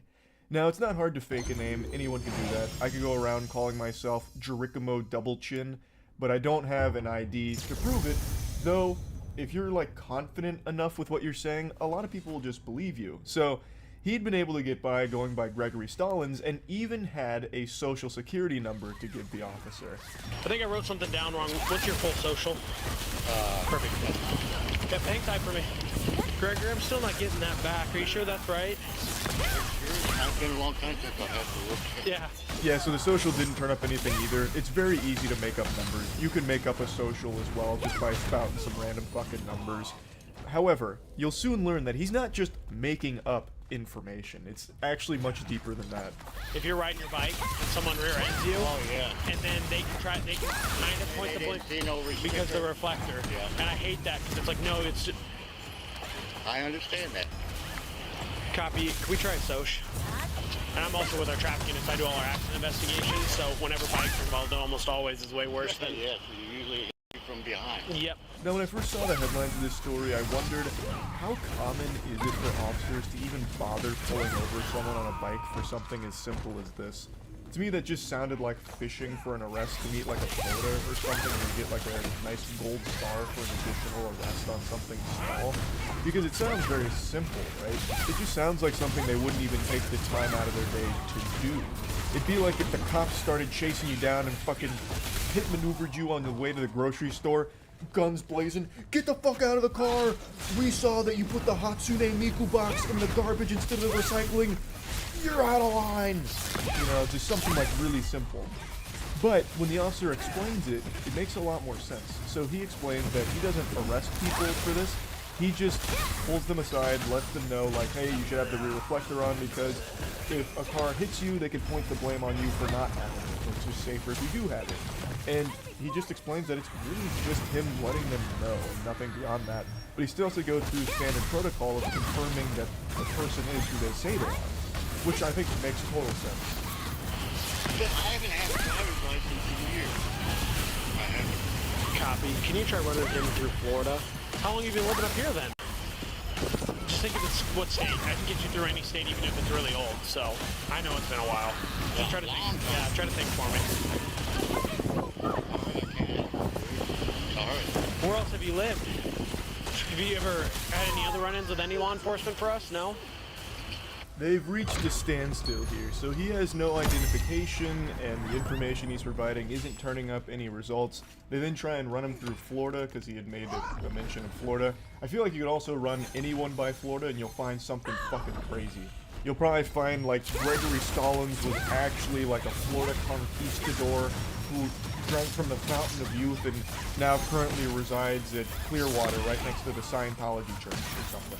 Like, I thought once he said Florida, his goose was cooked, they'd find something, but they didn't. So now they're still just trying to figure out, okay, how can we confirm that you are who you say you are, and it's not really getting anywhere. He also then told them a story about how he got hit by a car, so his memory's a little foggy. I'm just gonna take your word for it, okay? Alright, yep. I don't shake hands, sorry. Yep, you're good. Drive safe. The officer eventually just says, you know what, fuck it, we'll take you at your word for it. He offers a handshake, which is immediately declined. I honestly, when he said I don't shake hands, I honestly thought the officer might go with like a, but I do high five, and he goes like, down low, too slow, walks away, puts on his fucking shades or something. So, even though Gregory Stallings has successfully de-aggroed the cop here. He's now outside of the dialogue trees. The officer still wants to get to the bottom of this because it is very odd that none of the information he provided turned up any results. So what we're going to do for now while I keep investigating this is I'm going to take a picture of you and send it to our guy who has facial rec. So you pull your hat off and your glasses off.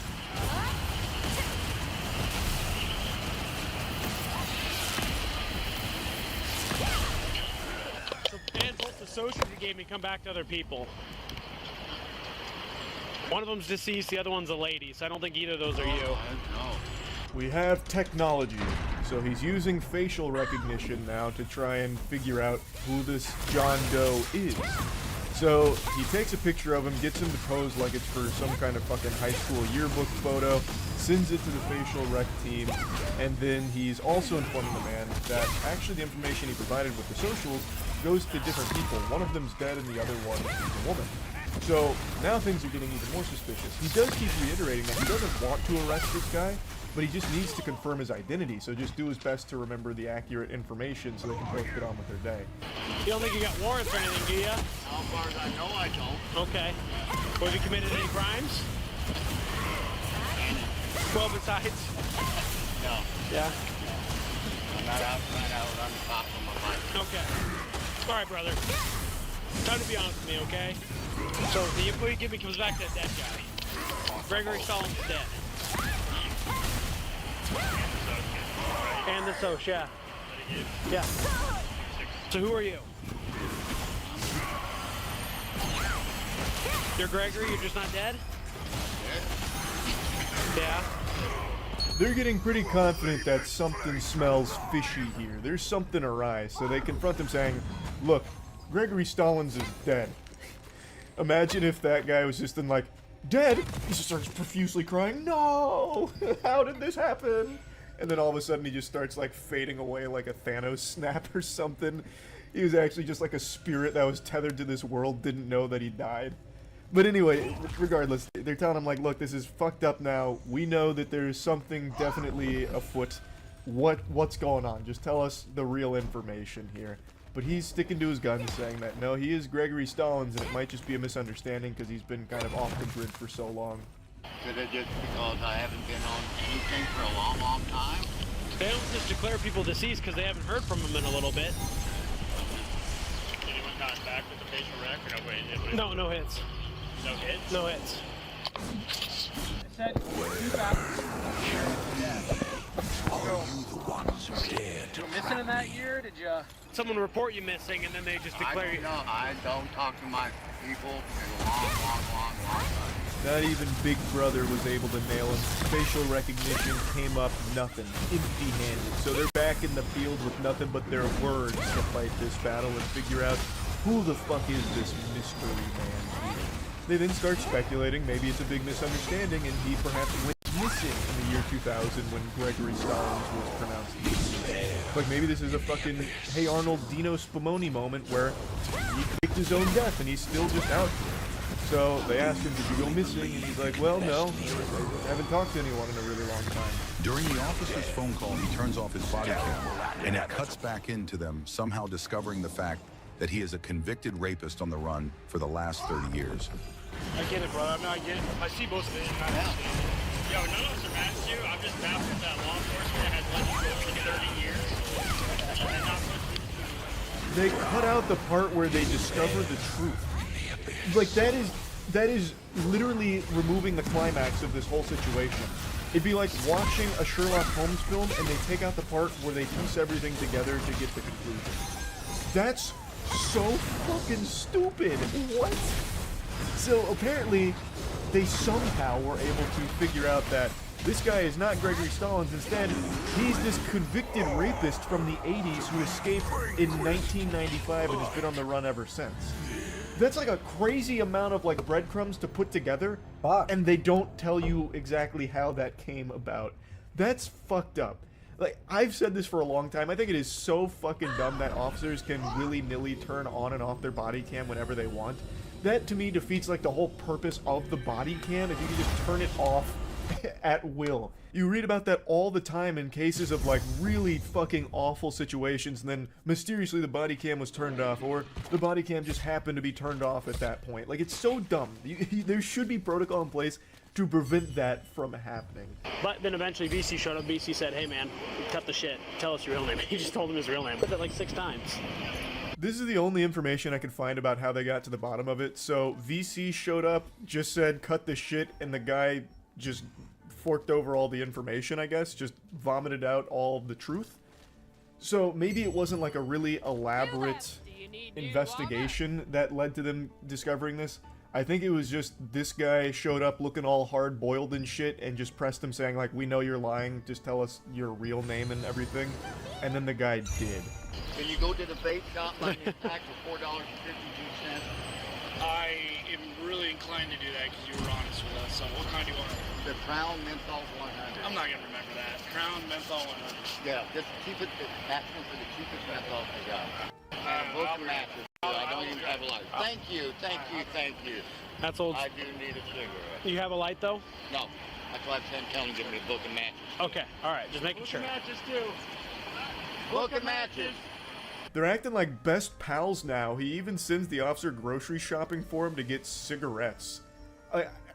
I don't understand. He's like, yeah, you know what, I'm inclined to do that because you were honest with us. So he's rewarding him with like a fucking lollipop here, giving him the cigarettes. Maybe that was the deal they made, like, hey, look, pal, we know you're lying, and I'll go get you some cigarettes if you just tell us your real information. He's like, alright, bet, and then did so. It's also so weird how friendly they're being with this guy. They even in sync said book of matches together like some shit out of a buddy cop movie. But he's a convicted rapist. I've seen so many body cam videos where they're being unreasonably aggressive to people that are being cooperative and not rapists. Like, people that are, you know, getting busted on, like, super simple drug charges or something. They're like, you're the scum of the fucking earth. Listen, pal, you're lucky I don't run your fucking head on the pavement right now and curb stomp the shit out of you. And meanwhile, this guy, who's a rapist who escaped from a halfway house 30 years ago, they're like, yes, you want those cigarettes? Yeah, we can do that for you. But anyway, looking deeper into the George Hartleroad case, that's this guy's real name. He is not Greg Stallings. Huge twist. He is George Hartleroad, and he was convicted of rape in 1983. And in 1994, he escaped from a halfway house, and he's been on the run ever since. They're gonna, oh, we got him again. Oh, we caught him, we caught him. You're not, everything, no, everything you said today has been 100% correct. I can't be mad about any of it, because you've been 100% correct, other than the name, other than the dead guy's name. I didn't even know the guy was dead. Yeah, now you're gonna find someone else in Yeah, he died like 5 years later. He did not last very long. He did. So you better find someone else. Oh, that'd be easy, don't worry. That'd be easy.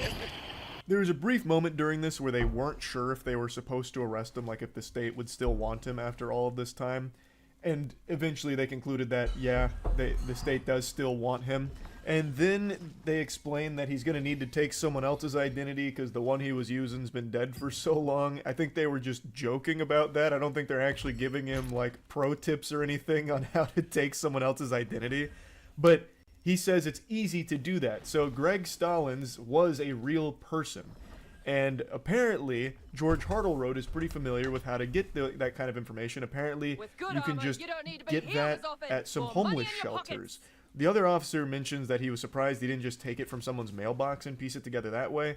But then George explains that that'd be deeper shit because that's a much harder thing to do, or a more dangerous thing to do. So it turns out he wasn't just pulling names and numbers out of his asshole. He actually did have that information, which probably explains how he'd been able to get by for the last 30 years when needing to provide information for certain things. So it wasn't just an imaginary friend that he made up. I will jump again as soon as they turn me loose. You know, every time... no, guys, they've been pumping my ass for 41 years now. Yeah. On a 9-year sentence. Every time I think I kind of got an idea of what's going on, stuff like this, just like you can buy IDs at homeless shelters, and would never have thought. He talks about his ass being pumped and then even makes like a quick villain monologue about how he will jump again. Like, You know, now he's going full mask off here. So they've got him, they arrested him, and it looks like he will be facing some punishment for the last 30 or so years after escaping. I knew they'd want me. Well, I worked in their office at one time, and I'm the one that posted all the flyers in the thing at one time for them. That's pretty much the end of the encounter. They then, shortly after that, put him into the car, and he just gives that last maniacal laughter, the mwahaha. He hits him with, like, that classic villain laugh. Like, he looks like a wizard, and it seems like something Saruman would have done once the plan started coming together. Like, he actually hits them with, like, an evil laugh at the very end there. So yeah, I saw this earlier today and just wanted to talk about it because it was just so interesting to me. That's really about it. So yeah. Dine and dash is the act of eating a meal at a restaurant and leaving without paying. When I hear dine and dash being mentioned, I immediately go to the great Charles Doza, where he was arrested and then gave us one of the finest monologues ever recorded. This is Democracy Manifest. What is the charge? Eating a meal? A succulent Chinese meal? Get your hands off my penis! When that video went viral so many years ago, there was a ton of different rumors and stories surrounding it. It had this air of mysticism almost.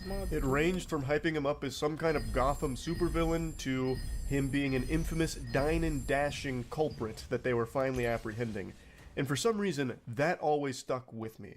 So when I think of Dine and Dash, he is who I picture in my head now. Even though that wasn't the truth of that situation there, it's still, for some reason, what has been locked in my noodle. So today when I saw a body cam video of a douchebag being arrested for Dine and Dashing, I couldn't help but just think about Charles Doza and how much cooler he was than this loser we're about to watch. On August 16th, 2022, officers responded to a report of a man leaving a restaurant without paying his bill. Why are you asking for my Because you're being accused of a crime. I'm not saying that you're guilty, but I gotta get you identified. Oh, okay, I'm sorry. All right? Relax. Relax. Come over here.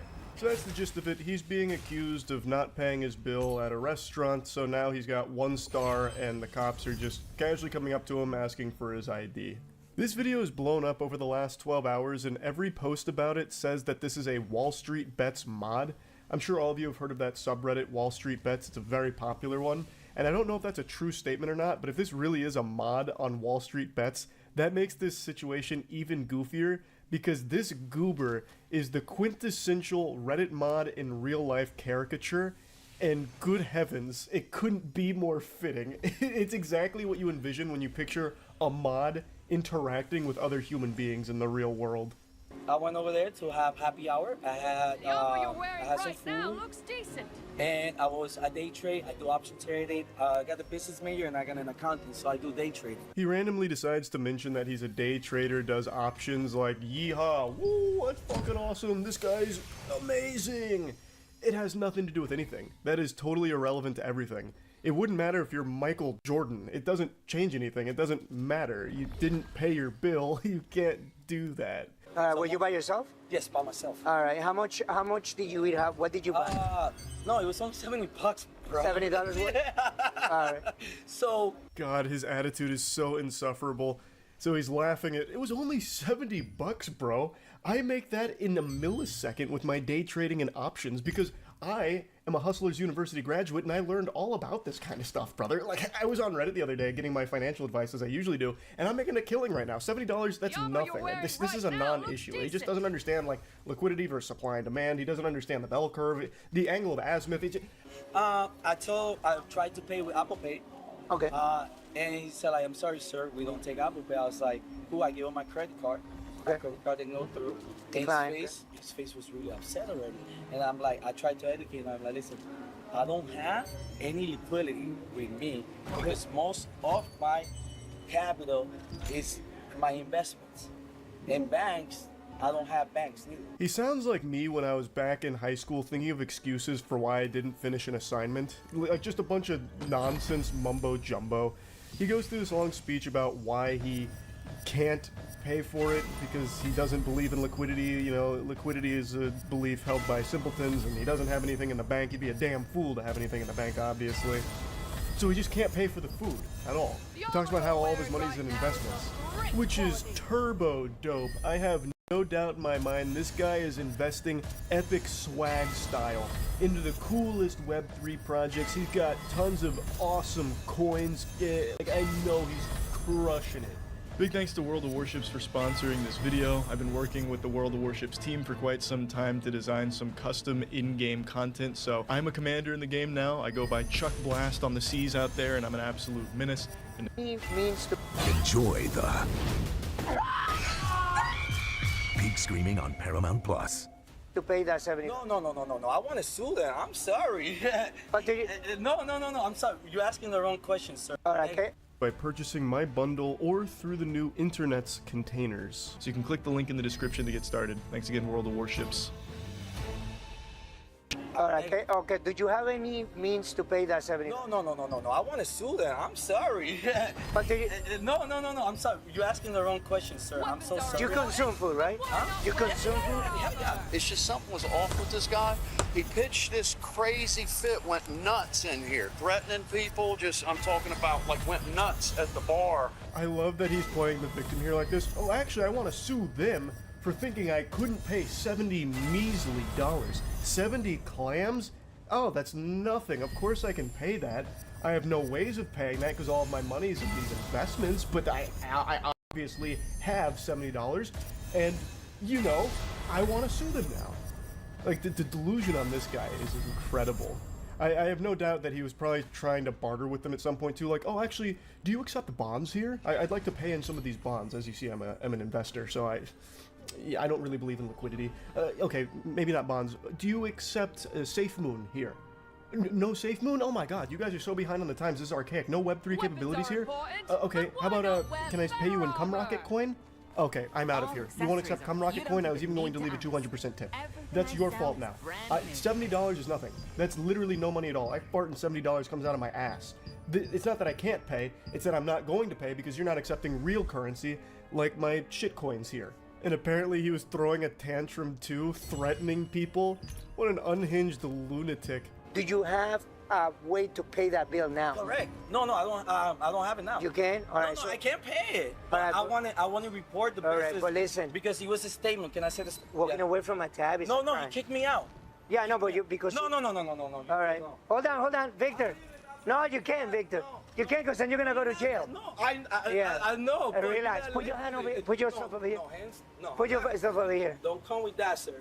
Weirdo NPC here is trying a very interesting technique of being as annoying as possible. I cut out a large chunk of it there because it was just him putting on this, like, drama club thespian troupe performance about being on camera and shit, just to be a nuisance. So I think what he's trying to do here is just be so bothersome to the officer that the officer loses interest. So he, like, de-aggroes the police officer by just being annoying, and the police officer just doesn't want to deal with the headache and leaves. I'm pretty sure that's what his strategy is, but luckily, it doesn't work out. You know, how late we stay open? It might take him till 10 o'clock before he can pay his tab. He was on his computer. I mean, it was nuts. This guy is out there.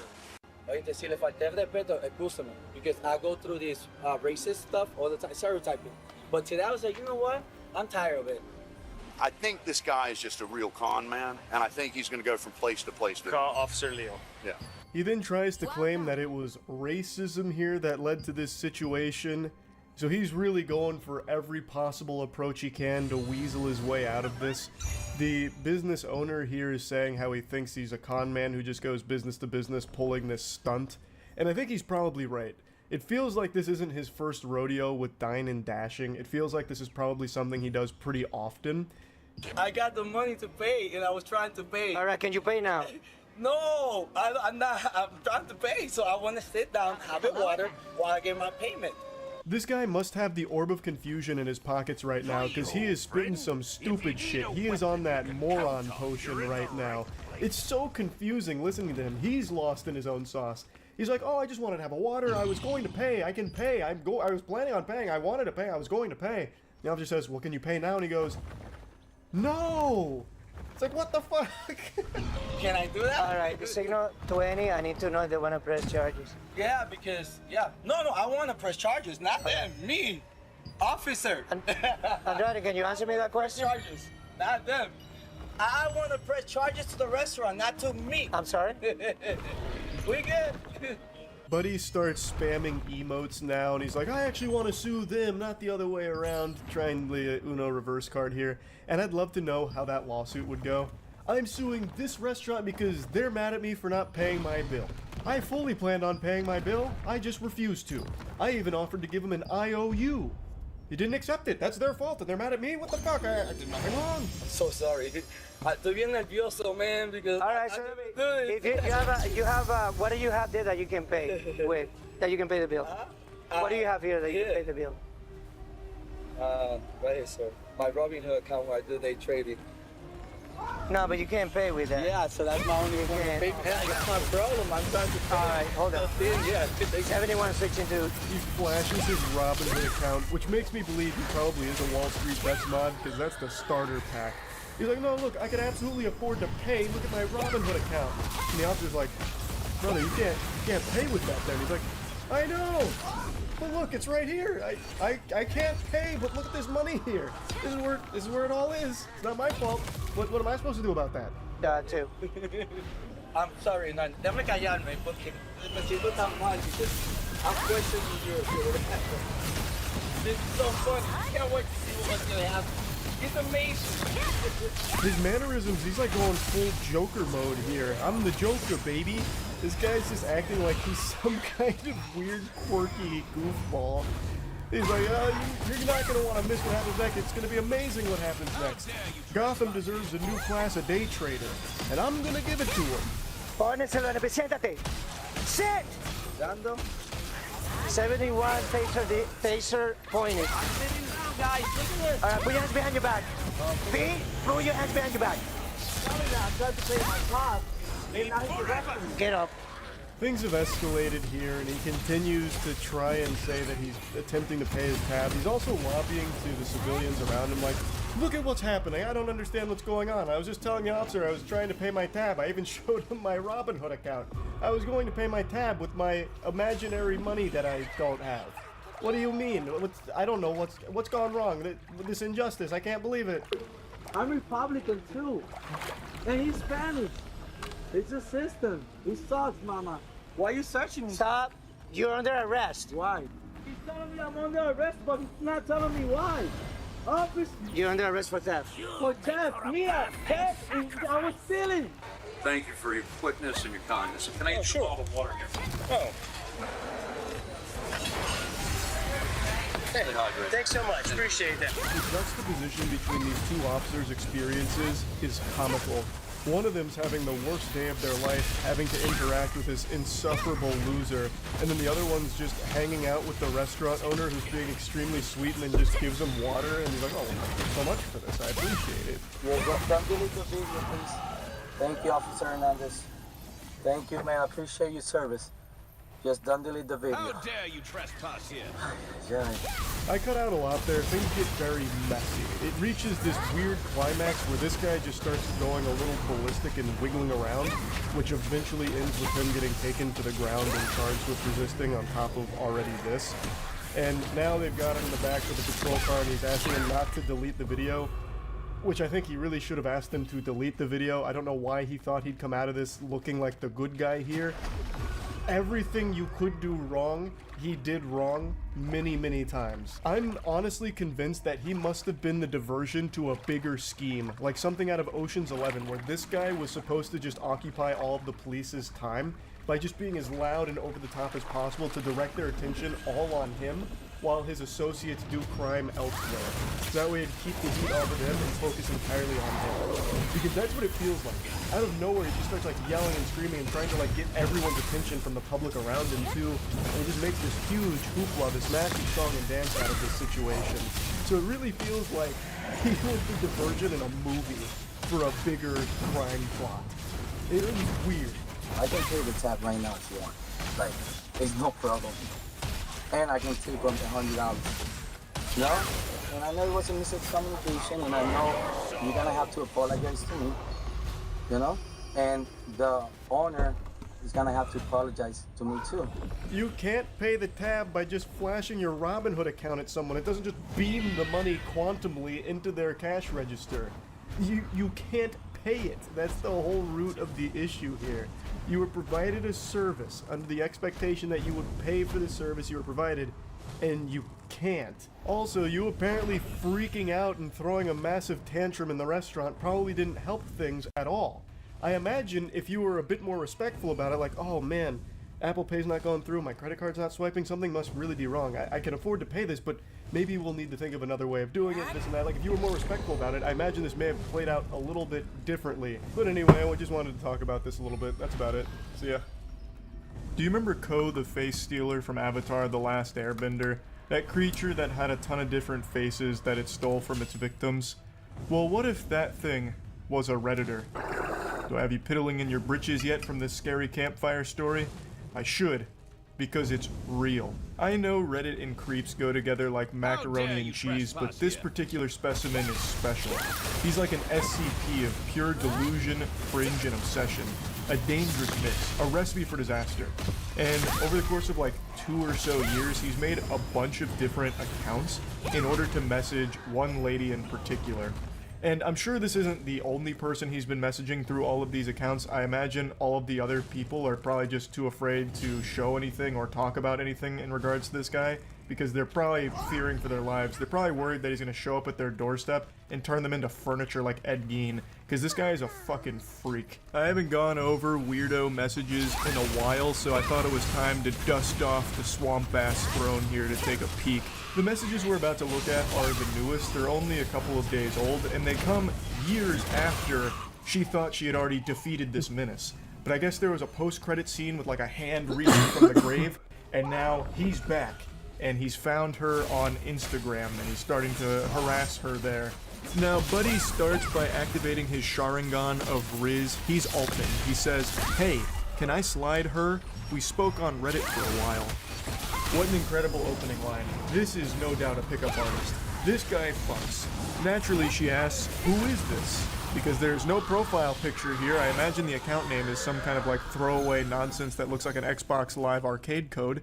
And he says, "I don't know how to describe it. It was it was also some time ago. But you have a great profile, ha ha ha, and amazing highlights. You seem very outgoing." Weaving a bit of mystery in there. This guy's good. You know me, but I'm not gonna tell you who I am. I actually don't know how to describe it, actually. Who am I? An existential question. If you subscribe to Solipsism, we don't need to get into the weeds of it, but you have such an amazing profile, m'lady. And I'm just the gentle sir for you. She presses him saying, "What do you mean you don't know how to describe it?" Because that just doesn't compute. Yeah, well, what do you mean you can't describe who you are if we spoke before? You come in here out of the blue unprompted saying that you know me, and then you can't describe that? What the fuck is wrong with you? What insane asylum did you squeak out of by accident? I mean, like, I can't remember anything besides how you look like, and I don't have our chats anymore. Only this right now. I don't even know your name. You even shot with guns. You Americans are crazy. She's talking to a lobotomite. He's suffering from amnesia, it sounds like. What do you mean you don't know? Like, you said we spoke on Reddit. You don't remember your Reddit account name or anything? And he tries to reassure her, "Oh, I don't even know your name, actually. I only remember what you look like." And just going off of that picture in my head, in my mind's eye, I was able to find your Instagram account somehow. Dude's trying to cosplay like he had his brain scrambled by MK Ultra and can't remember anything except for bits and pieces about this lady's appearance. He is very clearly just trying to avoid saying the Reddit name because he knows that she'll know that it's that weirdo creep from years ago that kept making tons of different accounts to keep harassing her. Also, I think I should clarify this because it may have been confusing. It started 2 years ago, but it wasn't like some one-time instance where this guy just made like a ton of different accounts and she blocked them all and that was it, just, you know, put the kibosh on it.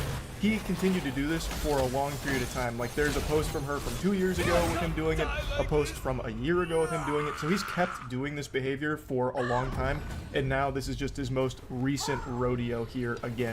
Somehow, creepy Redditor returned. The creepy Redditor of 1,000 faces. She says again, "Who are you?" "I don't know. That's the only thing I know. Maybe I told you my name and you'll remember. It's blank." I imagine whatever name he gave right there isn't his real name. He probably just dropped an alias or just a fake name that he probably thought sounded cool.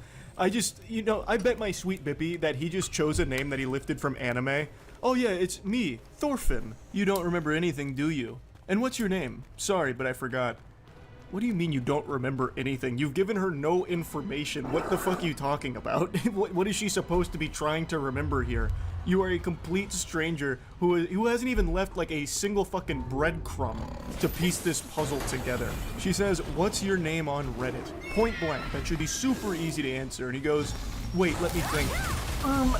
Actually, it could be, I don't remember. Damn, it was so long ago. I don't know, I can't see the chat. I think you blocked me. But still, you are a bigger red flag than me. Oh boy howdy, he just dropped a bombshell and immediately goes on the defensive. I think you blocked me.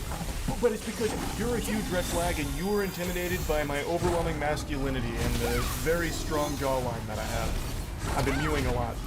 You were the problem then, but I'm willing to forgive you. I just don't remember what my Reddit account was. I'm sure you block a lot of people, so this probably wasn't like a dead giveaway, right? I blocked you. This is why you won't tell me your name. I don't know. I am not that familiar. I don't see the chat. And a bit of time has passed. You're from the US, right? I am from Europe. I don't even know what this strategy is here. I blocked you? Oh, I don't know. I'm not familiar. It's a lot of time has passed. You're from the US, right? Hey, did you know I'm from Europe? Said no European ever. Usually, if someone's going to talk about where they're from, they're not just going to say the whole fucking continent. So I'm starting to highly doubt that this guy is actually from Europe. He's probably just in the US and making shit up here. I don't really get what he's even trying to accomplish. It's just so weird. Like, it's not even like flirting or anything. It doesn't do anything. It's actual just like, it's like NPC dialogue in a video game that you hear in the background that's malfunction. Like, it doesn't work. It's not even like statements he's making, it's just disjointed thoughts that he's shitting out. But this was enough to let the cat out of the bag. She says, you're the one who was DMing me from different accounts. Yeah, and I would have got away with it too if it wasn't for you meddling Redditors. So smart, but I can't see the chats anymore. Hopefully you are not creeped out or something. I am sorry. But you have an insane memory, especially if you have to read so much lol. And she just goes, yeah, you're fucking creepy, goodbye. And he says, no! He probably saw that goodbye text message come through and he literally reached at his computer going, no! Like some kind of dramatic death scene in a movie. But now let's take a look at how we got to this point. Let's go to some previous seasons with encounters of this kaiju of cringe. We'll go all the way back to the beginning. 2 years ago. These are the first of the sacred texts, and it actually does look like they were at least exchanging DMs before this conversation happened, before he went full mask off and showed just how weird he was. So he goes, yeah, no worries. You just have to pick the right one, haha. Did someone send you a tribute? And she says, what do you mean? Now, if you've been around the cyberspace for as long as I have, you immediately know what he's talking about. He's talking about a cum tribute. That's something that only the most deplorable of degenerates engage in, where they come on someone's picture, or they even do it to figurines too, where they put them in a jar and then come on it, or sometimes they don't even use the jar, they go no props, they just do it raw, and that is what he is talking to her about here. This guy is so brain rotted that in the middle of like what seems to be some kind of conversation between these two, he starts talking about cum tributing to her. Like a cum tribute to your selfies. Just talking about it so casually, like this is a normal thing that normal, sane people do. What are you talking about? I don't know, I could expect it from Redditors. I love that he tries to talk down on Redditors. He is literally like the quintessential Redditor that people make fun of. I'm so confused. What are you talking about? Like, coming to your selfie and sending it to you. Or was that too much? Why would you even say that? Boredom, I guess? That's dangerous. I don't know, I finished studying and I am waiting until I meet friends of mine. He is trying so hard not to seem like a fucking loser, so at the end he's like, oh, I don't know, like something Redditors would do. I'm not like one of them. I'm just kind of bored, you know, I was studying and now I'm waiting for my friends to come over. I got like 50 friends coming over because they wanted to hang out and like smoke cigarettes with me and shit, because like that's kind of what we do, and then maybe I'll end up having a threesome tonight, but I kind of want to talk to you about all this splooge news, you know what I mean? But yeah, I'm just kind of hanging out is all. Now, apparently she blocked him after that. I can't imagine why. And he was just as perplexed as I am. His confusion was so strong that he made a new account to message her again and try and get to the bottom of this mystery. Come on. And then I think he says her name there. Like, I am not doing anything, just being high. Like, come on, you can't get mad at him just for being high and talking about cum tributes. Like, what the fuck? Like, come on, I have a soul. Are you serious? You text me from a new account? You're the creepiest person I've met on here. Seriously. It's getting weird, yeah, but I enjoyed talking to you. Please stop. Send a selfie. I will also send one. No, fuck you. No! I don't know. I think we could have a good chat. Dropping his signature classic no right before being blocked. I like that. I like how he says that they can have a good chat if given the chance. But it seemed like they were chatting, and then things just went off the rails, completely unhinged, with him bringing up busting a load, like tributes to her. I don't know what he expected. I don't know why he thinks that's something that's normal. And he also just in the middle of this asks for a selfie and then tries to bargain by saying, I'll give you one. Like, you know, if you show me yours, I'll show you mine. Come on, this is a great deal. Show me a selfie and I'll give you one. I know you really want one. Come on. Like it's some kind of gift. It's not like she's asking for a selfie. Nobody wants that. And there's no doubt in my mind he was just going to send some random person's picture. He probably would have chosen, like, Henry Cavill, like, surprise, it's been me, Henry Cavill, this whole time. Don't you feel silly for blocking me on the other account? Alright, now let's talk seriously. Because this guy's probably, like, I think he's probably on the much older side of things, just judging by the way he talks. And he has just been so poisoned by being just glued to Reddit that certain things on there, like tributes, he thinks are, like, normal things that younger people do. So after a couple blocks, he sends another one here from a new account, and it says, okay. Will we talk if I send a selfie? Please, I want to prove to you that I am a 20-year-old chilled dude. Actually also a romantic. And are you actually doing fitness? Answer this and I will send you a selfie. Nobody fucking wants a selfie. It's not a reward, it's a punishment. It's a goddamn curse, and he keeps saying it. Like, look, if you just answer these questions like, are you into fitness? I'll send you a selfie. You've been begging for one, I'll do it. And please send me one. Come on, it's that easy. He just keeps mentioning that he'll send a selfie like, will we talk if I send one? Will this get you to finally open up to me? Fine, I'll give in 50? and send you one of these, I suppose. Level 50? Fuck, man, it's so weird. What the This dude's fuck? made a ton of accounts just to keep doing this to this person. And again, I imagine many others, but this is the only text from him that I can find thus far. It's so creepy. I always just find it fascinating how someone like him can exist. You can read these. Like, he's seeing the same messages we are, but to him, it's fine, and she's in the wrong. He even calls her a big red flag. It's fucked up. But yeah, I wanted to talk about this a little bit. Been a while since we checked out some classic creepy messages, and that's about it. See ya. Now, I've seen a lot of people say that I look and sound like a Redditor, which is one of the most insulting things you can ever say about another human being. But what if I force-fed you a hard truth? What if I told you I don't really use Reddit? My narwhal doesn't bacon at midnight. I'll occasionally go on there just to see if there's any breaking news that I might be unaware of, but it's very infrequent. And I never, go into the swamp of a comment section on the platform. Until today. I don't know what possessed me to do this. It must have been some kind of divine moment that just grabbed me by the shoulders and possessed me, told me that I needed to read some comments today, and I am so thankful I did. I stumbled upon true beauty with an argument that could only ever happen on Reddit, that perfectly encapsulates the quintessential Reddit user. In this moment, I am euphoric.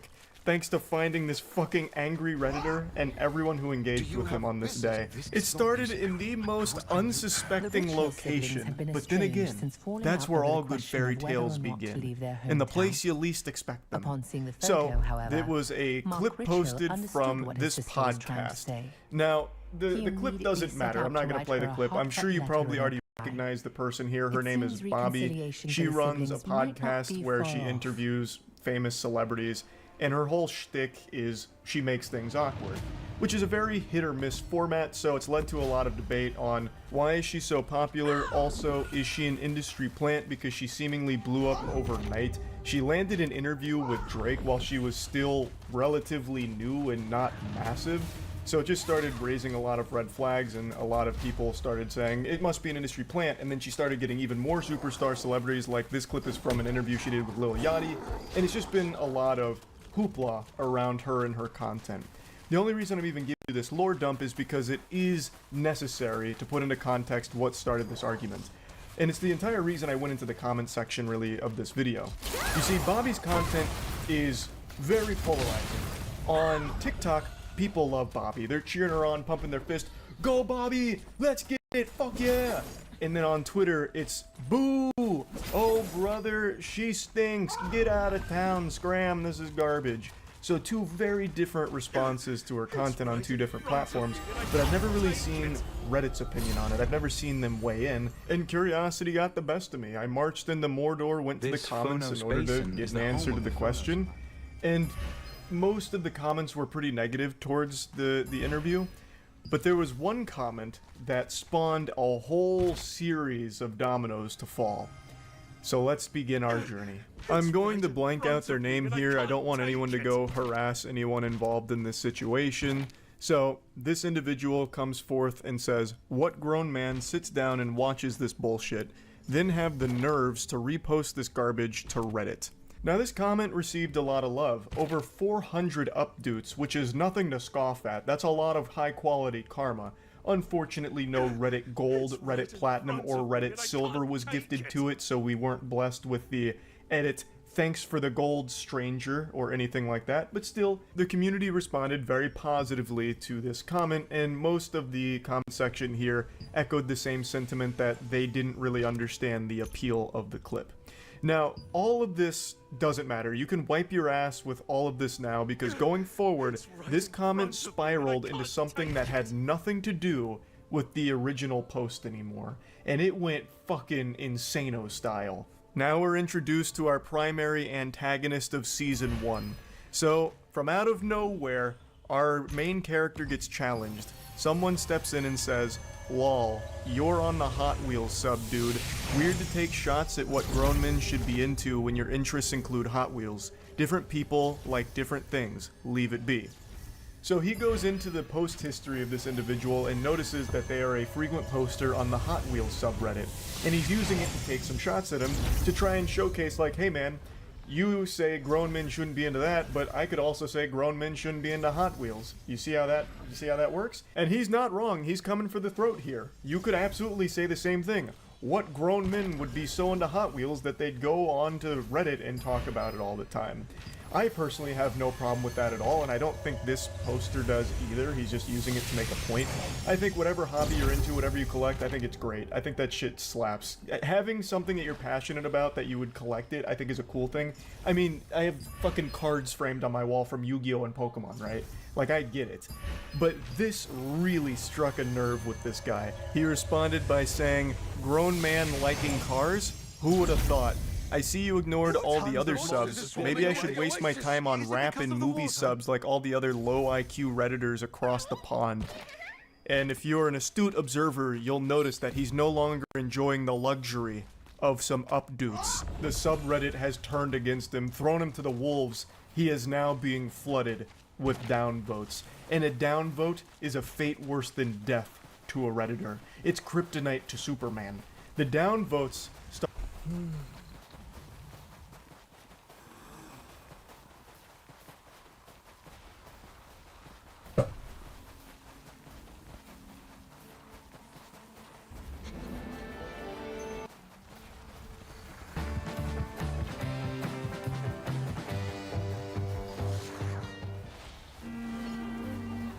Enjoy more delivery and pickup options with PC Express. I've just evolved as a person and as an artist, and I don't ever want to be pigeonholed as one thing. I want to be able to express myself. Remember Chris Angel, the magician who had us questioning reality in the mid-2000s? From walking on water to escaping a straitjacket in Times Square, Angel mesmerized us with his mind-bending stunts. Though he seems to have faded from the spotlight, His journey has been filled with incredible highs, challenging lows, and deeply personal moments. Join us as we uncover what he's been up to and reveal the stories behind the mind freak himself. The surprising beginnings of Criss Angel. Born in Hempstead, New York on December 19, 1967, Criss Angel, real name Christopher Nicholas Sarantakos, grew up in a Greek-American family. His dad combined a restaurant and a donut shop, a rather unusual arrangement. But little Christopher was fascinated by something other than video games or riding bikes, which most children were doing. He first experienced magic at 7 when his aunt performed a basic card trick for him. He became hooked right away. "I love that amazing sense of power," Angel once remarked, recalling his experience knowing something the adults around him did not. Like any child driven by fresh enthusiasm, he dug deeply into magic. Angel had honed enough skills by age 12 to stage his first magic show, and he charged $10 for his act in classic business zeal, not horrible for a child who only wanted to wow others. Mixing showmanship with a little financial sense, you could say he sought the American dream even back then. Angel's father, John Sarantakos, was an unusual inspiration. He loved to stay in shape and was, on one hand, a fitness fanatic. Conversely, he ran a donut shop. You would find that to be an unusual mix. John, however, had a strong work ethic and saw endurance as important. "He coached me on diligence and never giving up," Criss said. Living by those values till the very last, John Sarantakos battled stomach cancer far longer than doctors had anticipated. "Every day he wore a smile," Angel added. He carried with him throughout his life this lesson in optimism and grit. Angel was a competent magician at 14, performing in local pubs and restaurants. He was popular at the wine gallery, collecting $100 a night in tips. That's enough for a 14-year-old. The win boosted his spirits. He even levitated his mother in the living room for his family. His parents weren't thrilled with his professional choice. He surprised them by choosing professional magic over education. "They demanded I be a lawyer or doctor," Angel said. He was more drawn to magic. His parents were unimpressed when Angel chose to tour with a performance act over college, but Angel insisted. After playing on street corners and small stages, he learned everything about magic. Harry Houdini and public library books were his sources. Angel also went beyond wizardry. To entertain his audience, he learned martial arts, dancing, singing, and mysticism. He didn't care that it wasn't the path most parents wanted for their kids. He loved magic and wanted to be different. Criss. Angel wanted more than magic. He wanted his way, with his style. "I stayed away from magicians when I was younger because I didn't want to think like they did," he stated. His fantastic journey was extraordinary from start to finish. An ABC one-hour show called Secrets was his first TV appearance in 1994. That was just the start. Horror filmmaker Clive Barker, an Angel supporter, asked him to work on Lord of Illusions in 1995.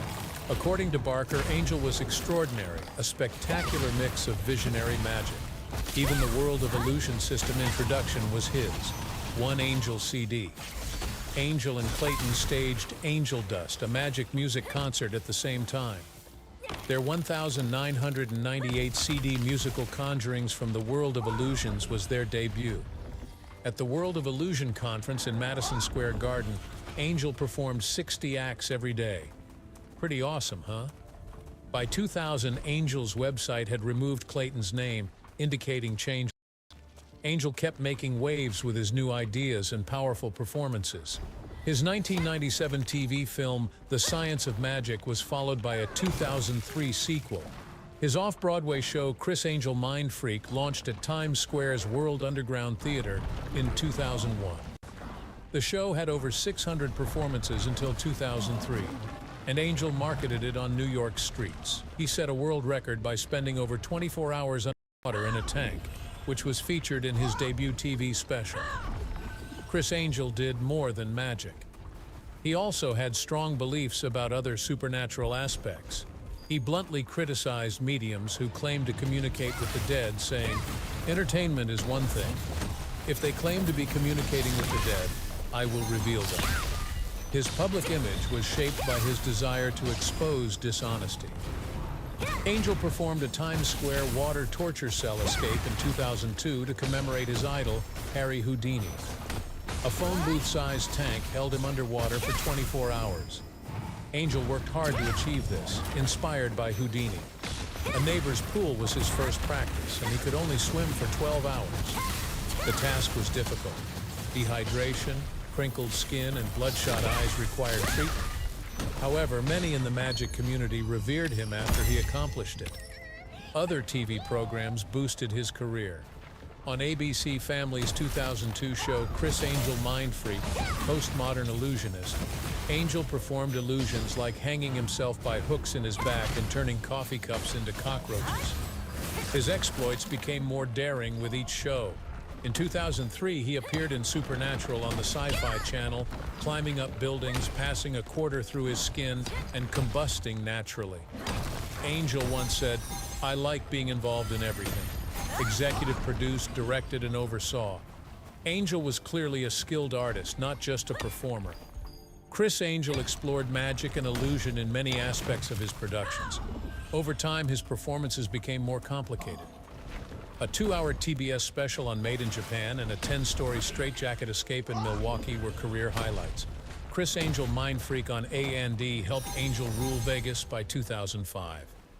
Amazing illusions included levitating, walking on water, and surviving an exploding C4 container. After 5 years, it was successful. Angel's stunts, such as cutting himself in half in front of an audience and being run over by a steamroller on shattered glass, captivated audiences. Next, Angel collaborated with Cirque du Soleil and Chris Angel Believe, which opened at the Luxor, Las Vegas in 2008. It became the best-selling live magic show worldwide. MGM Mirage spent $100 million on the show. This was another tribute to Houdini, whose code word after his death was "Believe." Angel had to work.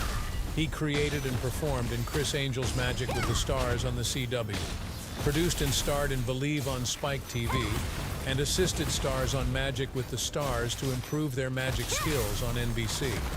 Donny Osmond and Randy Couture starred in the hit show, which Angel judged with Lonnie Love and Lance Burton. Angel set many world records and was revered for his miraculous work. He was named International Magician Society Magician of the Decade in 2009 and Century in 2010. Being named Greatest of All Time by Vanish Magazine in 2019 and getting a Hollywood Walk of Fame star in 2017 increased his fame. In addition to magic, Angel wrote Mind Freak, Secret Revelation. He began Mind Freak Live at Planet Hollywood in 2019 and will play 5 nights a week. His struggle does not stop there, though. Along with starting the Johnny Christopher Children's Charitable Foundation, which aims to generate funds for therapy, research, and, hopefully, a cure, Angel distinguishes himself from many others by being quite clear. 100% of donations go toward the noble cause. His struggle does not stop there, though. Saying, "I don't need anyone to give a penny," Angel urged everyone to view and distribute his documentary, but he wants the government to be pushed to support pediatric cancer. Chris Angel recently reported the finest news. His son, Johnny Christopher, is at last in remission following more than 5 years of battle. The family honored this turning point by showing a moving film of Johnny ringing the bell, a symbol that his therapy had concluded. But as Angel noted, cancer is not discriminating. Hence, he is resolved to assist other children and families experiencing the same dream. Chris Angel has generated a lot of debate since some people assert he has true supernatural ability. But is it truly the case? The well-known magician does not assert any claim to possess superhuman ability. He is fast to inform you he lacks magical ability and is not psychic. Does that therefore make him a fraud? A lot of what I do is 110% real, Angel says. His goal is to blur the boundaries between illusion and reality, therefore leaving his audience to determine what is real and what is not. He develops a full character around them, not only does stunts. He suited gothic clothing when he first started. Think long black hair, black nail polish, heavy makeup, and crucifixes. Since then, his appearance has changed to become somewhat softer but no less distinctive. These days, he's most well known for his highlighted hair and showy diamond-encrusted bracelet with his own emblem. a reverse C surrounding the word A. Still, his look draws attention for more than just beauty. He performs some amazing acrobatics. Angel has levitated in midair, walked on water, even laid on a bed of nails while an SUV passed over her. People find these performances perplexing. How does he do that? Of course, Angel isn't disclosing his secrets, that is, not all of them, just like any magician worth his time. Angel lists some of his simpler techniques in his book, Mind Freak: Secret Revelations. He shows how to pass a coin across a table, make a toothpick vanish, and create a cup floating effect. Still a mystery are the true jaw-droppers, like walking through glass or hanging from a helicopter by fish hooks through his flesh. When questioned whether it hurts, Angel says, "Yes, it did hurt, but I focus my mind on the pain so I get numb to it." Regarding this, his love of celebrity is a major motivator. Thanks to his family, his mother even refinanced their house to support his early shows. Angel has soared. "In magic, I've never seen anything that can't be explained or reproduced," Angel once remarked, "and I believe anything is possible if you want it enough." That's the way he prefers it. He guarantees his audience never quite understands what's genuine and what's an illusion. However, he was criticized elsewhere. He has suffered setbacks, including legal issues from public antics. Criss Angel's daring moves haven't always worked. His daring double straitjacket escape ended in disaster. On March 11, 2017, Angel fainted while hanging upside down in the straitjacket. While rushed to the hospital, the show was canceled. Angel later described the unusual feeling of waking up with cables on his chest and needles in his arms. He performed the next day despite his fear, determined to finish his concert. Angel's issues continued. In December 2024, the illusionist and a fan had another fight. Brandon McDonald allegedly used his phone during a Planet Hollywood concert, causing a disturbance and fight with security. Police say Angel and security led McDonald out of the cinema.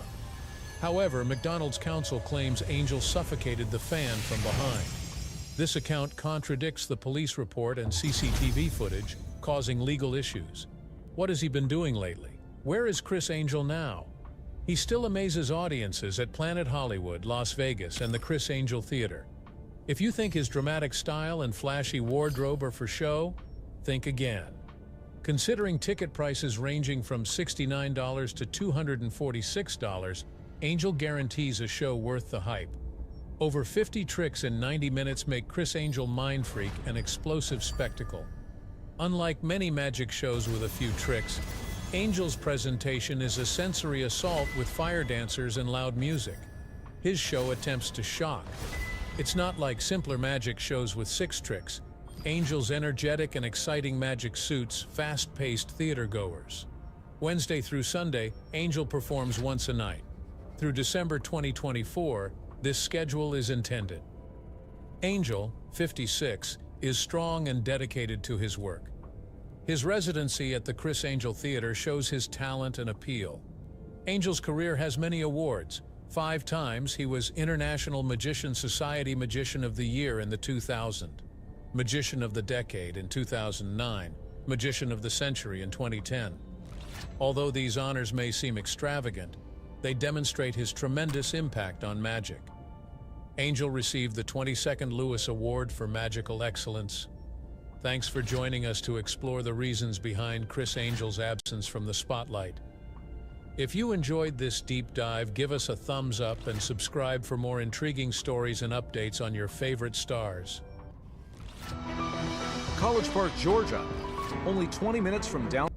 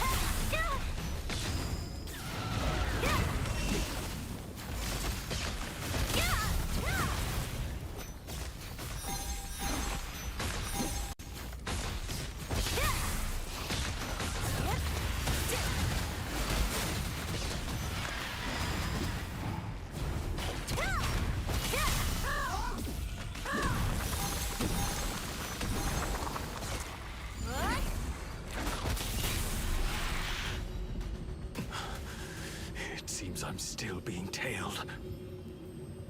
I can't let them interfere with my research. I'd better send a stronger Mehmet.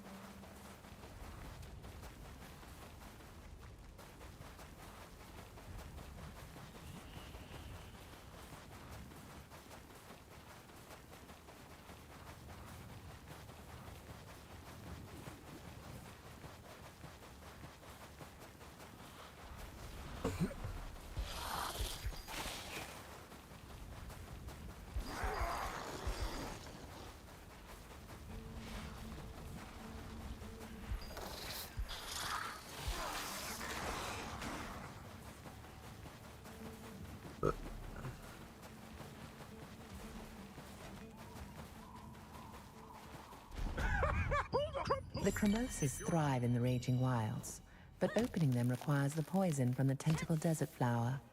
You found the necessary flowers and sprayed their poison to open the Cremosas. When you returned with the open Cremosas, Grudron placed the petals in a special censer along with charcoal.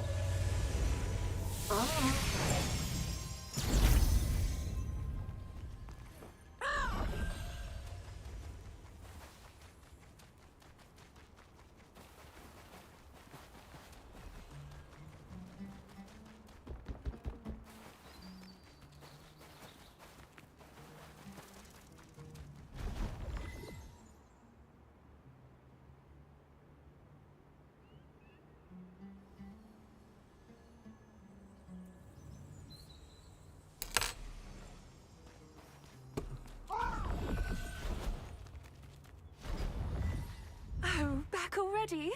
Any Damn. luck figuring out that poem? What ball, bitch? Oh, good. We finally can figure out humans won't have much of a strong reaction to it, but a demon will try to flee when you show it to them.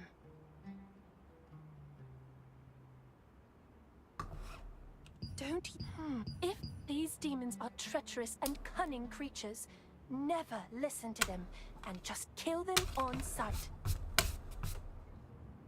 I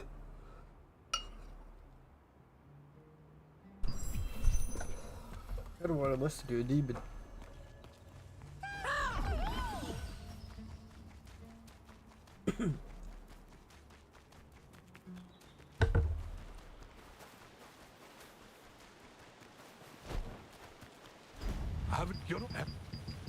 You forgot.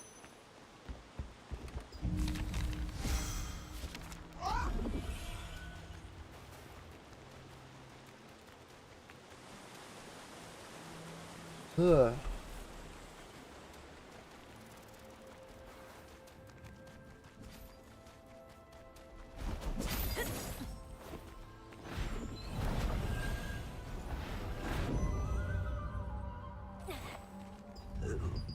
Oh.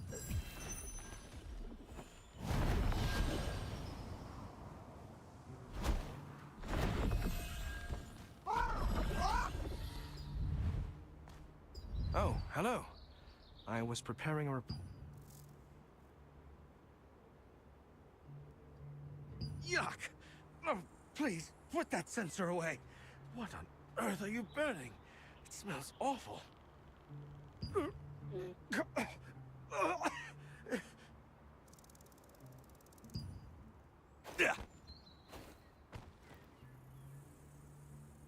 Alea asked you to take the sensor and vanquish the demons hiding among the humans. Traveling merchant Omar, a new resistance member Rayton, liked the scent it made. Strangely, Lucas became distraught and fled. Hurry to catch up with Lucas and discover the truth of his identity.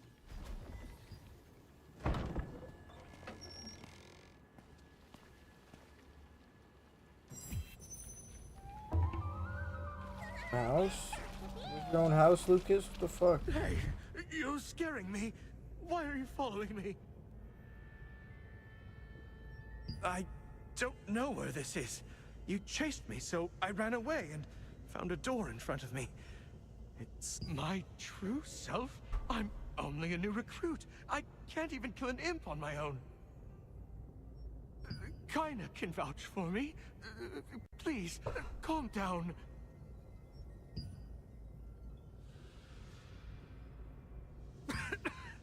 Put it away! Do not call me with that disgusting name. My name is Havras. I am the demon of knowledge.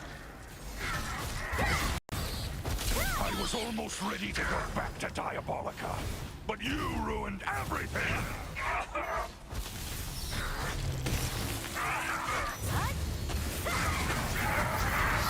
I summon you, the immortal heart.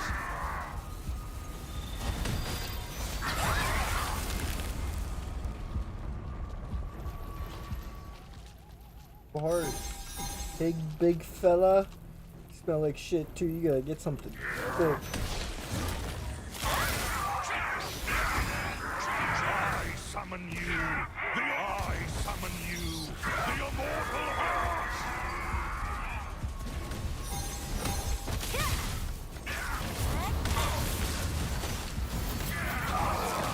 I need more power. I need more power.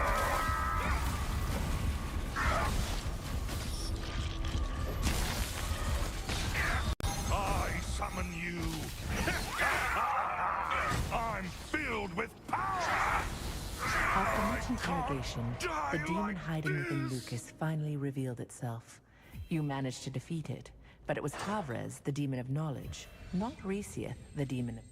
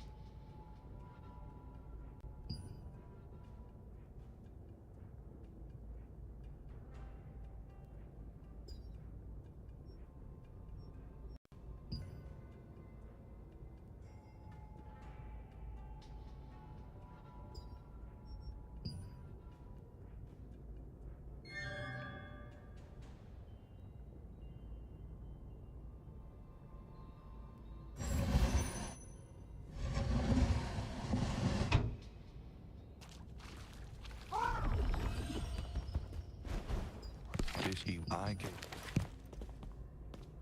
gel once. But then this armored the day. Havres, the demon of knowledge, kept numerous journals in his library. The journals revealed that he had been gravely wounded in a battle with Resieth, and that Resieth was pursuing him in human form.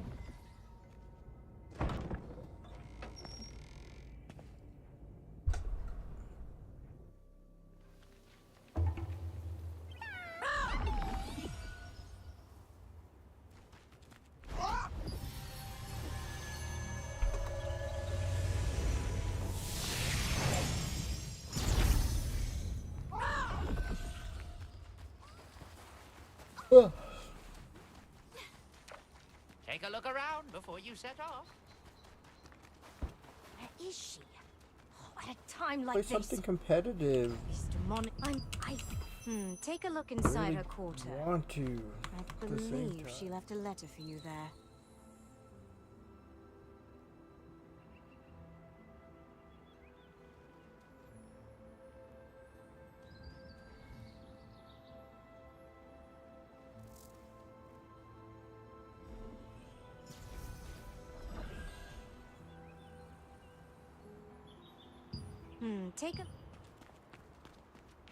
I left.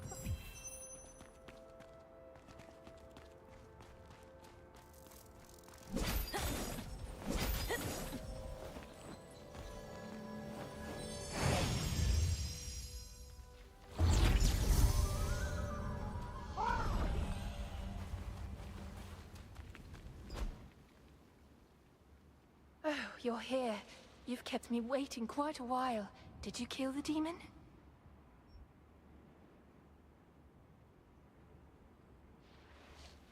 I see. You really did it. I'm impressed. The demon of knowledge. I've already warned you. Harvest was here 100... You're a stubborn one, aren't you? And yet, it was that stubbornness of yours which got you to kill Harvest, so I won't blame you. Foolish human. Now that you're no longer of any use to us, I'll relieve you of that star fragment.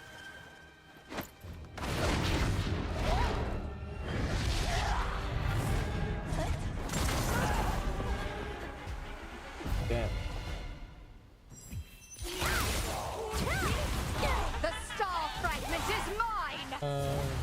You think you'll Always be the able hot to bitches find are evil. me?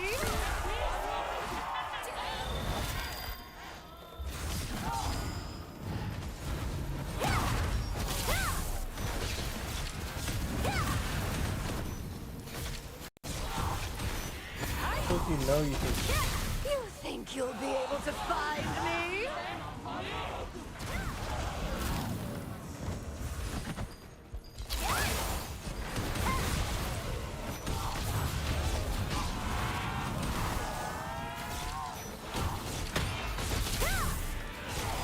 Now hand over the star fragment. You think you'll be able to find me?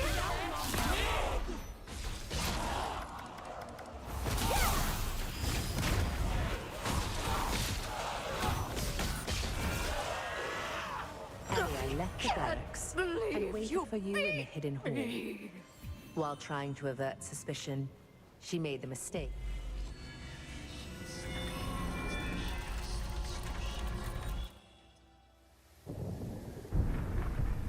One stormy night, 6 Shadowmancers gathered atop a tower. Envious of Junobote's demonic covenant, they summoned their own demon. Resiath offered sweet words and whispered promises. They killed each other to win her favor. In the end, the last Shadowmancer standing became a monster, unable to control her power. This attracted the attention of Harvres. As holder of Junobote's covenant, he attacked Resiath to ensure control of all the star fragments in the mortal realm. Severely wounded, Harvres fled, disguising himself as a human. Resiath then proceeded with her master plan. To resurrect the demon goddess Siliveth. Now possessing the body of Venelux wizard Alea, Resiath has begun the hunt for star fragments. Shadowmancers summoned Resiath to gain power, only to be destroyed by her. Harvres, who was summoned over 100 years earlier, was mortally wounded in a battle with the other demon over the star fragments on Earth. These two demons...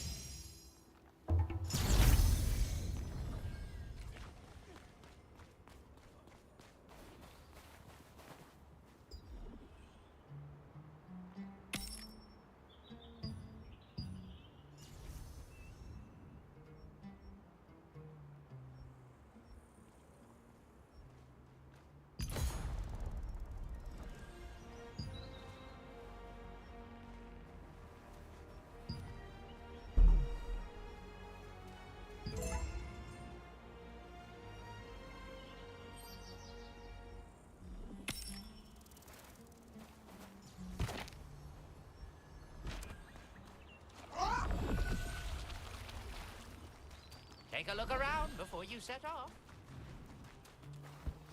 No, we have to do something now. Oh. Adventurer, can you please help have Mike the Berry, thank you, please.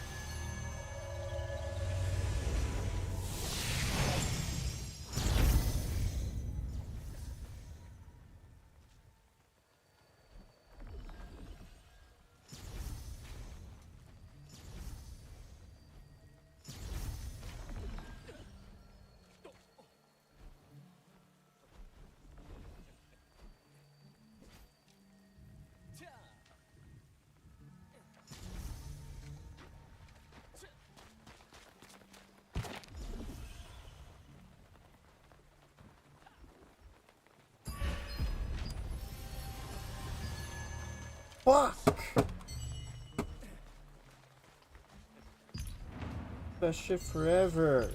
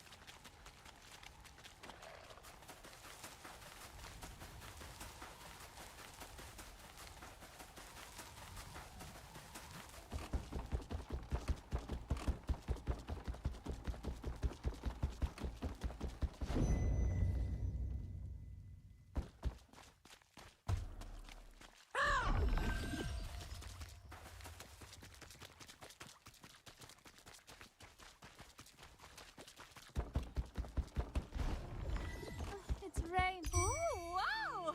You must be really skilled to come all the way out to such a dangerous place.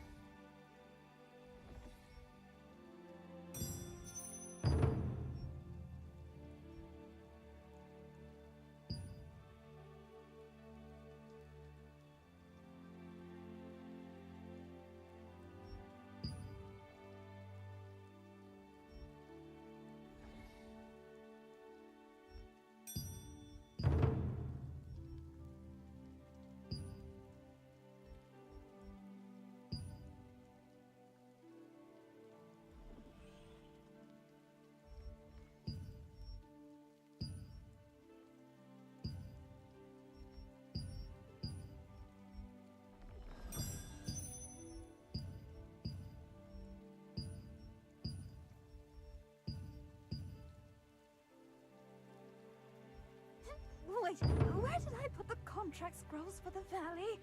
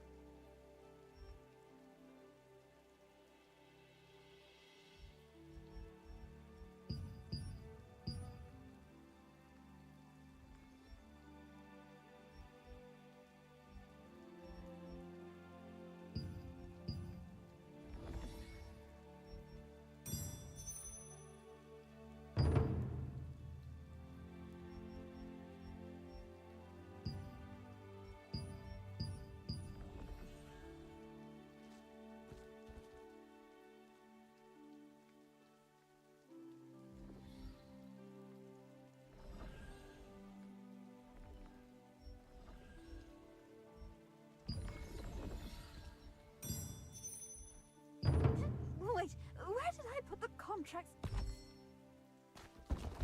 Take care!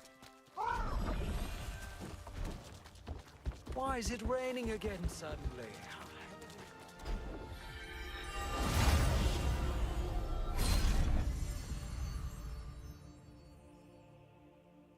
People started to call this settlement the Kanina Village, celebrating the fangs they looted from Lycans they battled here long ago. Currently, the Stone Guard allied resistance forces use it as a stronghold to block invasions by the Arkidu clan.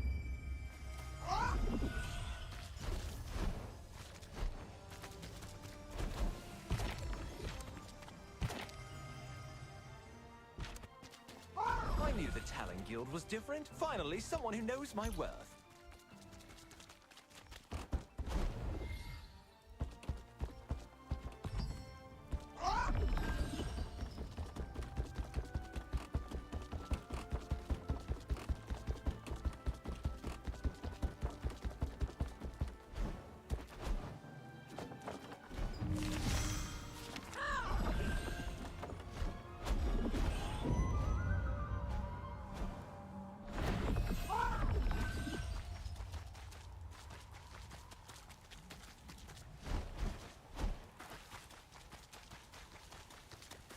I knew the Talon Guild was different. Finally, someone who knows my worth.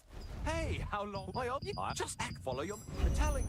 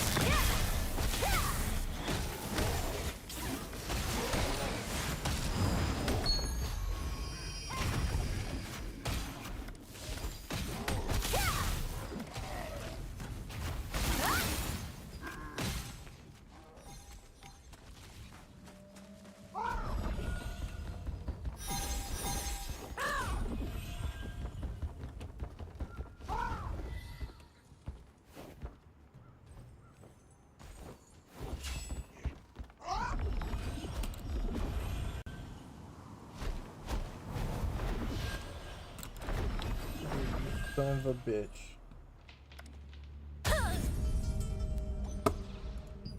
Perfect.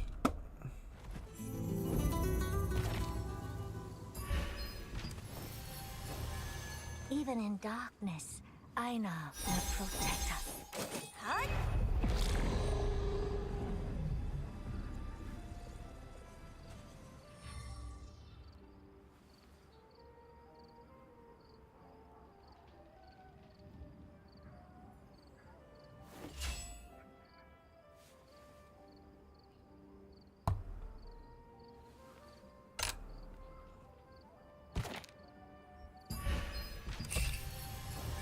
Ooh, what the fuck, man?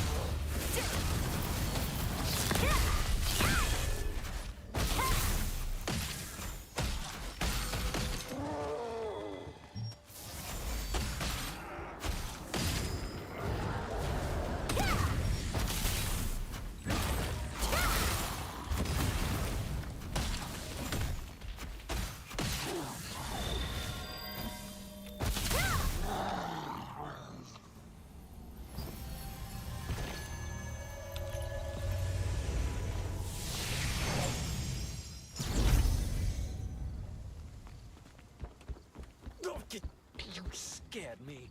Whoa! Partners! Hello! Welcome! Come again soon. You need good equipment to venture out at night.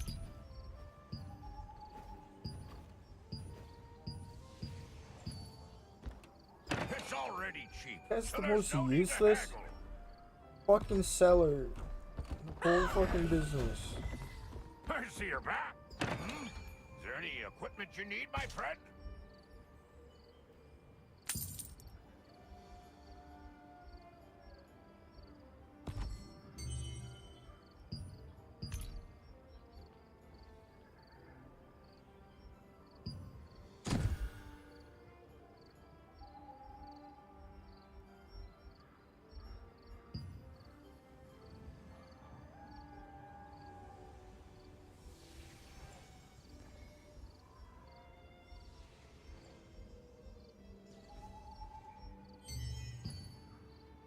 Hmm? Is there any equipment you need, my friend?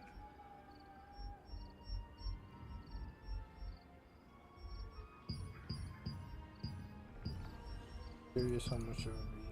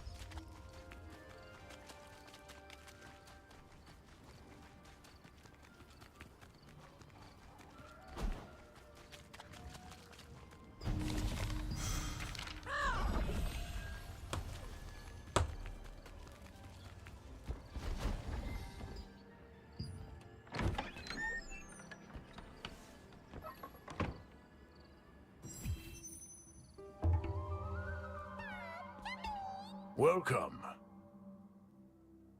Ah, you're the one Benny's always talking about. A pleasure to finally make your acquaintance. Our guild's been waiting for someone talented like you.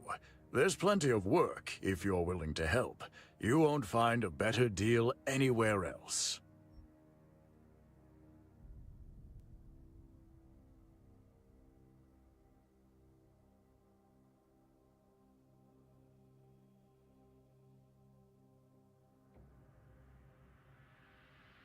My guild has been investigating these orcs.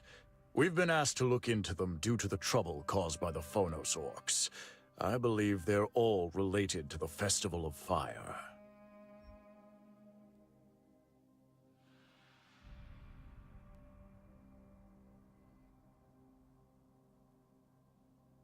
We've planted a device that measures fire energy in Phonos Basin.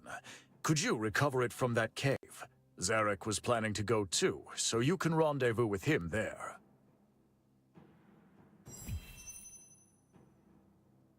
You'll help me? Are you? The guild leader of the Talon Guild offered.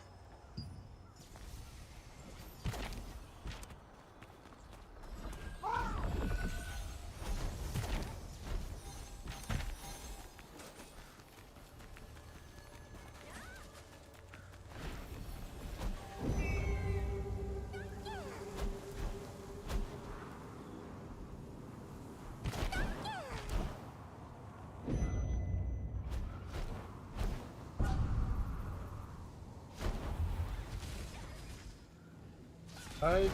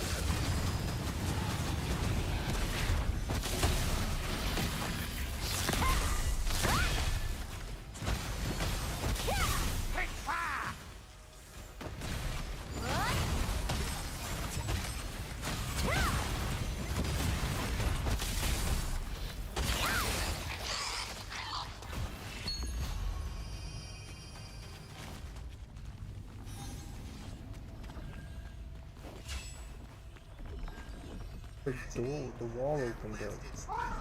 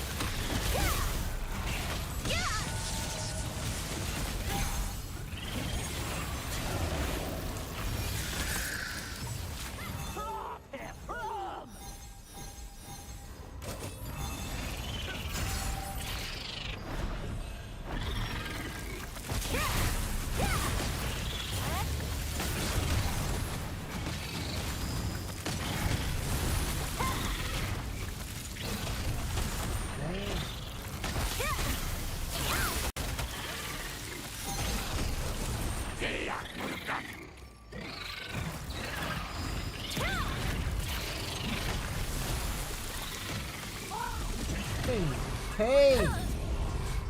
Hey! What the fuck?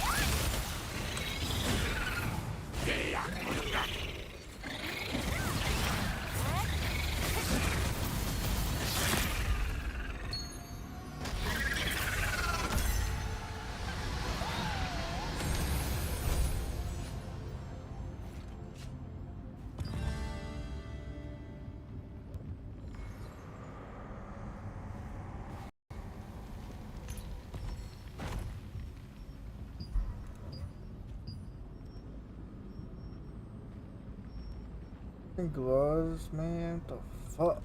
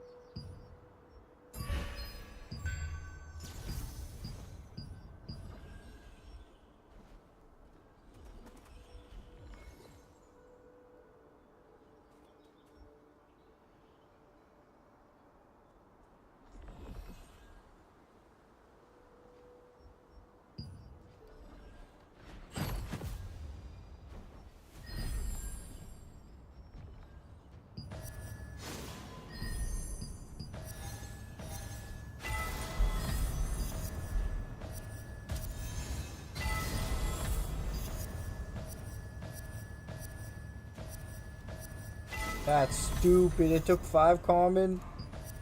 Oh my god.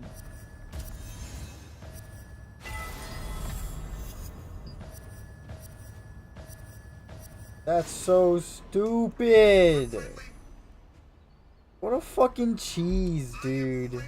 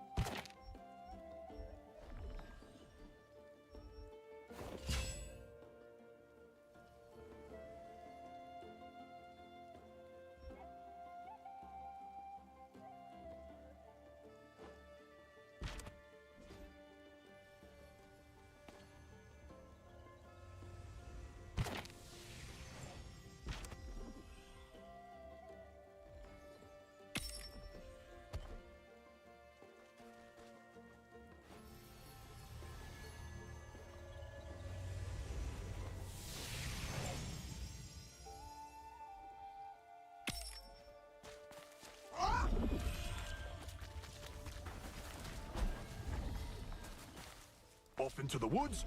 Emerson's. Take care and check you have everything you need one more time before you go hunting.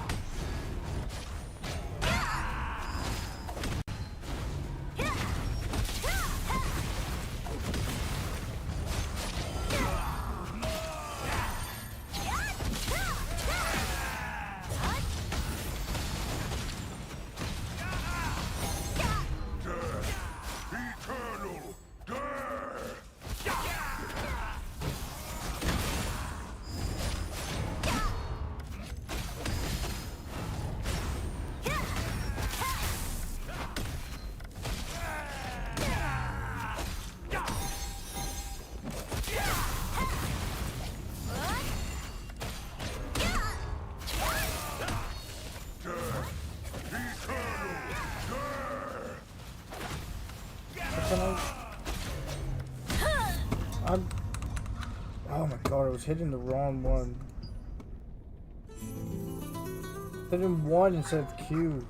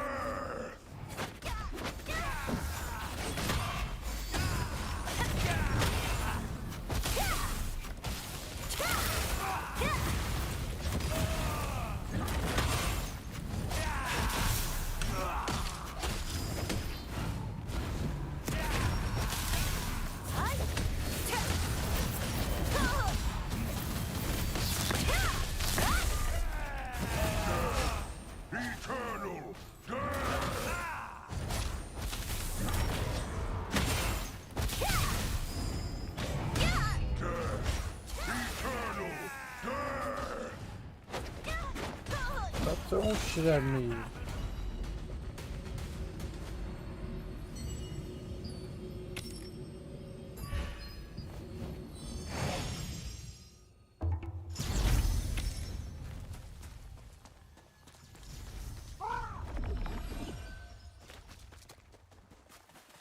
Pray to the god. Don't worry. Everything is according to our gods. I will be in constant prayer for your safe return.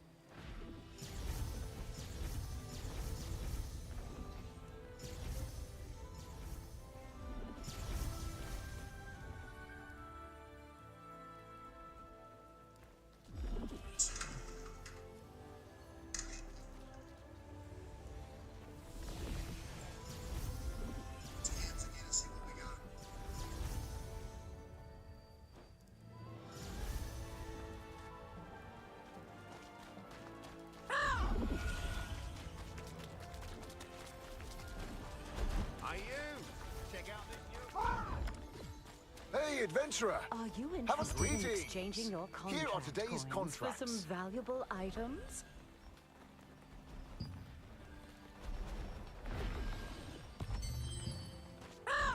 See you later. Aye, clean up before you go.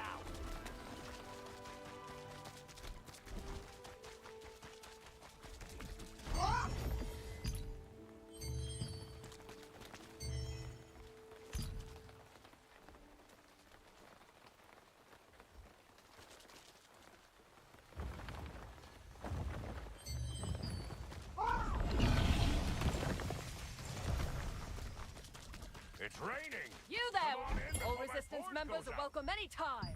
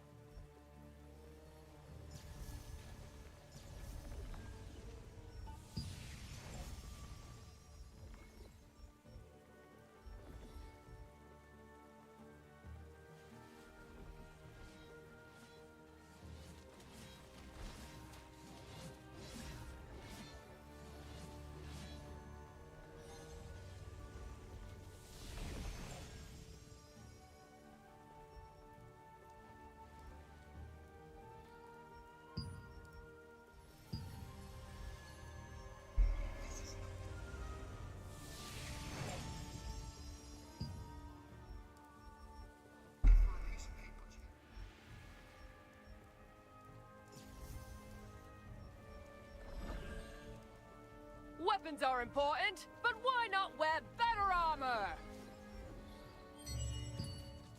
All resistance members are welcome anytime. All accessories are welcome.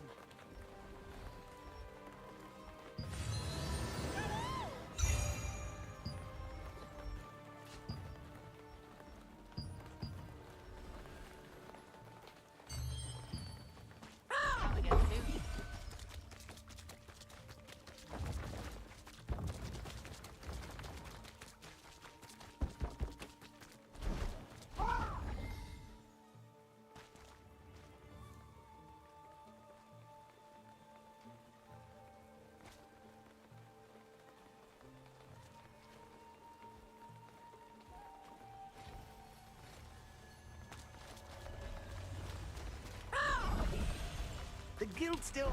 Oh! Anyone... Take care! Hey, adventurer! Are you Have a look. interested in exchanging your... I'm sure you brought plenty of contract coins, right?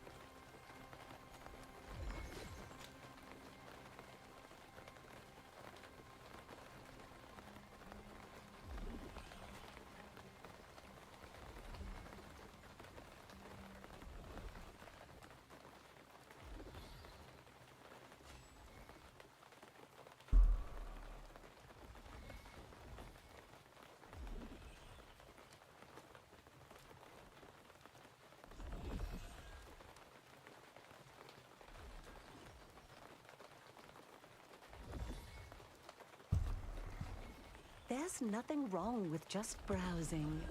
But will you be able to This contract looks too easy See you for you. another time. How about heading out? Aye, clean up before you go. Better than that.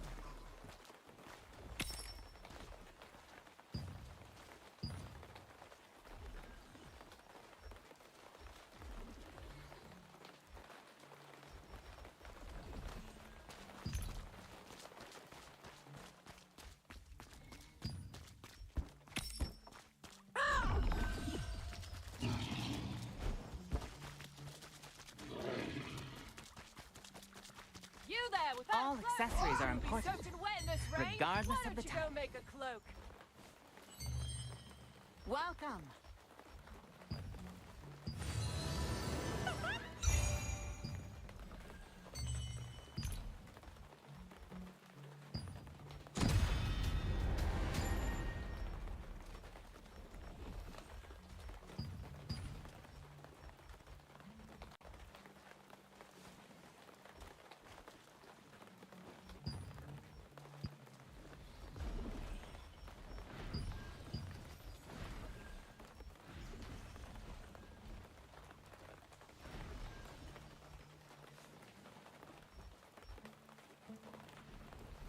Damn, that's scary. Damn, that's scary. Holy. Dude, bro, I jumped. The fuck? That was good. Good, holy shit.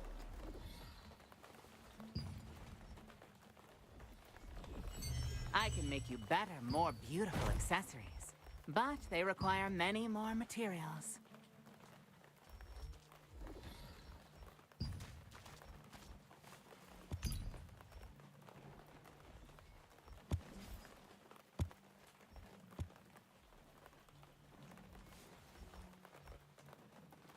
What do I do here?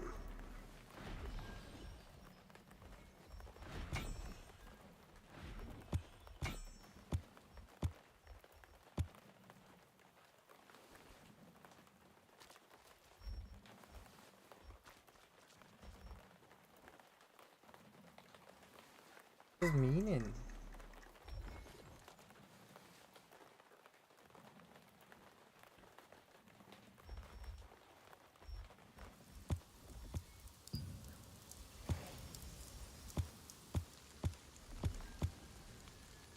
Oh, wow. Your accessories are so bright and dazzling. Hey, why don't you come out here? I bring good news. The abandoned stonemason town is giving out sweet rewards for people who bring them brown mica.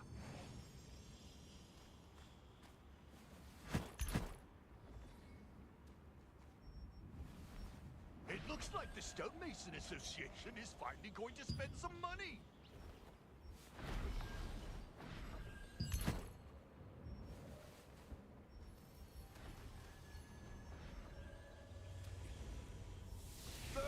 I want to go too. I can't miss out on this. Let's go and get as much big hands as that. It is on me tonight. You don't even need to ask. Everything I sell is brand new.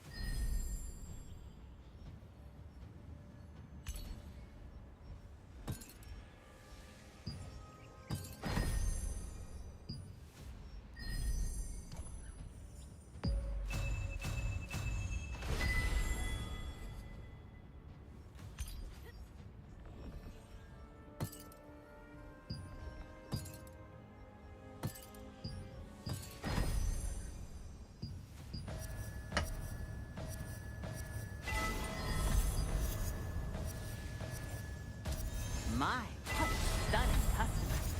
It's true that good accessories bring out people's inner shine.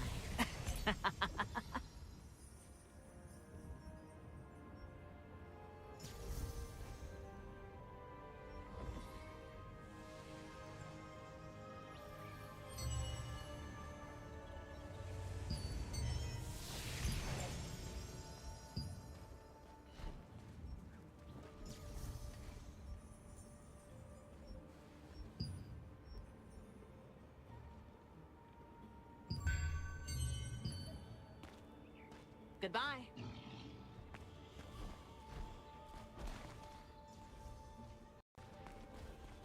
All Resistance members are welcome anytime.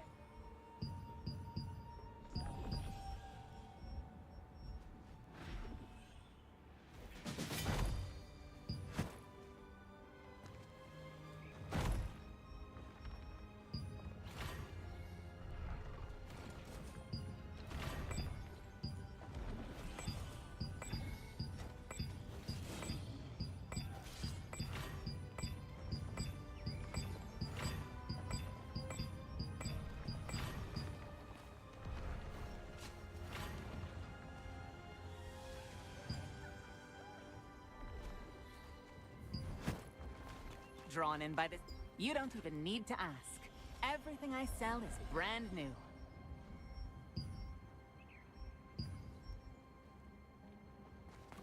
Come again soon. Would you like to... What kind of weapon are you looking for?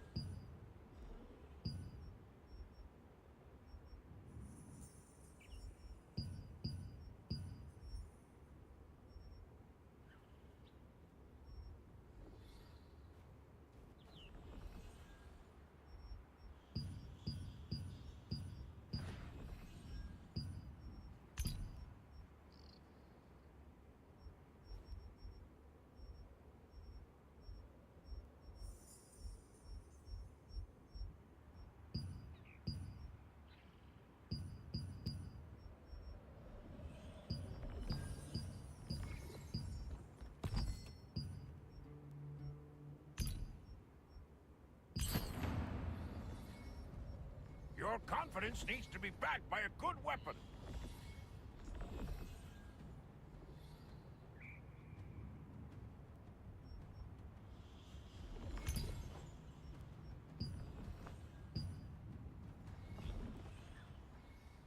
Best of luck, friend.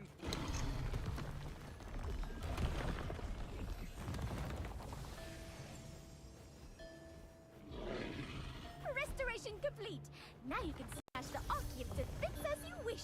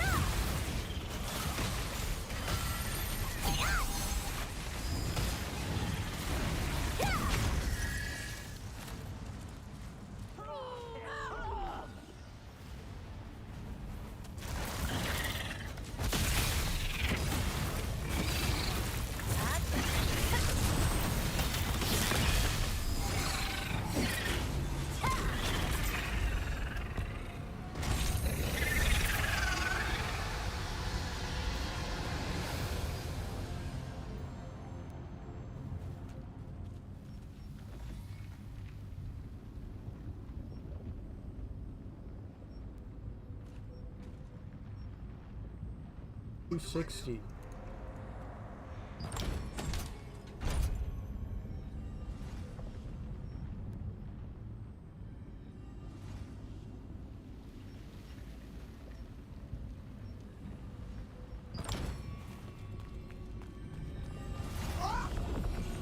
Oh, you're so dumb.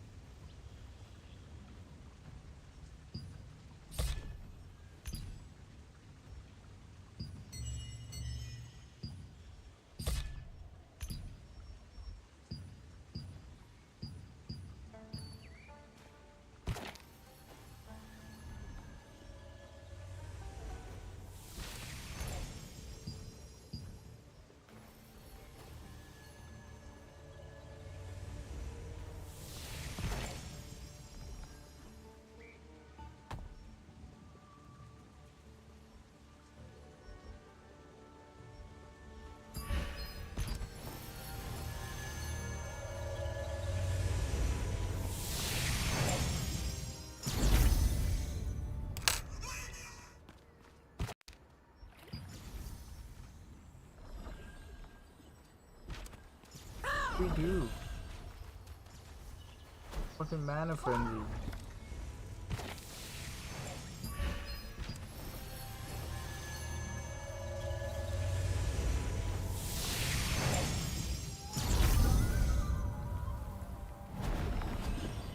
Soon, we'll need more magic to strengthen the central barrier. Get ready to use the 5 magic circles again.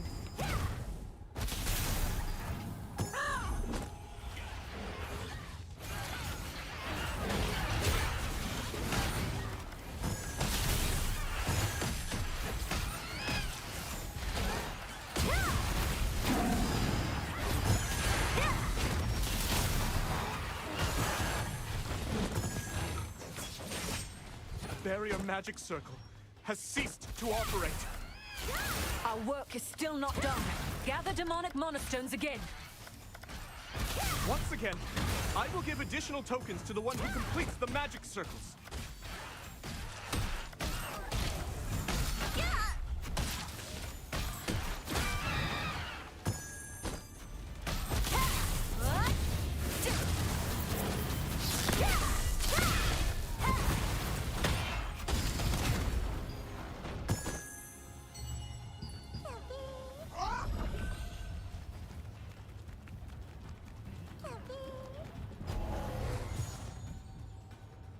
Thank you for helping with the investigation.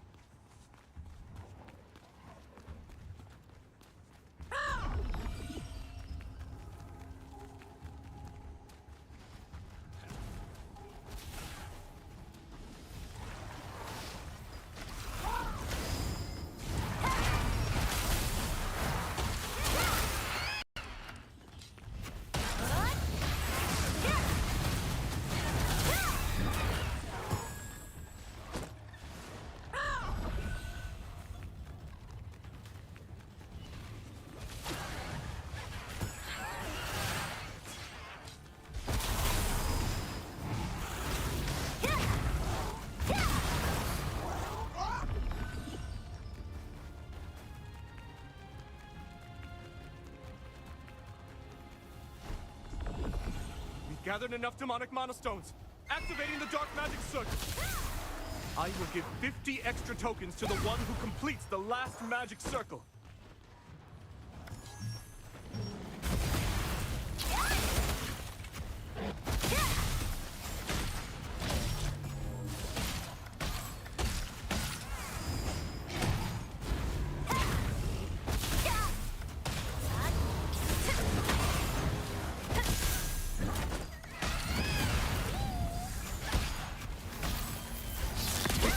Demonic monostones for the earthquake magic circle. Begin! I gave 50 extra tokens to the one who completed the last magic circle.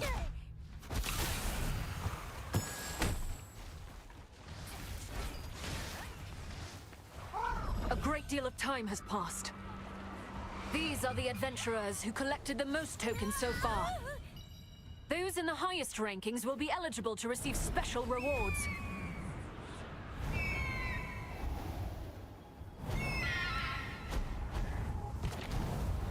Activating the tidal wave magic circle.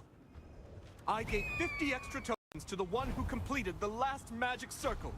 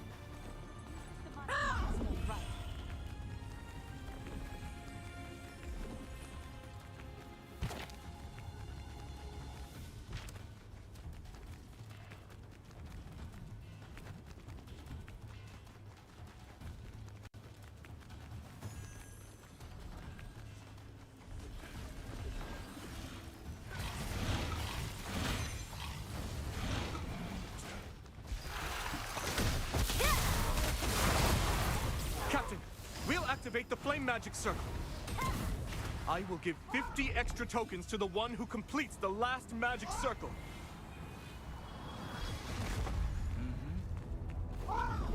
The fuck? The flood will soon be coming to an end. These are the adventurers who collected the most tokens so far. Those in the highest rankings will be eligible to receive special rewards.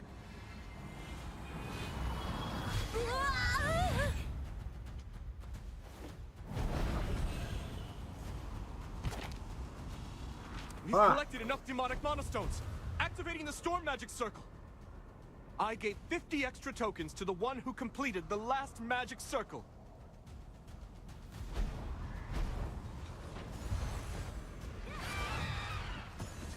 Everything is ready. Begin barrier magic circle enchantment. More powerful demons and demonic beasts are swarming around the barrier magic circle again. It's just like before. We need to kill all those monsters for their demonic monostones.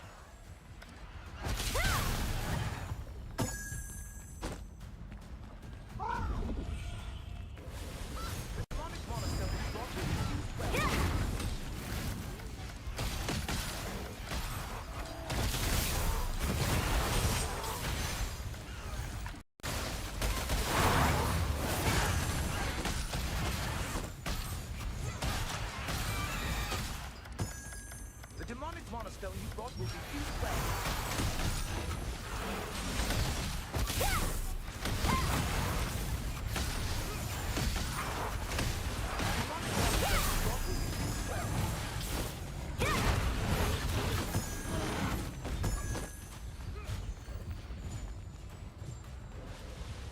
Soon, we'll need more magic for the central barrier.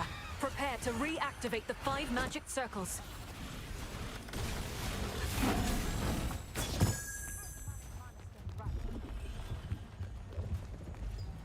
The flood will end shortly. Transfer your demonic monostones before that happens. These are the adventurers who collected the most tokens so far. Those in the highest rankings will be eligible to receive special rewards.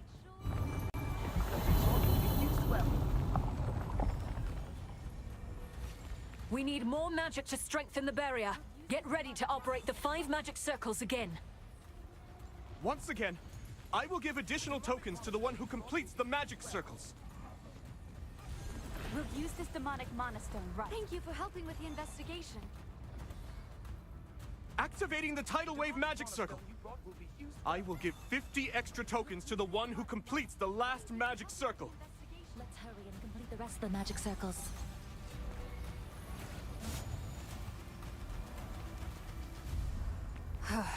It should finally be over. At least for now. These are the adventurers who gathered the most tokens for this mission. This time, we made great progress by strengthening the barrier. We're getting closer to what's causing the flooding mana. Soon we'll deal with the seal at its origin. We'll continue to strengthen the barrier until we can finally put an end to this flooding. Hopefully, you'll be there to help us again when the time comes.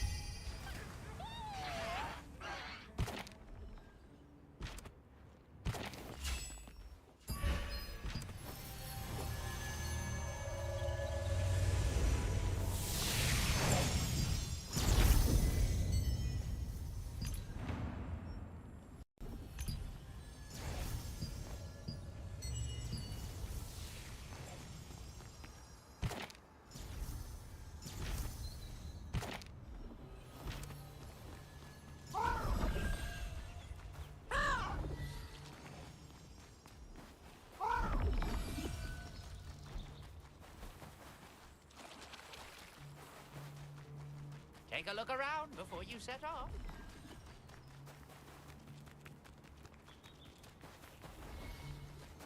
Oh, this is a The barrier that Venlux set up in the mana waste must be maintained.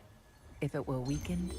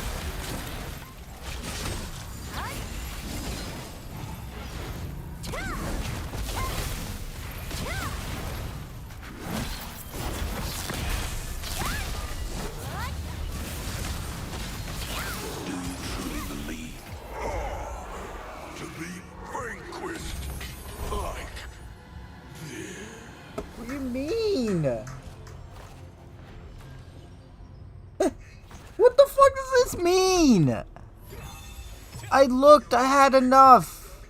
Now I have 120? I had 240.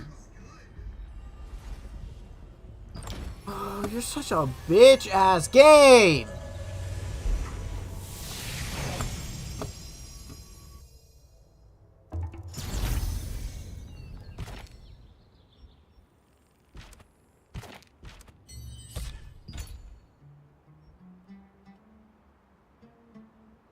Points on what?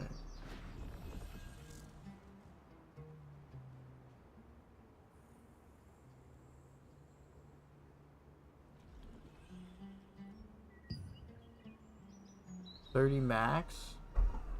Bait.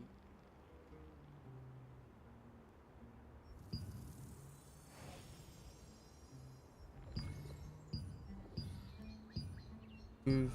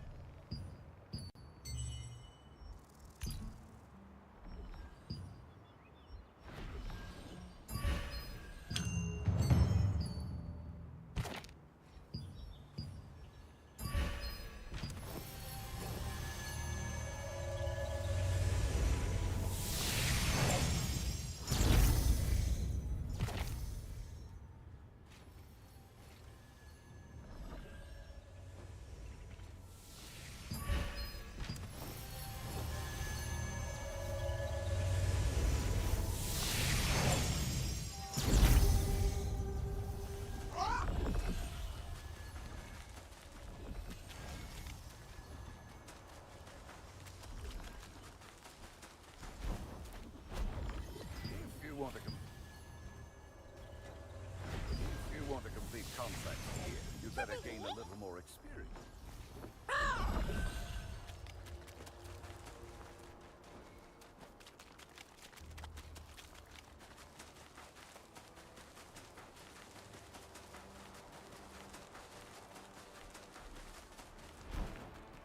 You're finally here.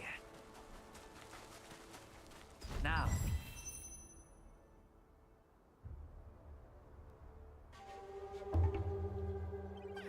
First one, shake very well.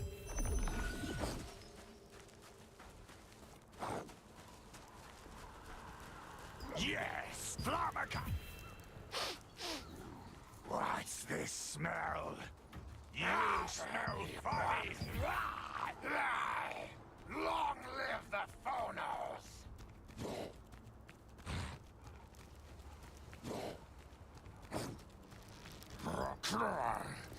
The intruder must... After infiltrating the Phonos clan for an investigation, you learn that their recent ferociousness was due to tension with the Arkidu orcs.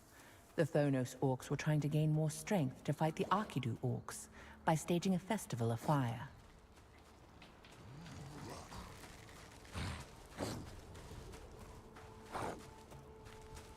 Have you the Arki? Yes, the problem. A way to... It's supposed a star. Good.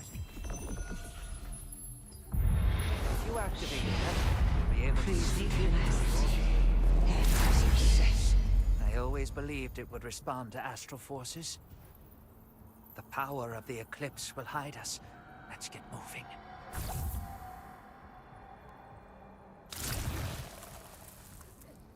Orcs who work with magic may see through the power of this relic, so we should avoid orc shamans.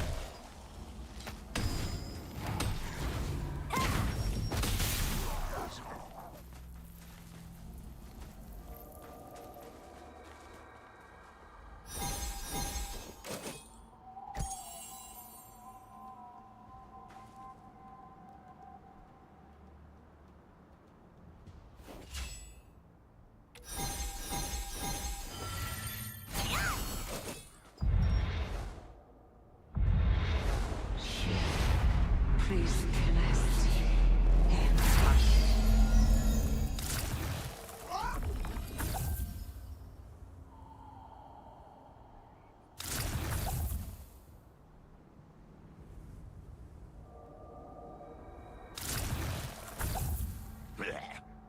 something How does one get past?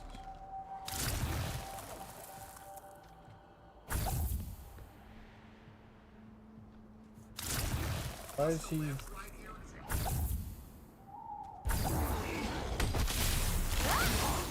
So confused. What to do?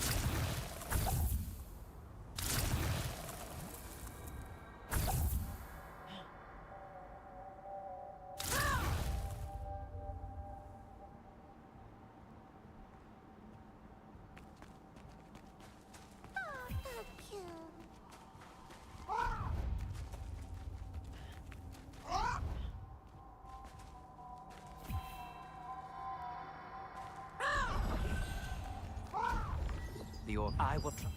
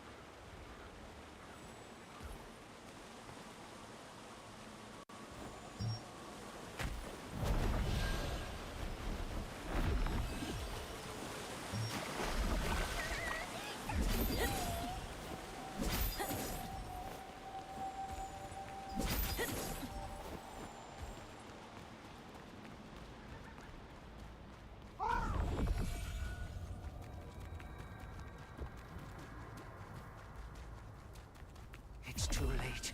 The chief priests have begun the ritual. It's time for the festival. What you mean? Put my back for 1 second and it's too The late? cave is empty. Now is the chance to kill the chief priests. Let's go.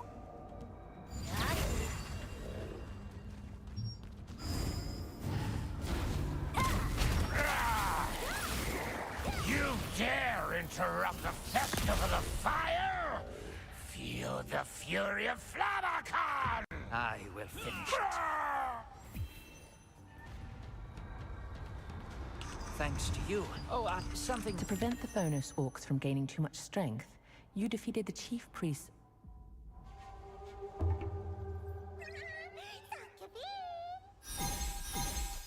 That's it? Real? That's it? Okay. Nothing from it.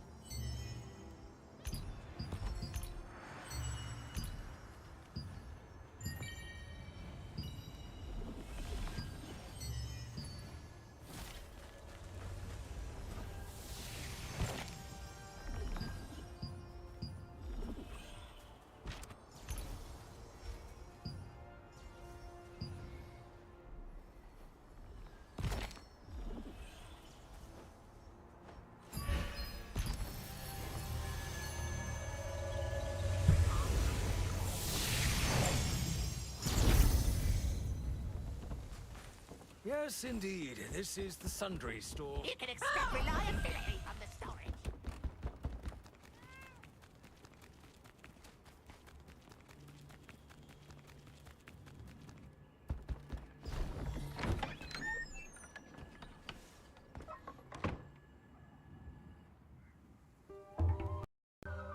Oh. You came back smart, they really, but please. I heard it'll be... I see the archive. When you finished your mission,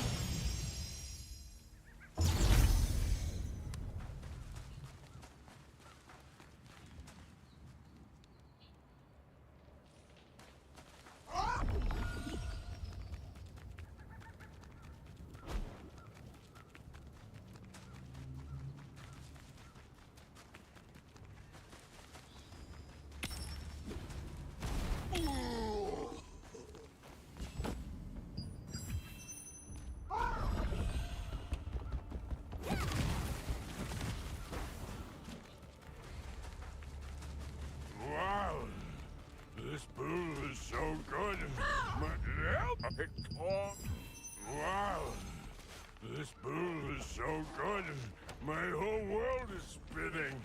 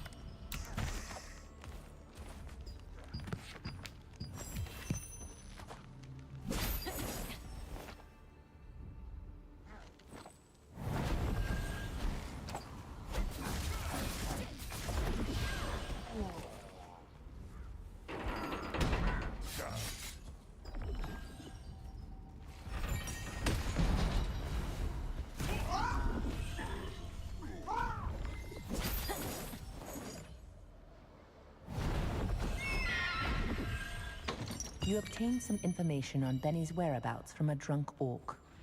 This information led you to a notebook with Benny's name on it and a prison key. Wow! This pool is so good. My whole world is spinning.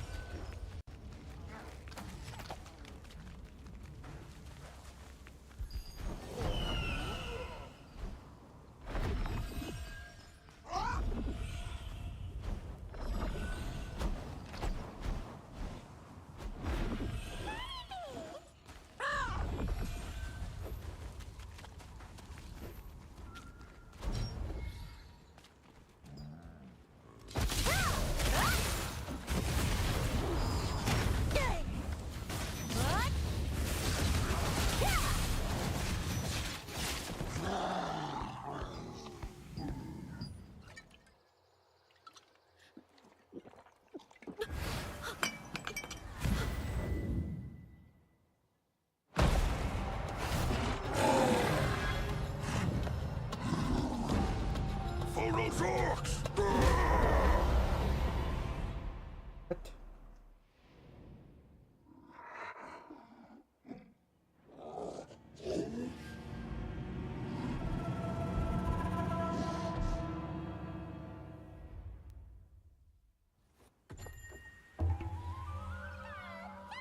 Orcs can get knocked out.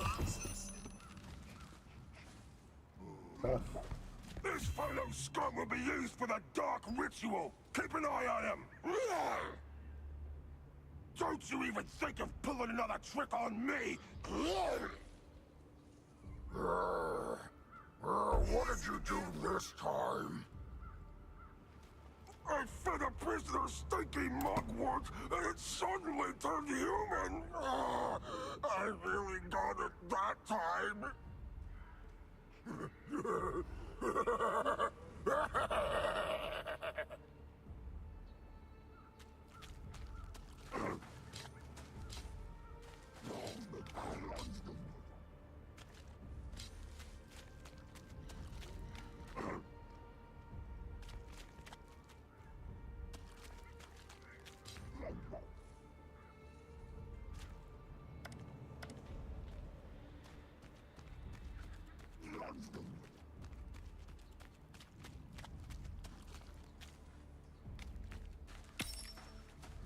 Watch that chest! It's a bomb, dummy! You touched it last time and it exploded, but you still haven't come to your senses!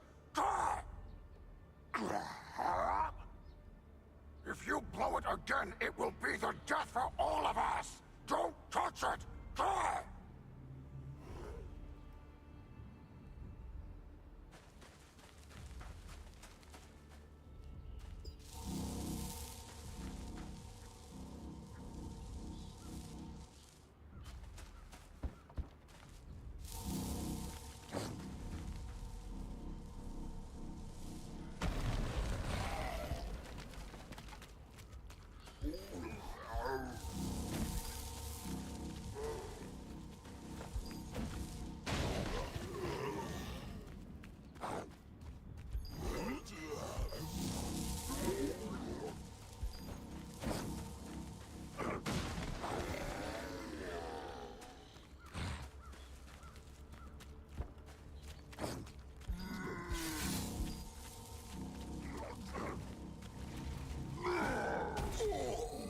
Nice.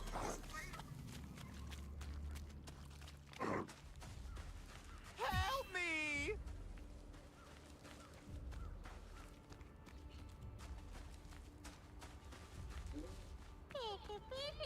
Huh? Huh? Huh? It's you? Oh. Oh. How can I've got it's real? This isn't right!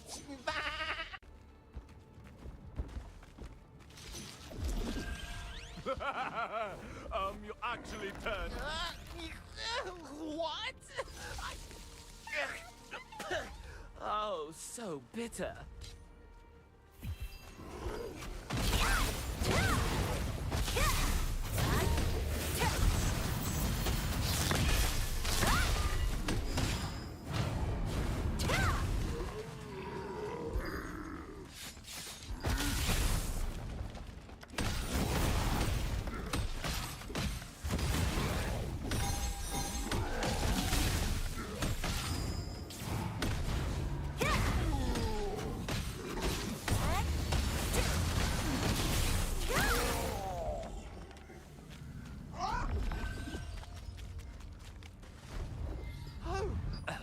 Though imprisoned by the orcs, you were able to escape with the key you found in the valley. You defeated the Arkidu orcs and located Benny, who was imprisoned and transformed into an orc. He said that before he could escape, he needed to first return to his original form.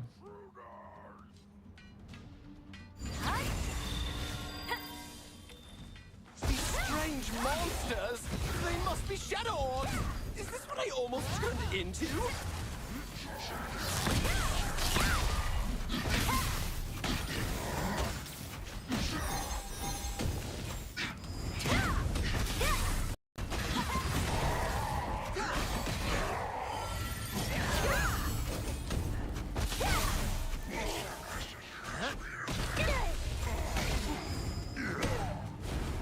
Deep in the valley, it was revealed that the Arkidu orcs had been kidnapping Phonos orcs and using Zarek, seemingly a wizard of the Talon Guild, revealed his true identity as a member of the Archeum Legion who had infiltrated the Resistance.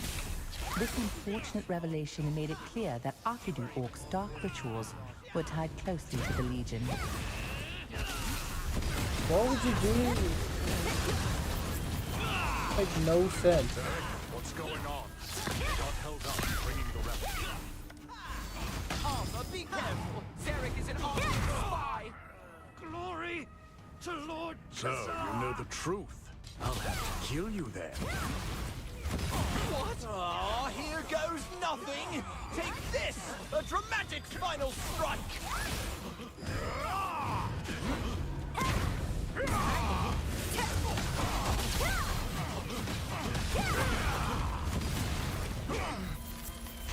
How cowardly! Aiming for my injury like that!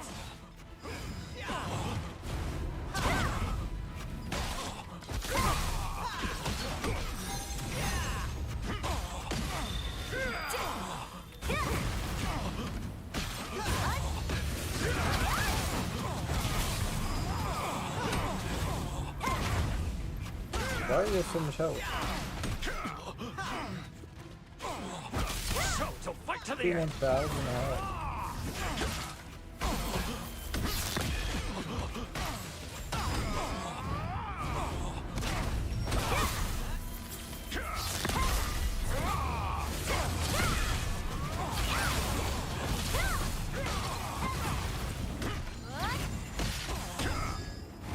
Goodbye.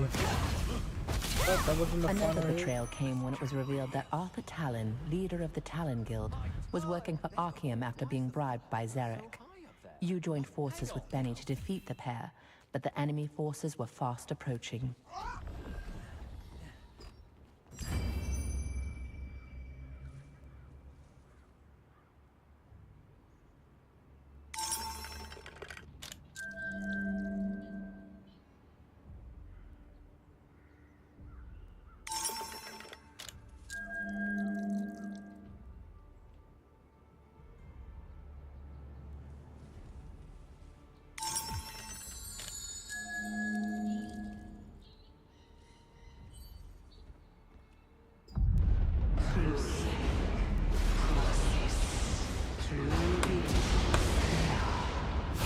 It's raining! It's raining!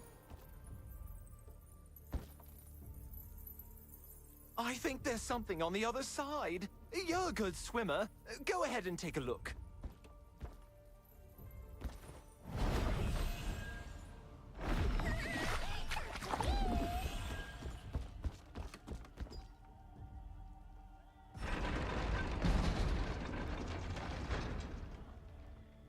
The bridge is moving upward. I think it could go higher. Do you see something there?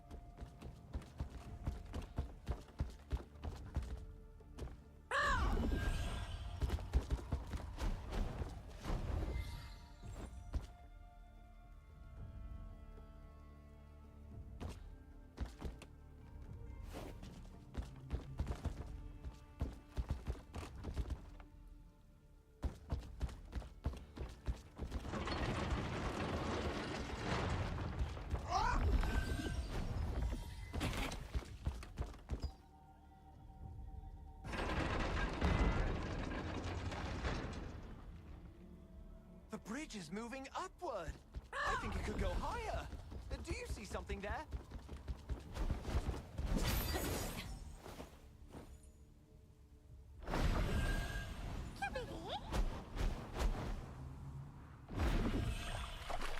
That's not a thing. Why can't you jump?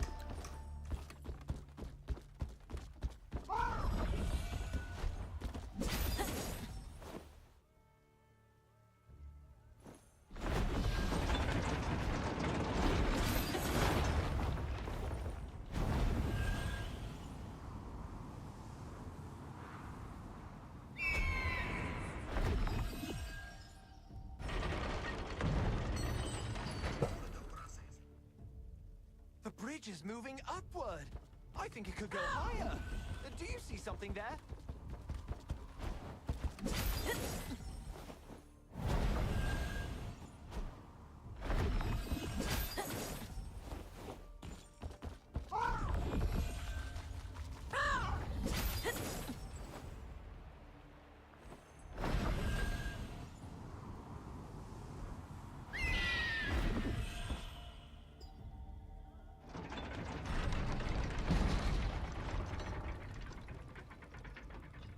The pulley is coming down! I knew I was right.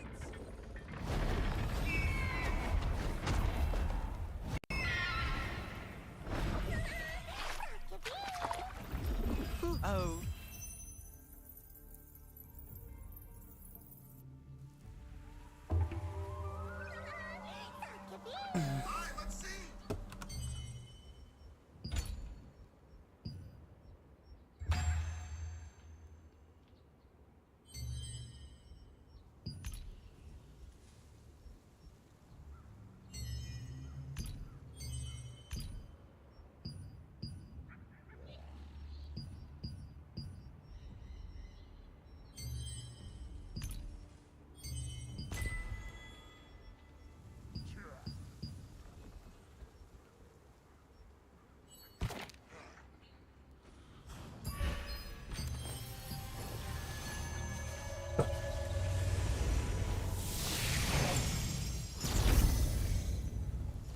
Yes, indeed. This is the sundry store.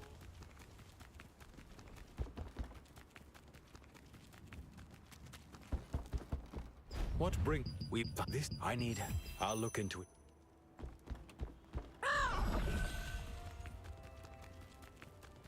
How did the... What's me? After narrowly escaping the valley, you inform Gideon, the watch captain of Kanina village, about Arthur Talon's true allegiances. However, you needed solid evidence to prove the guild leader's betrayal.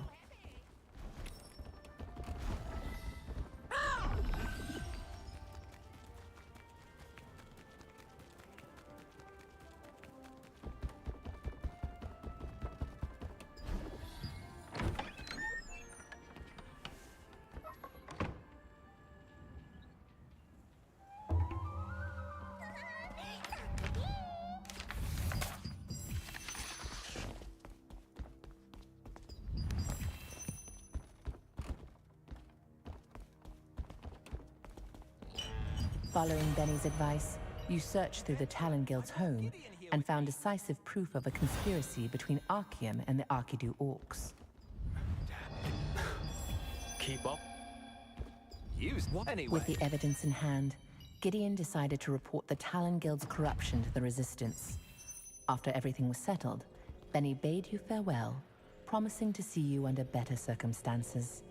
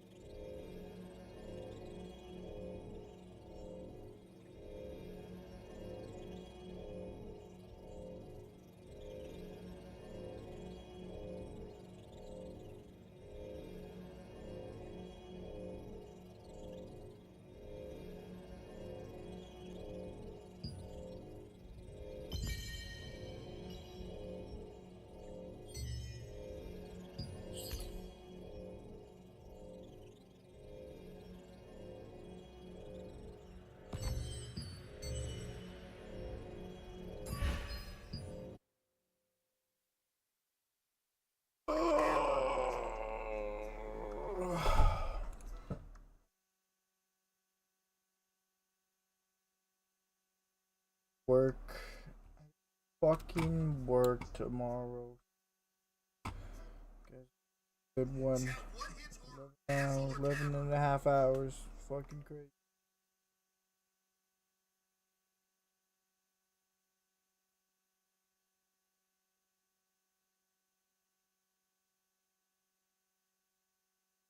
But